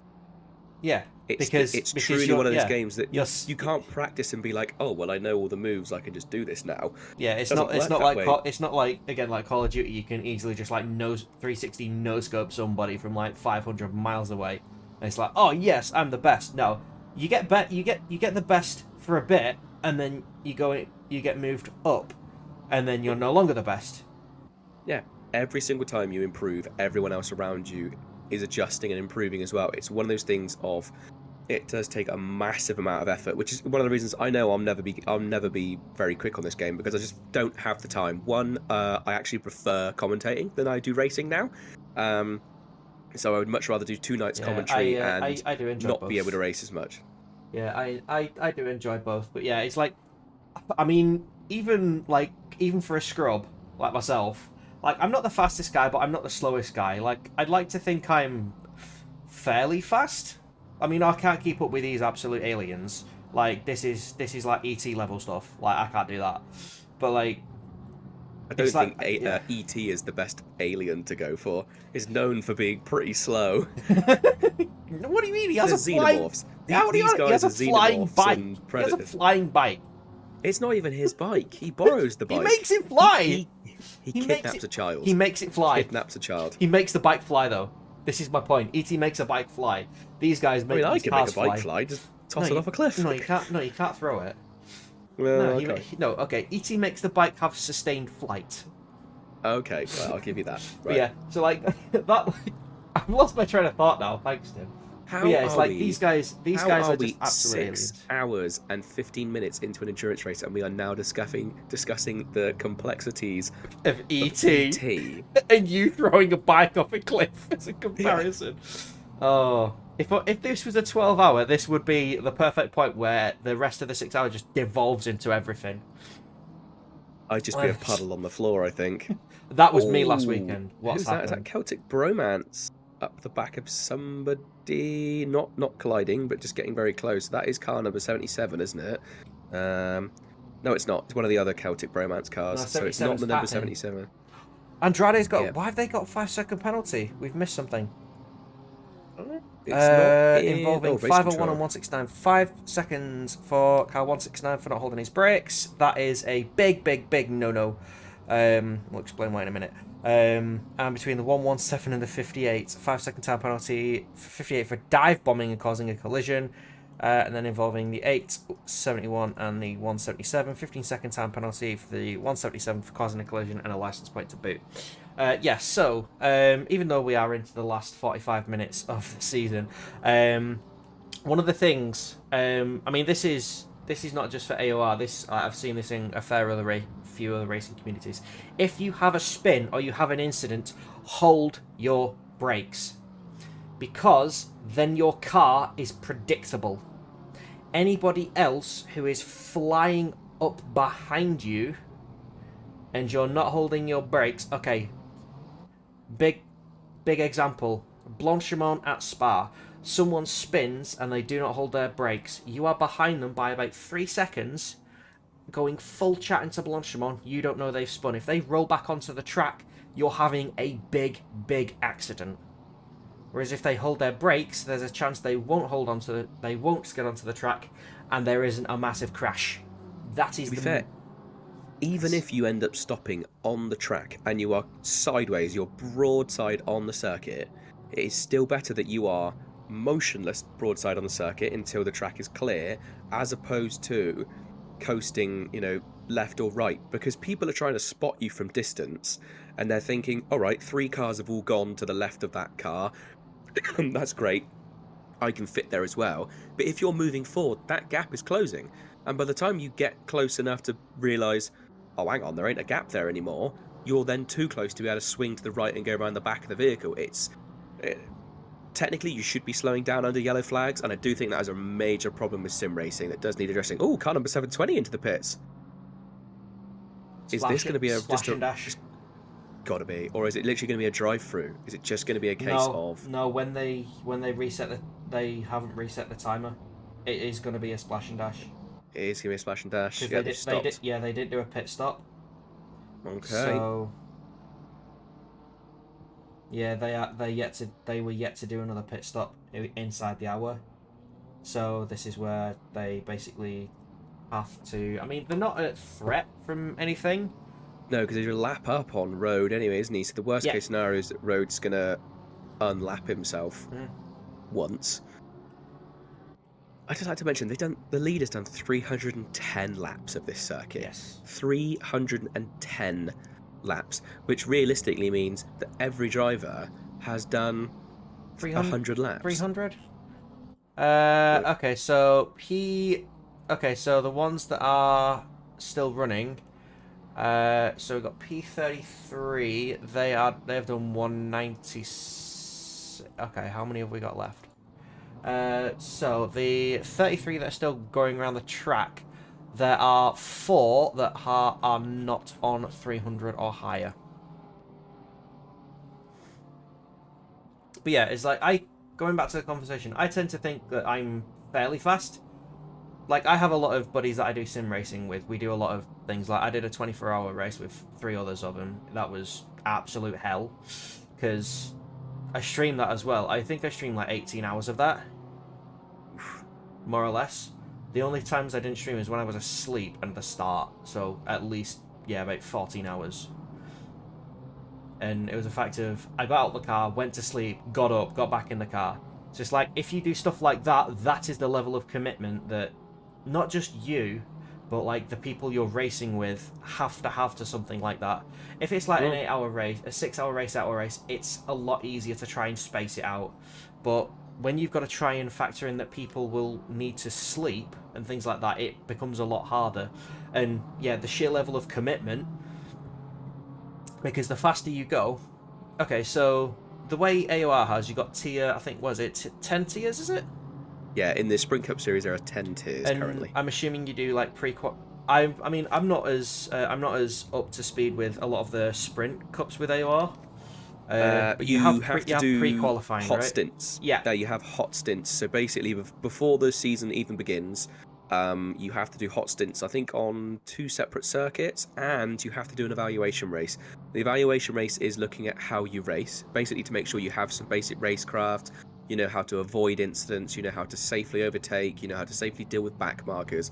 It's basically making sure that you're not just a hot lap hero and you've never actually raced anyone and you're going to go out there and cause havoc. It's just, that's more looking at your racecraft. And then, yeah, the hot stints, they look at they look at your times on 2 separate circuits. So it's not just, oh, I'm really good at Monza. They look at you on 2 separate circuits. They tend to go for slightly obscure circuits, just so it's not the kind of circuit that everyone's done a billion times. So let's just say they go for the option of, they go for Zandvoort and Brands Hatch. So 2 slightly different things. Car number 57 into the pits now. That'll be. And then basically they look at your times.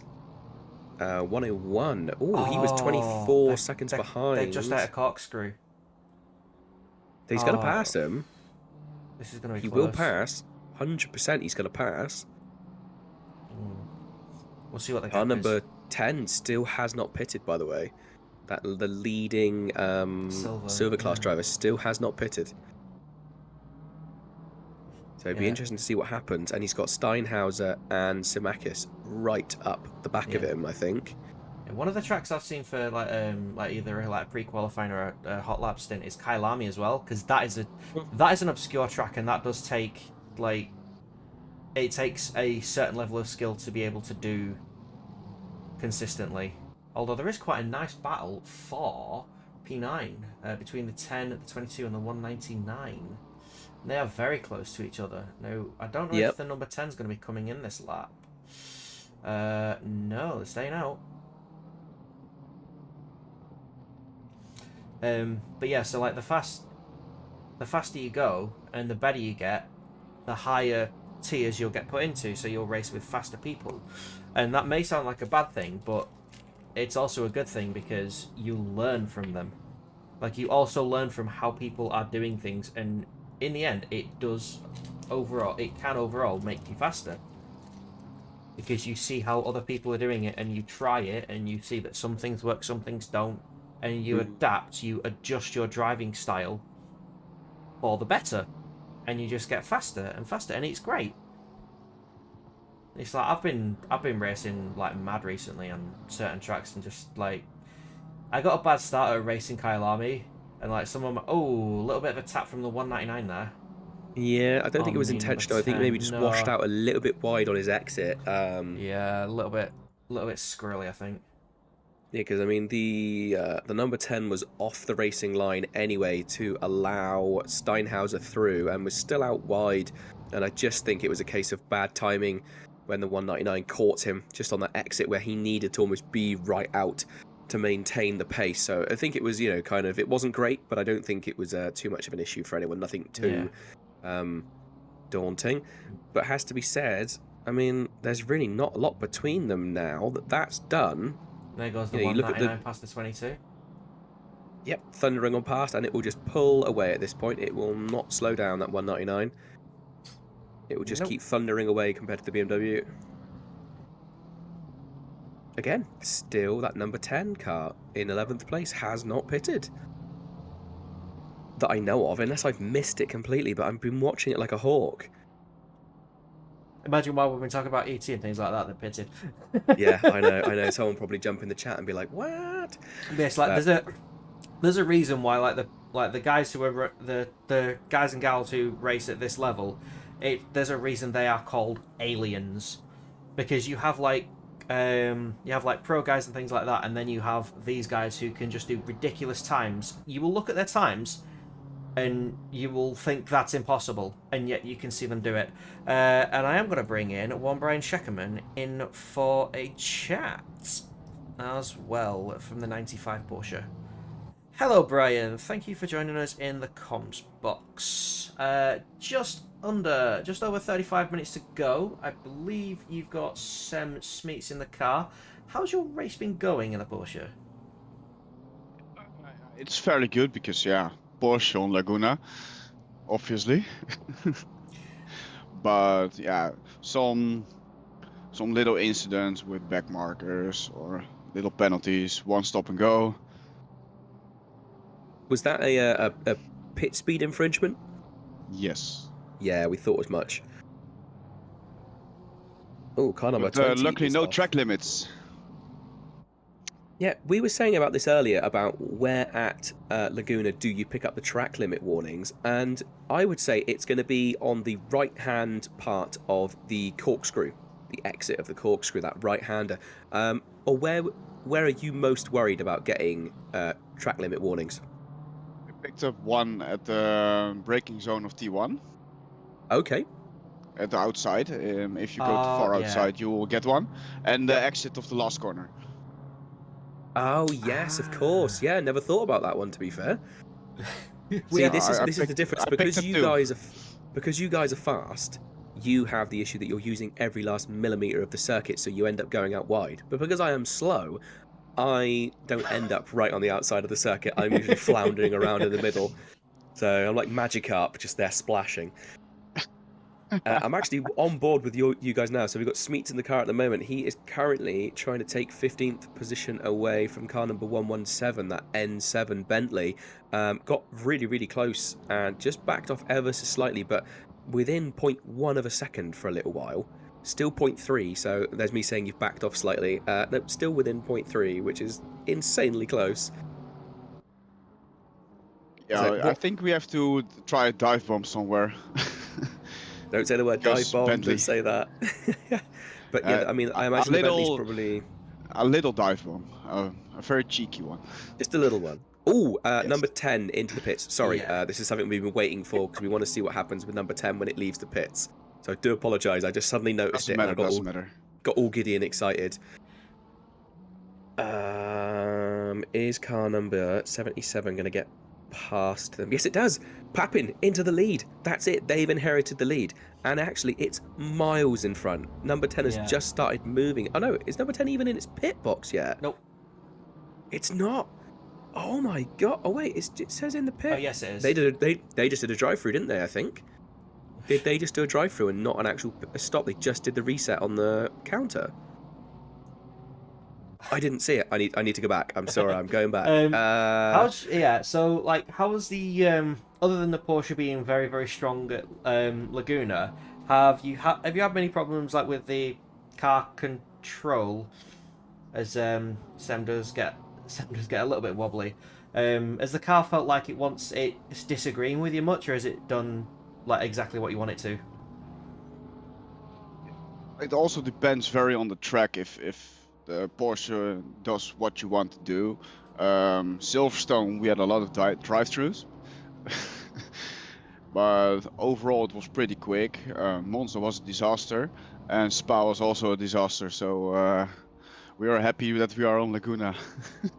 I was just having a look now. So you guys qualified in 9th position? Yes, 9th position. Wait, am I reading that right? Yeah, it's car number 95, isn't it? Yes, so you qualified in 9th. 5th of Superpole.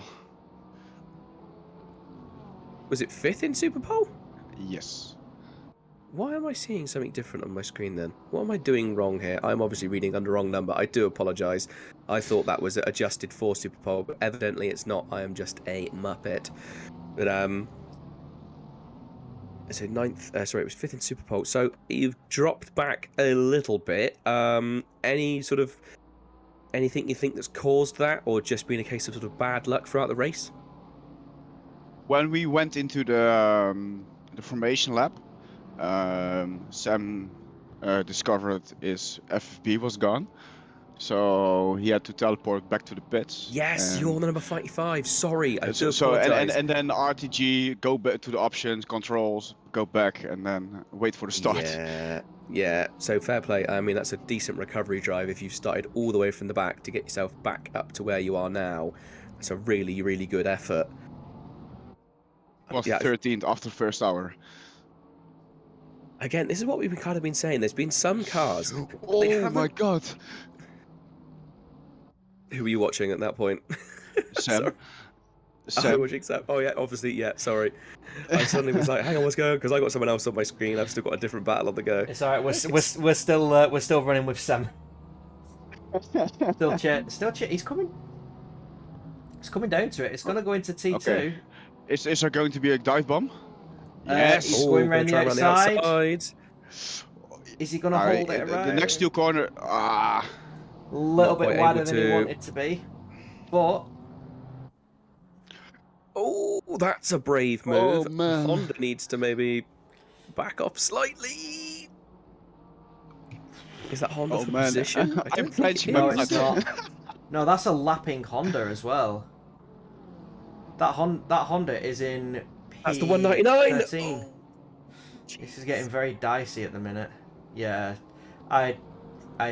yeah, that was a little bit. I would say it was possibly a little bit rude. From the Honda? Honda, yeah. Yeah. The Honda, yeah, that's in 13th place, isn't it? Yeah. I mean, I understand why it wants to get back out and get going again, but still, at the same time, it's all tires. That was very, very risky. That was very risky on cold tires. Yeah. Yeah. How's Sam feeling in the car at the minute? Is he very comfortable? I don't think he's comfortable right now when he is 3/10 of a Bentley, but normally he is. Well, I mean, here's hoping that the 199 doesn't cause too many issues and you can get back. Because Sam's pace has been a lot better than the Bentley ahead in the past couple of laps. So hopefully. Ooh, Bentley and the 199 nearly getting together there. 117. I think it was the 117 got a little bit unsettled. Let's go, Sam. Let's go. Yeah. So exit. Yeah, bit squirrely on the exit then. I think it ran a little bit too much exit curb, unsettled the car, and the Honda managed to dive round it and get past. But yeah, that was very, very close. But I would still say it's with just under half an hour of the race left to go, the pace you are showing, you are 100% within a chance of taking that position and getting yourself up into 15th. So yeah, you've been in the car since the oh, careful, Sam. But yeah, you've been in the car since the temperatures dropped, and it has dropped quite a bit. Does it feel much different? Like, is there a distinct difference of lack of grip, or do you have just as much grip as you had in the near the start of the race? I think my pace was a bit better when it went darker, but we made a mistake of the max negative toe, so I will eat my tires for breakfast in 45 minutes. Yeah. Oh, so we went for the full negative toe. Yeah, as a mistake. Yeah, that's fair enough. What was I going to say? Yeah, have you, tyre pressures wise, how much have you had to adjust your tyre pressure? Because I think it was 36 or 37 degrees earlier, now down to 21 degrees. Has it been a case of furiously trying to work out, you know, how much you need to adjust the tyre pressures? Because I imagine that's a huge PSI difference. I mean, are you managing to get the tyres up to temperature still, or are you now struggling to get them at the full temp? Oh, the Bentley's got wobbly. The side by side. Here we go. Oh my God. Is this going to be a run into corkscrew? He's looking. I think you will try it in the left-hander. Try it on the inside. Oh, he covers the inside. Well, we are like +6 on the pressures now from the beginning. Oh, really? If So I look at our screenshots. So 6 PSI more you've had to adjust. I mean, was it a case plus of 0.6? 0.6, yeah. So about half 0.6. PSI. Okay. Sorry, we're all kind of like heart in mouth watching this now, side by side, down through turn 1, trying to run around the outside. You're going to keep it together, trying to go around the outside through turn 2, 3. He tried this before, it didn't quite work, but he looks like he's keeping it together, not quite dips back in behind, but this time there's no Honda to interrupt down into turn 4, and there's the move up the inside, a little bit of collision, but I don't think it was anything too sort of abrasive. I wouldn't.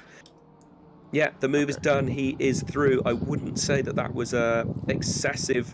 Well, that's a big exhale we're getting from you there, Sheckerman. Yeah, I'm also looking at the replay now. Ah, okay. I think something happened there. I think you might have moved and your fan or something was blowing on your mic because it sounded like. Yeah. Oh, I'm sorry. I right. turned it off. Yeah, I'm racing with a fan. No, it's absolutely fine. I totally understand it. I think it was a case of obviously you moved slightly from where you were sat before after that move, and I was thinking, oh, big mistake from 117 there. Took a massive chunk of inside curb as he went on the exit of the. Oh God, I can't get the word out of my mouth. Corkscrew, there we go. Just every time it gets stuck. But it looks like you guys have managed to get past. So you're up into 15th now, and looks like you're building a little bit of a gap. Certainly, the gap is going the way you want it to be at this point. So with just under 26 minutes left of the race, hopefully you should be able to at least hold on to 15th place, as the next man up the track is that number 10, the second place silver class car.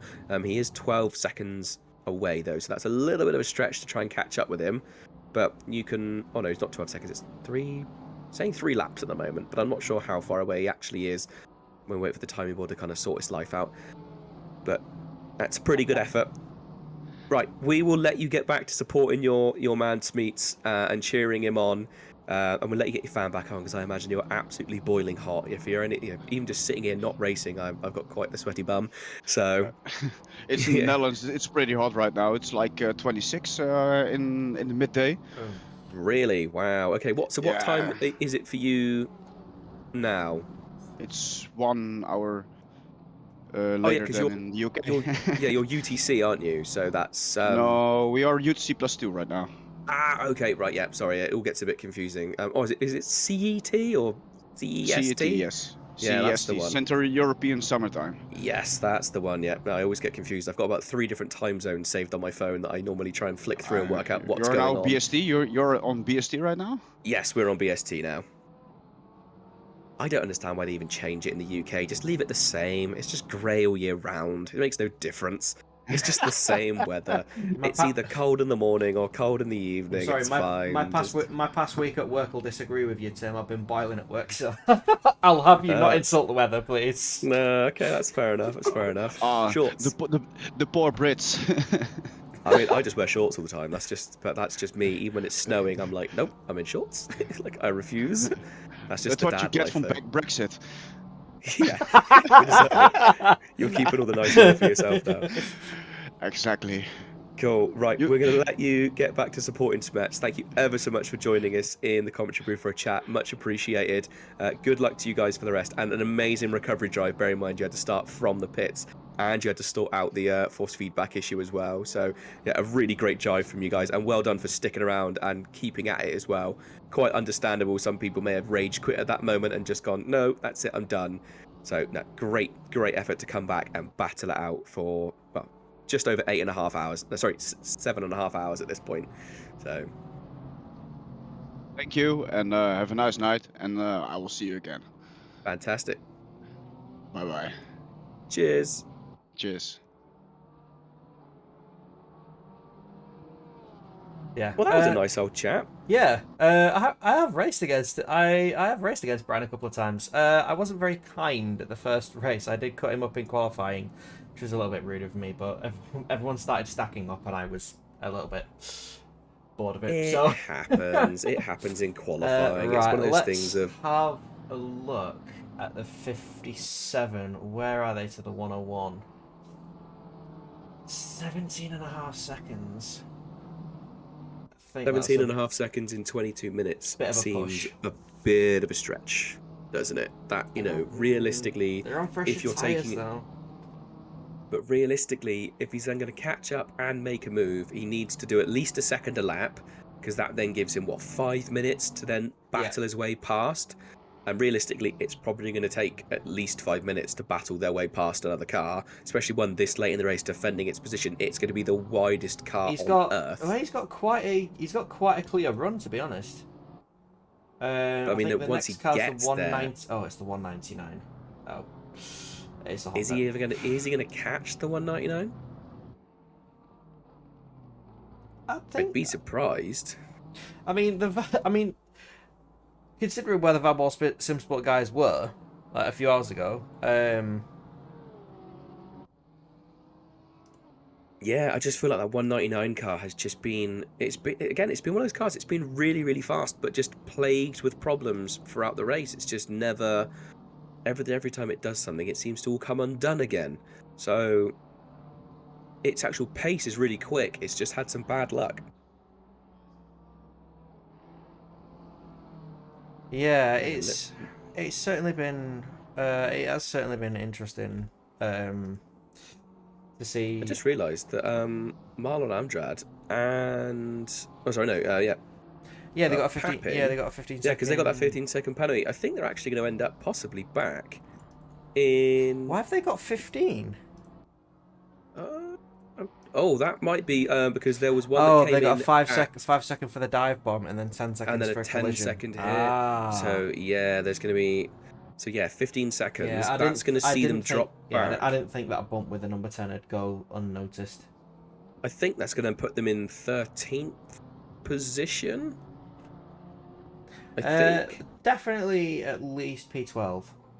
Yeah, I mean, because if you think there's about 4 seconds between him and Papin, and then there's about 4 seconds between him and Szymanski, and then the gap back to Crystallassis is more like 18 seconds, I thought I saw, so that's quite a big old gap. The 199 is a lot further back. They're only just coming through turn 4. Well, it's saying he's only less than 3 seconds behind Papin, that 199. Oh.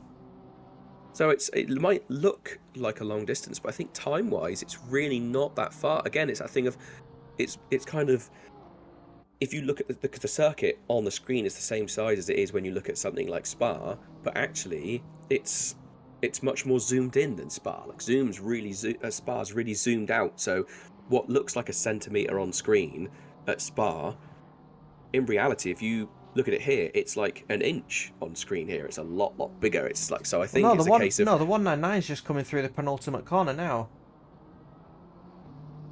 Oh, I know why. Are you looking at the wrong cars? I've been looking at the 57, not the 58. Yeah, that'll do it. So it's a Van. I'm looking at a Van War SimSport BMW. However, I'm not looking at the right Van War SimSport BMW. The wrong BMW on that one. I was like, wait. You see what I'm saying? Of that 15-second penalty is going to be a real stinger for them. And actually, the gap between Papin and Szymanski is now down to less than a second. So presumably that Honda's probably going to dominate past the past the Aston at some point. That Honda's just going to absolutely rip it past the Aston soon.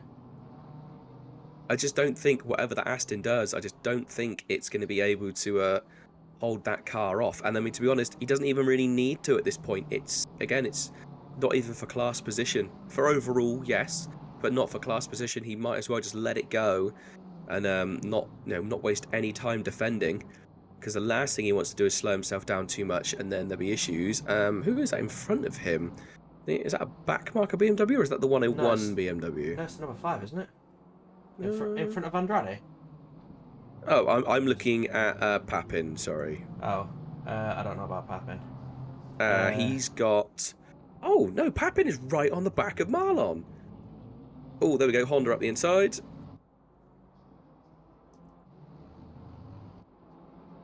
Yeah, there's just there's just a flurry of cars at the minute. Where's that number? They're all 5? part of like a long train, because Malinowski's in that train as well. Yes, you got he You got the is. 58, the 5, the 77, the 199. I think the 10's in there as well for change. Nope, 10's quite a bit further back actually. Yeah, see, the number 10 is behind Papin. Number 10's just coming through turn 2. Okay. Yeah.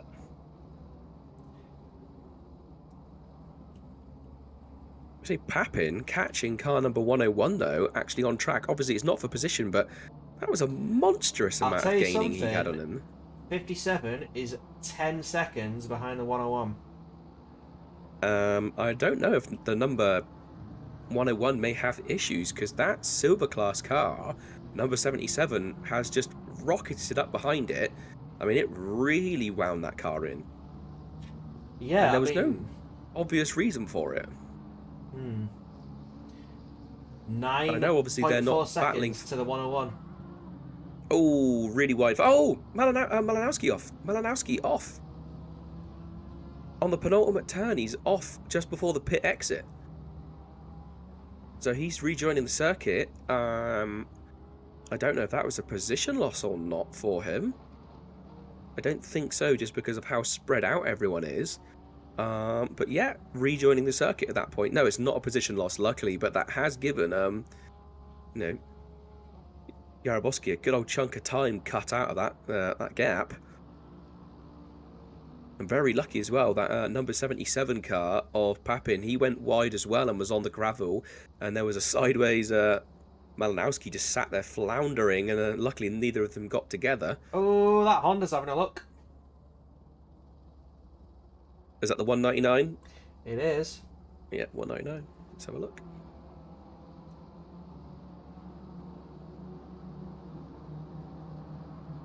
Again, at this point, pace-wise, he doesn't even need to get past. He's got the position just because of that penalty. Oh, that was a mistake from Marlon. That was very... yeah, that was very rough through there. Brave overtake there as well. Really brave to try and throw it, around the outside and take him there. Obviously, with a car that was in some sort of peril, off of its line and struggling. Are you ready? And here comes Honda Hyperspace. Say again, sorry? And it's Honda gone to hyperspace. Yep, absolutely flying away. Ridiculous speed, isn't it? It's just unbelievable. I'm working for a couple of hours tomorrow, and then I'm off Monday, Tuesday. I might give the Honda a spin at this rate. Give it a go. See what see what it's like. If it's the kind of car that suits you. Again, it seems to be a little bit lacking in the turns, but on the straights, especially top end, it's very, very strong.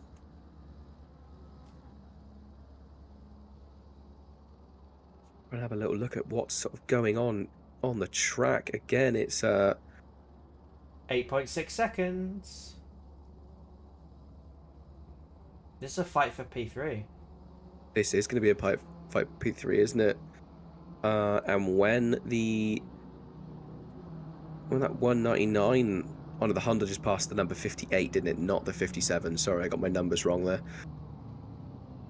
Just over 14 minutes left to go at this point as well.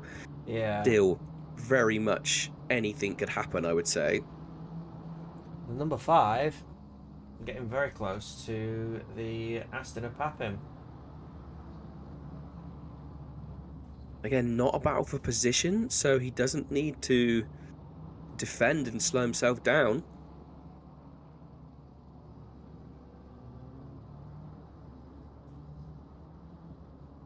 It's 8 tenths as they come across the line.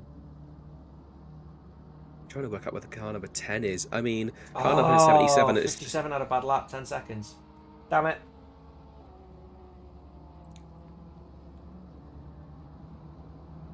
Still time. Well, it's going to be very close, but there is possibly still time for that. I imagine the stress is starting to sink in. Yeah. Especially from that car number 77, it is aware that Crystalatis is pretty much really still only one big mistake behind him. If he makes one big mistake, then he could lose pole position in silver class quite easily. There's not that big of a gap. There is not, no. I'm just sort of having a look at everyone's times. Everyone reasonably spread out apart from sort of where that Honda's battling its way up through everything. Phage still about 3.5 to 4 seconds behind. No, sorry, he's about 1 second behind the van number 77. Again, not a battle for position when he does catch. Well, not a class position battle anyway. Overall, yes, but not one that's really worth fighting that much. Although, you know, trying to keep yourself as high up the grid as possible this late in the race can just become your only thought. You just think, I don't want to lose any spots, You know, this late in the race, you're not necessarily going to recover them very easily. So it can almost blind you to the fact that he's not really battling in class. But I say both these drivers, Papin and Phage, are both going to be thinking, well, they're going to gain a position. Because I'm presumably the number 58 is going to take the penalty all the way to the end and just accept it post-race. Yeah, it'll be P13 for the 58. Yeah. It's pretty much set in stone at this point. Yeah, there's no way they can. If they tried to do a pit and do the 15 seconds at this point, it would be more punishing than taking the 15 seconds to the end, which is understandable. People do that, and they take it to the end of the race. 57's not taking third, they need 12.6.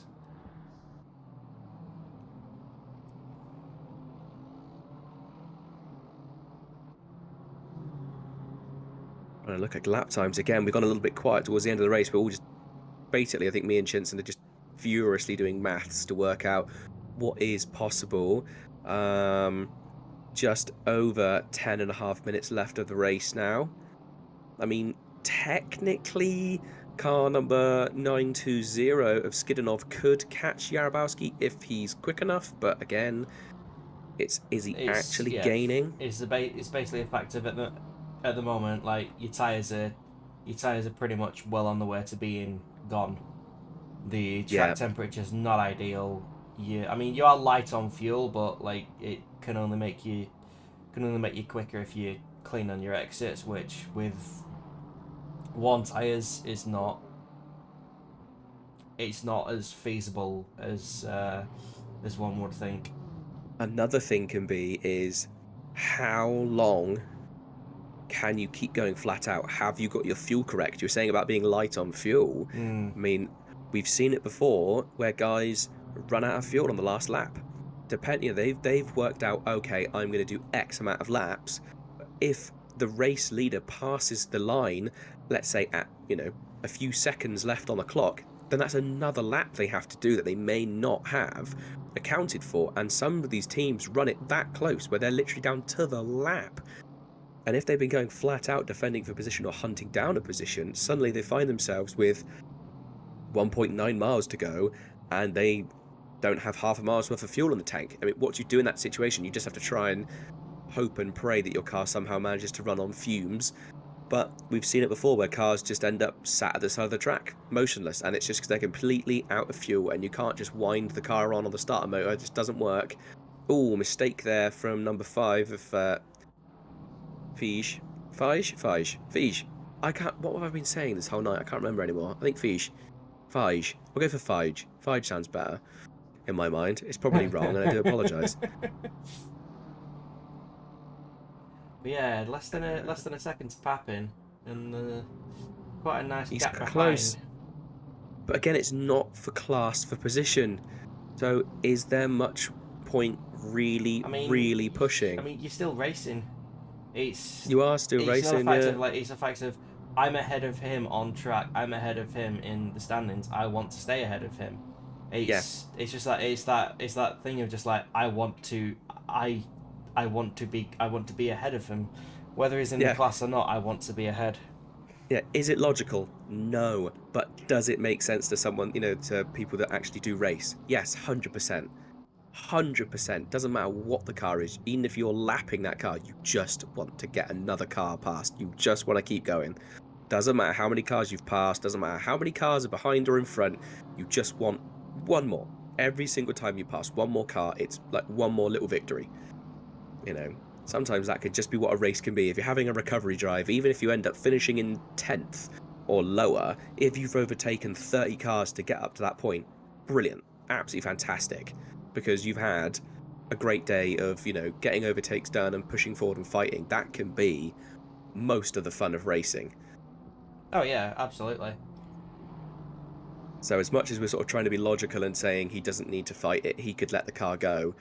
I mean, yeah, again, why would he? He'd be looking in his mirrors going, yeah, great, I'm keeping a pro driver behind me. I'm managing to outpace a pro driver. And fair play, he is outpacing a pro driver. That gap hasn't dipped below a second yet. He's managing to keep it going, and with about 7 minutes left of the race, I don't know that he is going to be able to make the pass. I do apologise, I've been really stuck into this battle. I've got slightly invested in it, mainly because the leaders in the pro class have just so thundered away from everyone else, and they're so far apart that there's not that much peril unless we see a yellow flag pop up and we go, oh my god, something's happened. So at the moment it's more keeping an eye on this kind of thing, because again, Papin is still not that far ahead. It may actually be a point that Parek might actually lap the 720. Because Parek's coming up to corkscrew, and Pavelatis is on the left-hand after corkscrew. Oh my god, yes he is. That Would is he lap? insane. Can he lap him before the end of the race, or will he let him stay on the lead lap? I wonder. I mean, if he does, that is absolutely bonkers. That is so fast. Because yeah, I mean, look how far back car number 101 is. Car number 1 is just going up the hill towards the corkscrew now, and our leader's crossing the line now. Yeah. And then, so second place is only just coming into turn 2, and now first place is into turn 2. Yeah, it's ridiculous. That is mental, and that's insane. That is unbelievably fast. That is fantastic driving. And again, 337 laps I'm seeing from our pole man so far. The number 1 has done a best lap of a 1:21.920. The fastest lap of the race is by the 199 Honda and is a 1:21.595. There's nothing in that, is there? Hang on, I'm getting brain around that a little bit. So 1:21.920. Yeah, and a 1:21.595, nearly half a second. But the thing is, that is quicker than some people were qualifying in Superpole. Yeah, I don't know how they did that. I think they just had. I think it was Their the fact that the track qualifying was. time in Superpole was a 1:21.440. They're nearly at their Superpole time in a race lap. That would have been with fuel, and I think they had fresh tyres because they pitted. They came out at an odd time because they had to go to the pits after lap 1, turn 2/3, the hairpin. But yeah, that's bonkers. Car number 77 is now actually starting to pull away by half a second on Phage. Yeah, I've just seen the delta. I'm gonna keep it with a race leader for a few minutes just to see if we can catch a 720. I kind of don't want him to, just because at least one person, more than one person's on the lead lap. But for them, what an achievement to say they lapped the entire field at least once. To say they managed to do it, in only 8 hours. Yeah, and look at who they're up against. Look at the people they've managed to lap. Oh, you know. Very, very big wobble. Very big wobble.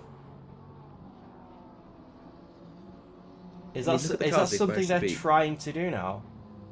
Maybe they're sort of thinking, oh, this is a chance. But again, I mean, their last lap was a 1:22.1. They don't need to push this hard. No, and yet they really don't. They want to lap. They want to lap the field. They want to lap the entire field. What an achievement to finish the season on that, lapping the entire field. Yeah, they got one car. He's got car 781 to get past, and then it's 720 in front of him.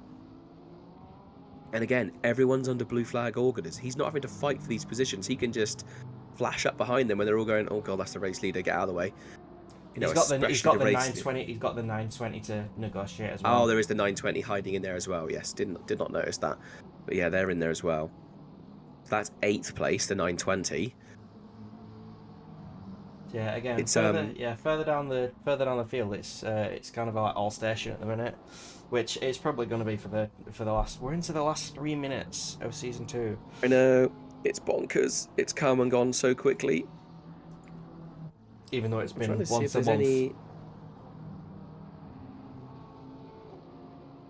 I can't see anyone having actually any close battles. Like we said, they're miles apart. Ooh, car number 1 going off at the bottom of the hill. Yeah. Just drove himself off the circuit, to be fair. Just tried to go out wide.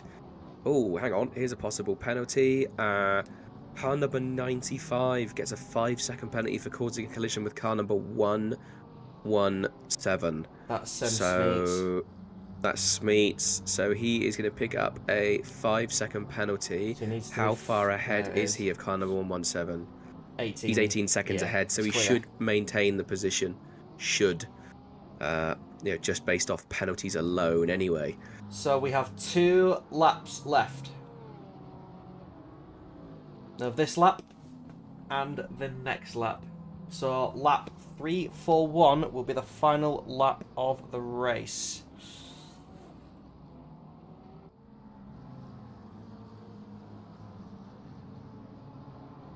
I don't think he's not gonna catch 720, I don't think. I'd put I just don't see it happening. Oh, car number 7 off at the corkscrew, managing to recover. No, back in yellow flags again. This is dangerous. There's a lot of traffic there. Still under yellow flags. Oh, car number 7, please stay out of the way because the leaders are coming through now. Yeah, I think the number 7's like It's just got itself going. Had 4-second slow lap on the last stint. Lost 4 seconds. I mean, that would have been it. They're pretty much. Oh no, Tim. What have we got? Guess what car's up ahead of the number 8? Oh, it's 720 in there. Yeah, I mean, he could do it. They don't. I mean, they don't need to. It's not that much if they lose 4 seconds, is it? They're about a minute ahead of P2. At least that's probably about a minute 20 seconds, something like that. Something like that, isn't it? Yeah, they're about because he's right there in the shot. He's right there. I'm on the helicam, and he's just right there, isn't he? Yeah. It's like okay. I can actually shouldn't be possible, but it might be possible. 1.7 seconds ahead on track. if you're in broadcast, press insert and it'll change to live delta and it'll tell you how close they are. Oh, I am not messing with anything on this. It's been limping the entire time I've been using it. I don't mean your broadcast software. I mean ACC itself. Oh, okay, If you're in the broadcast view, and you press insert, it'll change it to live delta 1.3 seconds. Oh, 1.2. yes, I know what you mean. Yeah. I think you can do it with like U and I and all those buttons as well. You can change it to that. But I'm just gonna stick with what I'm sticking with. I'm not risking it. Not pressing anything. So 1 corner left to go, and I imagine 720 are just desperately holding on and thinking, I don't want to be lapped. That McLaren jumped out of the way. Yeah. That McLaren. Everyone's jumped. I know what it is. Wait, fair play. Amazing finish. No. Oh, that's it. That's it. They're done. That is it. 100% all done. Parak in car number 8 brings home the lead. How on earth is he keeping that car going? He's just drifted. He's turned he's turned the traction control off. I thought they were going to catch a 720. Nah, not quite. I thought there was one more lap in it. No, not quite. He just managed to avoid it. Just managed to avoid another lap. Really, really strong effort. My goodness, those boys have pushed so hard all night. That is such a deserved win. I'm just looking at who's coming across the line now. So still a few cars not crossed the line quite yet. Car number 77 about to cross the line, so they are taking the silver class win. So car number 8 takes the pro class win, and car number 77 takes the silver class win. Brilliant effort by all these guys. Everyone that has raced here this evening done really well to keep it going this long. Yeah, the Flying Estonians, goodness gracious, yeah, full-blown ET vibes. I'll give it to them now. They are flying. They've made the Porsche fly. They're sat in their little front basket. They've made it fly. They they absolutely have. Some brilliant slides.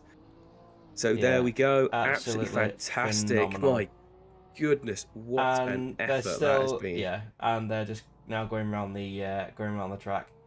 Just absolutely burning tyres because they don't need them anymore. Why not? No. So the final grid positions, that was car number 8 on pole position, car 720 in second, car 101 finishes in third. Then we have car 57 in fourth, car number 9 in fifth place, car number 869 in sixth position, car number 501 in seventh, car number 920 in eighth, 22 in ninth, and rounding out the top 10 is car number 199, the second of the Hondas. So that's your top 10 in the pro class. And then for the silver class top 10, got Papin, car number 77. Great race by those guys, really well raced. They came in first. Second place is car number 10. That's very close. They nearly did it, to be fair. I thought they were going to have it. Car number 969 coming in third place. Car number 760 in fourth place. 370 in fifth place. 115 in sixth. 871 in seventh place. Car number 666 in eighth place. Ninth is car number 444. And 10th place is car number 177. And there we go. X is also just confirming in there that the 869 guys, so KEKW Esports, have won the championship as well. And I do believe we have one of the members of the winning car number 8, whose teammate is still very much enjoying the now lack of tyres around. Alec Metz, first of all, welcome to the commentary box. If any of your teammates do pop in below, just let us know, we'll drag them in. Congratulations on the win. Thank you so much. And I mean, we were a little bit sad to see. You nearly lapped the entire field today in only 8 hours. Yeah, we were missing a small bit there, but I think we can take it. It was a seriously strong effort. So, like when you look at the guys that you're up against and you lapped everybody apart from one car at least once, that is an unbelievable effort. And the fact that you led the entire race, you guys dominated it the entire way around. That is unbelievable effort from you guys. It's like, you should definitely be on the champagne or the beers or whatever it is you fancy. That's and it's just absolutely thrown it into jump. Thrown it into Yeah, the it was a celebratory jump. Yeah, but it was a great race, but it was an amazing team effort. The car was great. The race engineer that we had today was doing a marvelous job. So a true team effort and just a great pleasure to drive the event that you have thrown for us.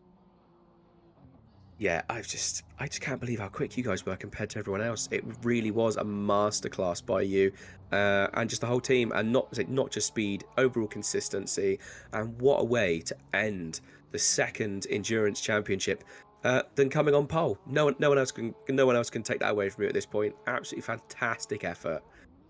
Thank you so much. Thank you. That's all right, no worries. We've got some other guys stacking up in the interview boxes as well. So if more of your team arrive, do feel free to come and join us a little bit afterwards. But yeah, it's been an amazing enjoyment to commentate on you guys racing. There's been some heart in mouth stuff the whole way, but yeah, you've done fantastically. Congratulations. Thank you so much. Cool. Right, we are gonna drag some other people in. Thank you ever so much for joining us. Thank you. Right, I think we have our championship winners stacked up here as well, don't we? Yes, we've got P2 for the race and the championship winners. Who do you reckon? Right, should we go, because I think the guys that came second on the track today also came second in the championship. Yes. So let's drag our championship winners in and have a quick chat with them. Okay, I'll grab Mr. Jadier, and I believe also Mr. Samir as well. Hello. If I'm not mistaken. Not the best race for you guys, but you won the championship. By the looks of it, by quite a way. So congratulations. Thank you. Thank you, guys. Thank you. Yeah, so lap one, turn two, that hairpin, for a little moment it was heart and mouth stuff, and we were like, oh no, this could be it. It could all get thrown away at this point. But what a recovery drive from you guys. We kept looking back at the times, and obviously you were on a slightly different pit strategy to everyone else after your incident. But we kept looking, and you'd be like, oh, they're inside the top 10. Oh no, they're outside, and then you'd keep dipping in and out, but eventually coming in 6th across the line. Great effort. What a recovery drive, basically from the very back of the field to bring it all the way back. Oh yeah, I was saying to my stream as well instantly after turn one, the championship is on now, boys. It's on. Have we got, I believe Mr. Tortellini is part of your team as well?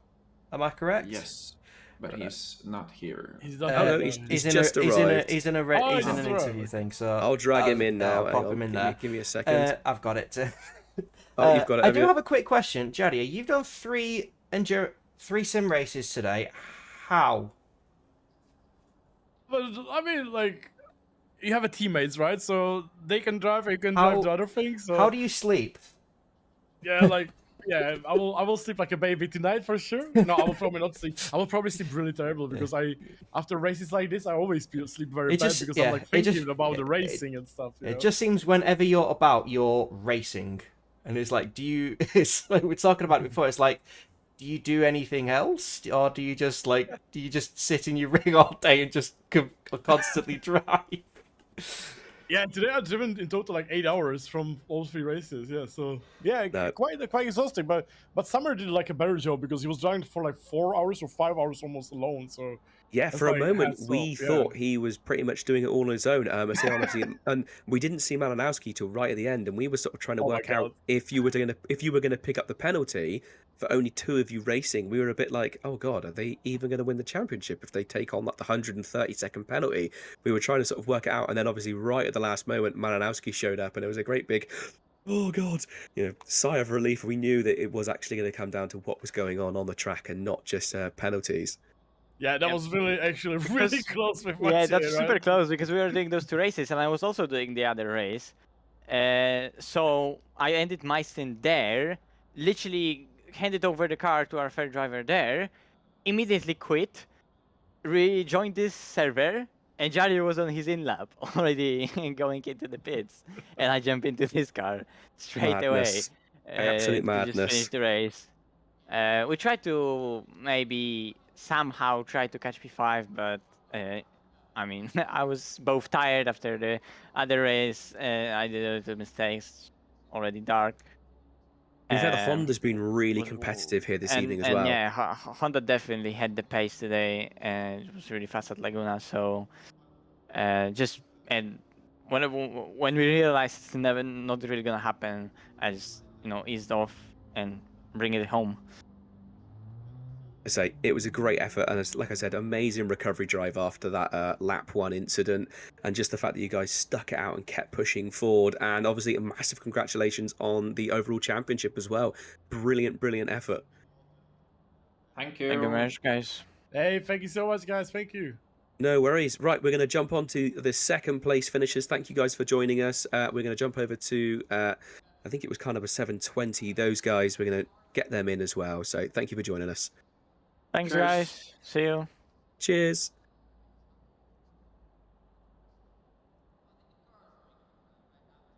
They do like Right. putting it down to the wire, those guys.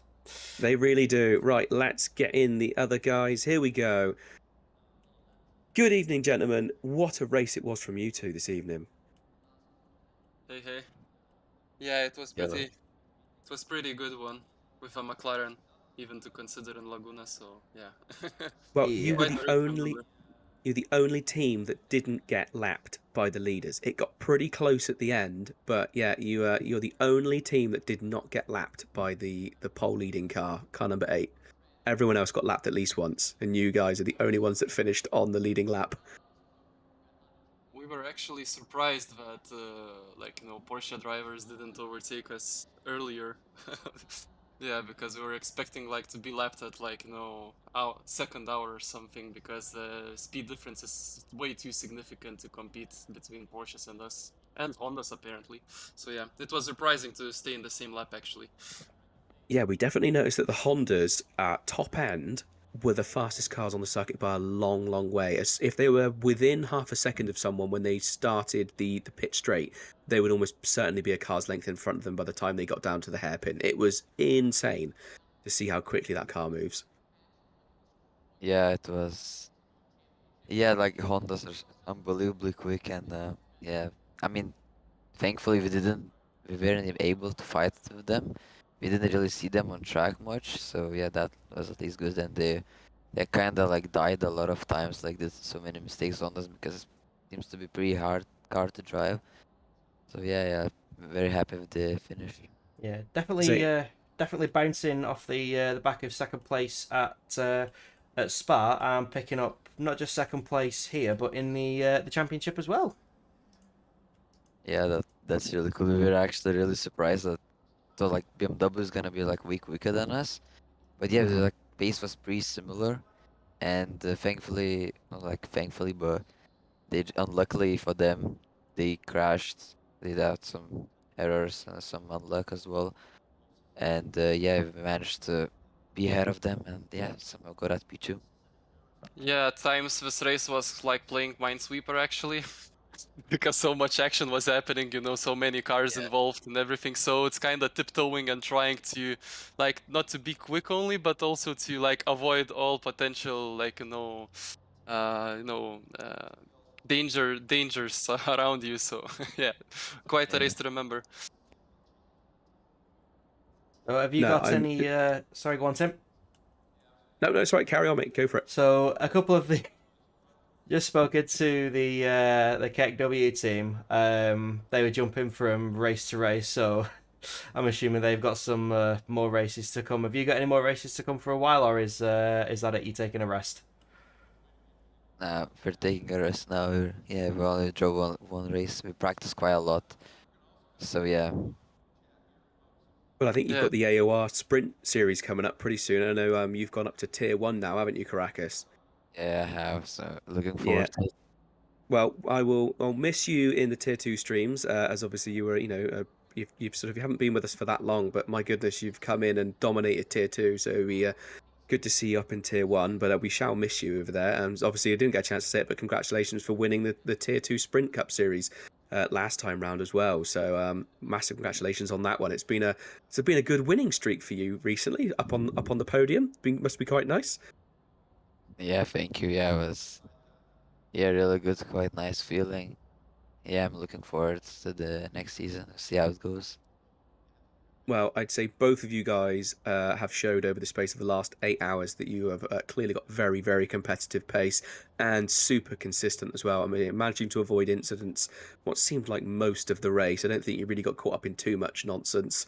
So yeah, I think that really showed here this evening. Just the fact that you were super consistent was just, hats off to you for that one. Yeah, thank you. Thank you, guys. Cool. Thank you very much for joining us. Yep, cheers. Cheers. Yeah, thank you. See you around. And with that, season 2 is done. Yeah, seems to have gone by a little bit quicker than last time, which is a little bit weird. Haven't had as many friends in the commentary box this season, but they've been taking breaks since last season. Might be the next one to take a bit of a break, but we'll see about that. Yeah, well, it's all been a little bit higgledy-piggledy. I think a bunch of us have had a load of sort of outside of sim racing stuff going on in our lives, and a few of us haven't been able to. I know personally, this is the first race I've been able to sit through in its entirety. I think I've run pit wall in the background once or twice for the guys, but that's about it. So yeah, it's been a shame I haven't been able to be more involved. I have missed it definitely, and it's always a pleasure to be in the box with you, Chinson. Yeah, absolutely, Tim. Thank you for joining. Thank you for popping in. I do know you did pop in. That's the 12 hours of Spar at some point as well, just to try and keep me company, which was very much appreciated. I know I messaged a few times and I jumped in. I always like to give you a little bit of abuse. Got to keep you on your toes. But yeah, other than that, it's like thank you to. I know there are a couple of our broadcasting buddies who have not been present here today, but will undoubtedly either be watching or watch this at some point. Thank you to everybody who's been in the commentary box, whether you have been main com, co-com, just popped in to say hi. Thank you to all the organisers of AOR, especially Erks, who does a lot of the managing behind the scenes. He gets us up and ready to go. I'm not calling him that, Tim. Not calling him that, Tim. You will one day. You will. No, I don't think so. But yeah, thank you to all the drivers who participated, because it obviously wouldn't be as fun commentating without all of you racing around at God knows how fast. Everybody who has watched, even if you just watched today, whether you watched the first one or you've been through here the entire season and previous, thank you very much. Not sure when we'll be back with another endurance series, but we are on Discord, which you can find at the link in the description, as well as the partners we have that help us make series and championships like this possible, Driver61 and SIMSOK. Check them out in the description. That's pretty much me done, Tim. You got anything else to add? I'm just going to say that the new season of the Sprint Cup Series is starting, and that's Mondays and Tuesdays. Mondays for the Tier 1 guys, and Tuesdays for the Tier 2 guys. As you've seen, they are very, very close. What you saw here is a mixture of Tier 1, Tier 2, and some slightly lower tier drivers all teamed up to do the endurance races. So if you're interested in slightly shorter form stuff, join us at 7:30, and that's British summer time.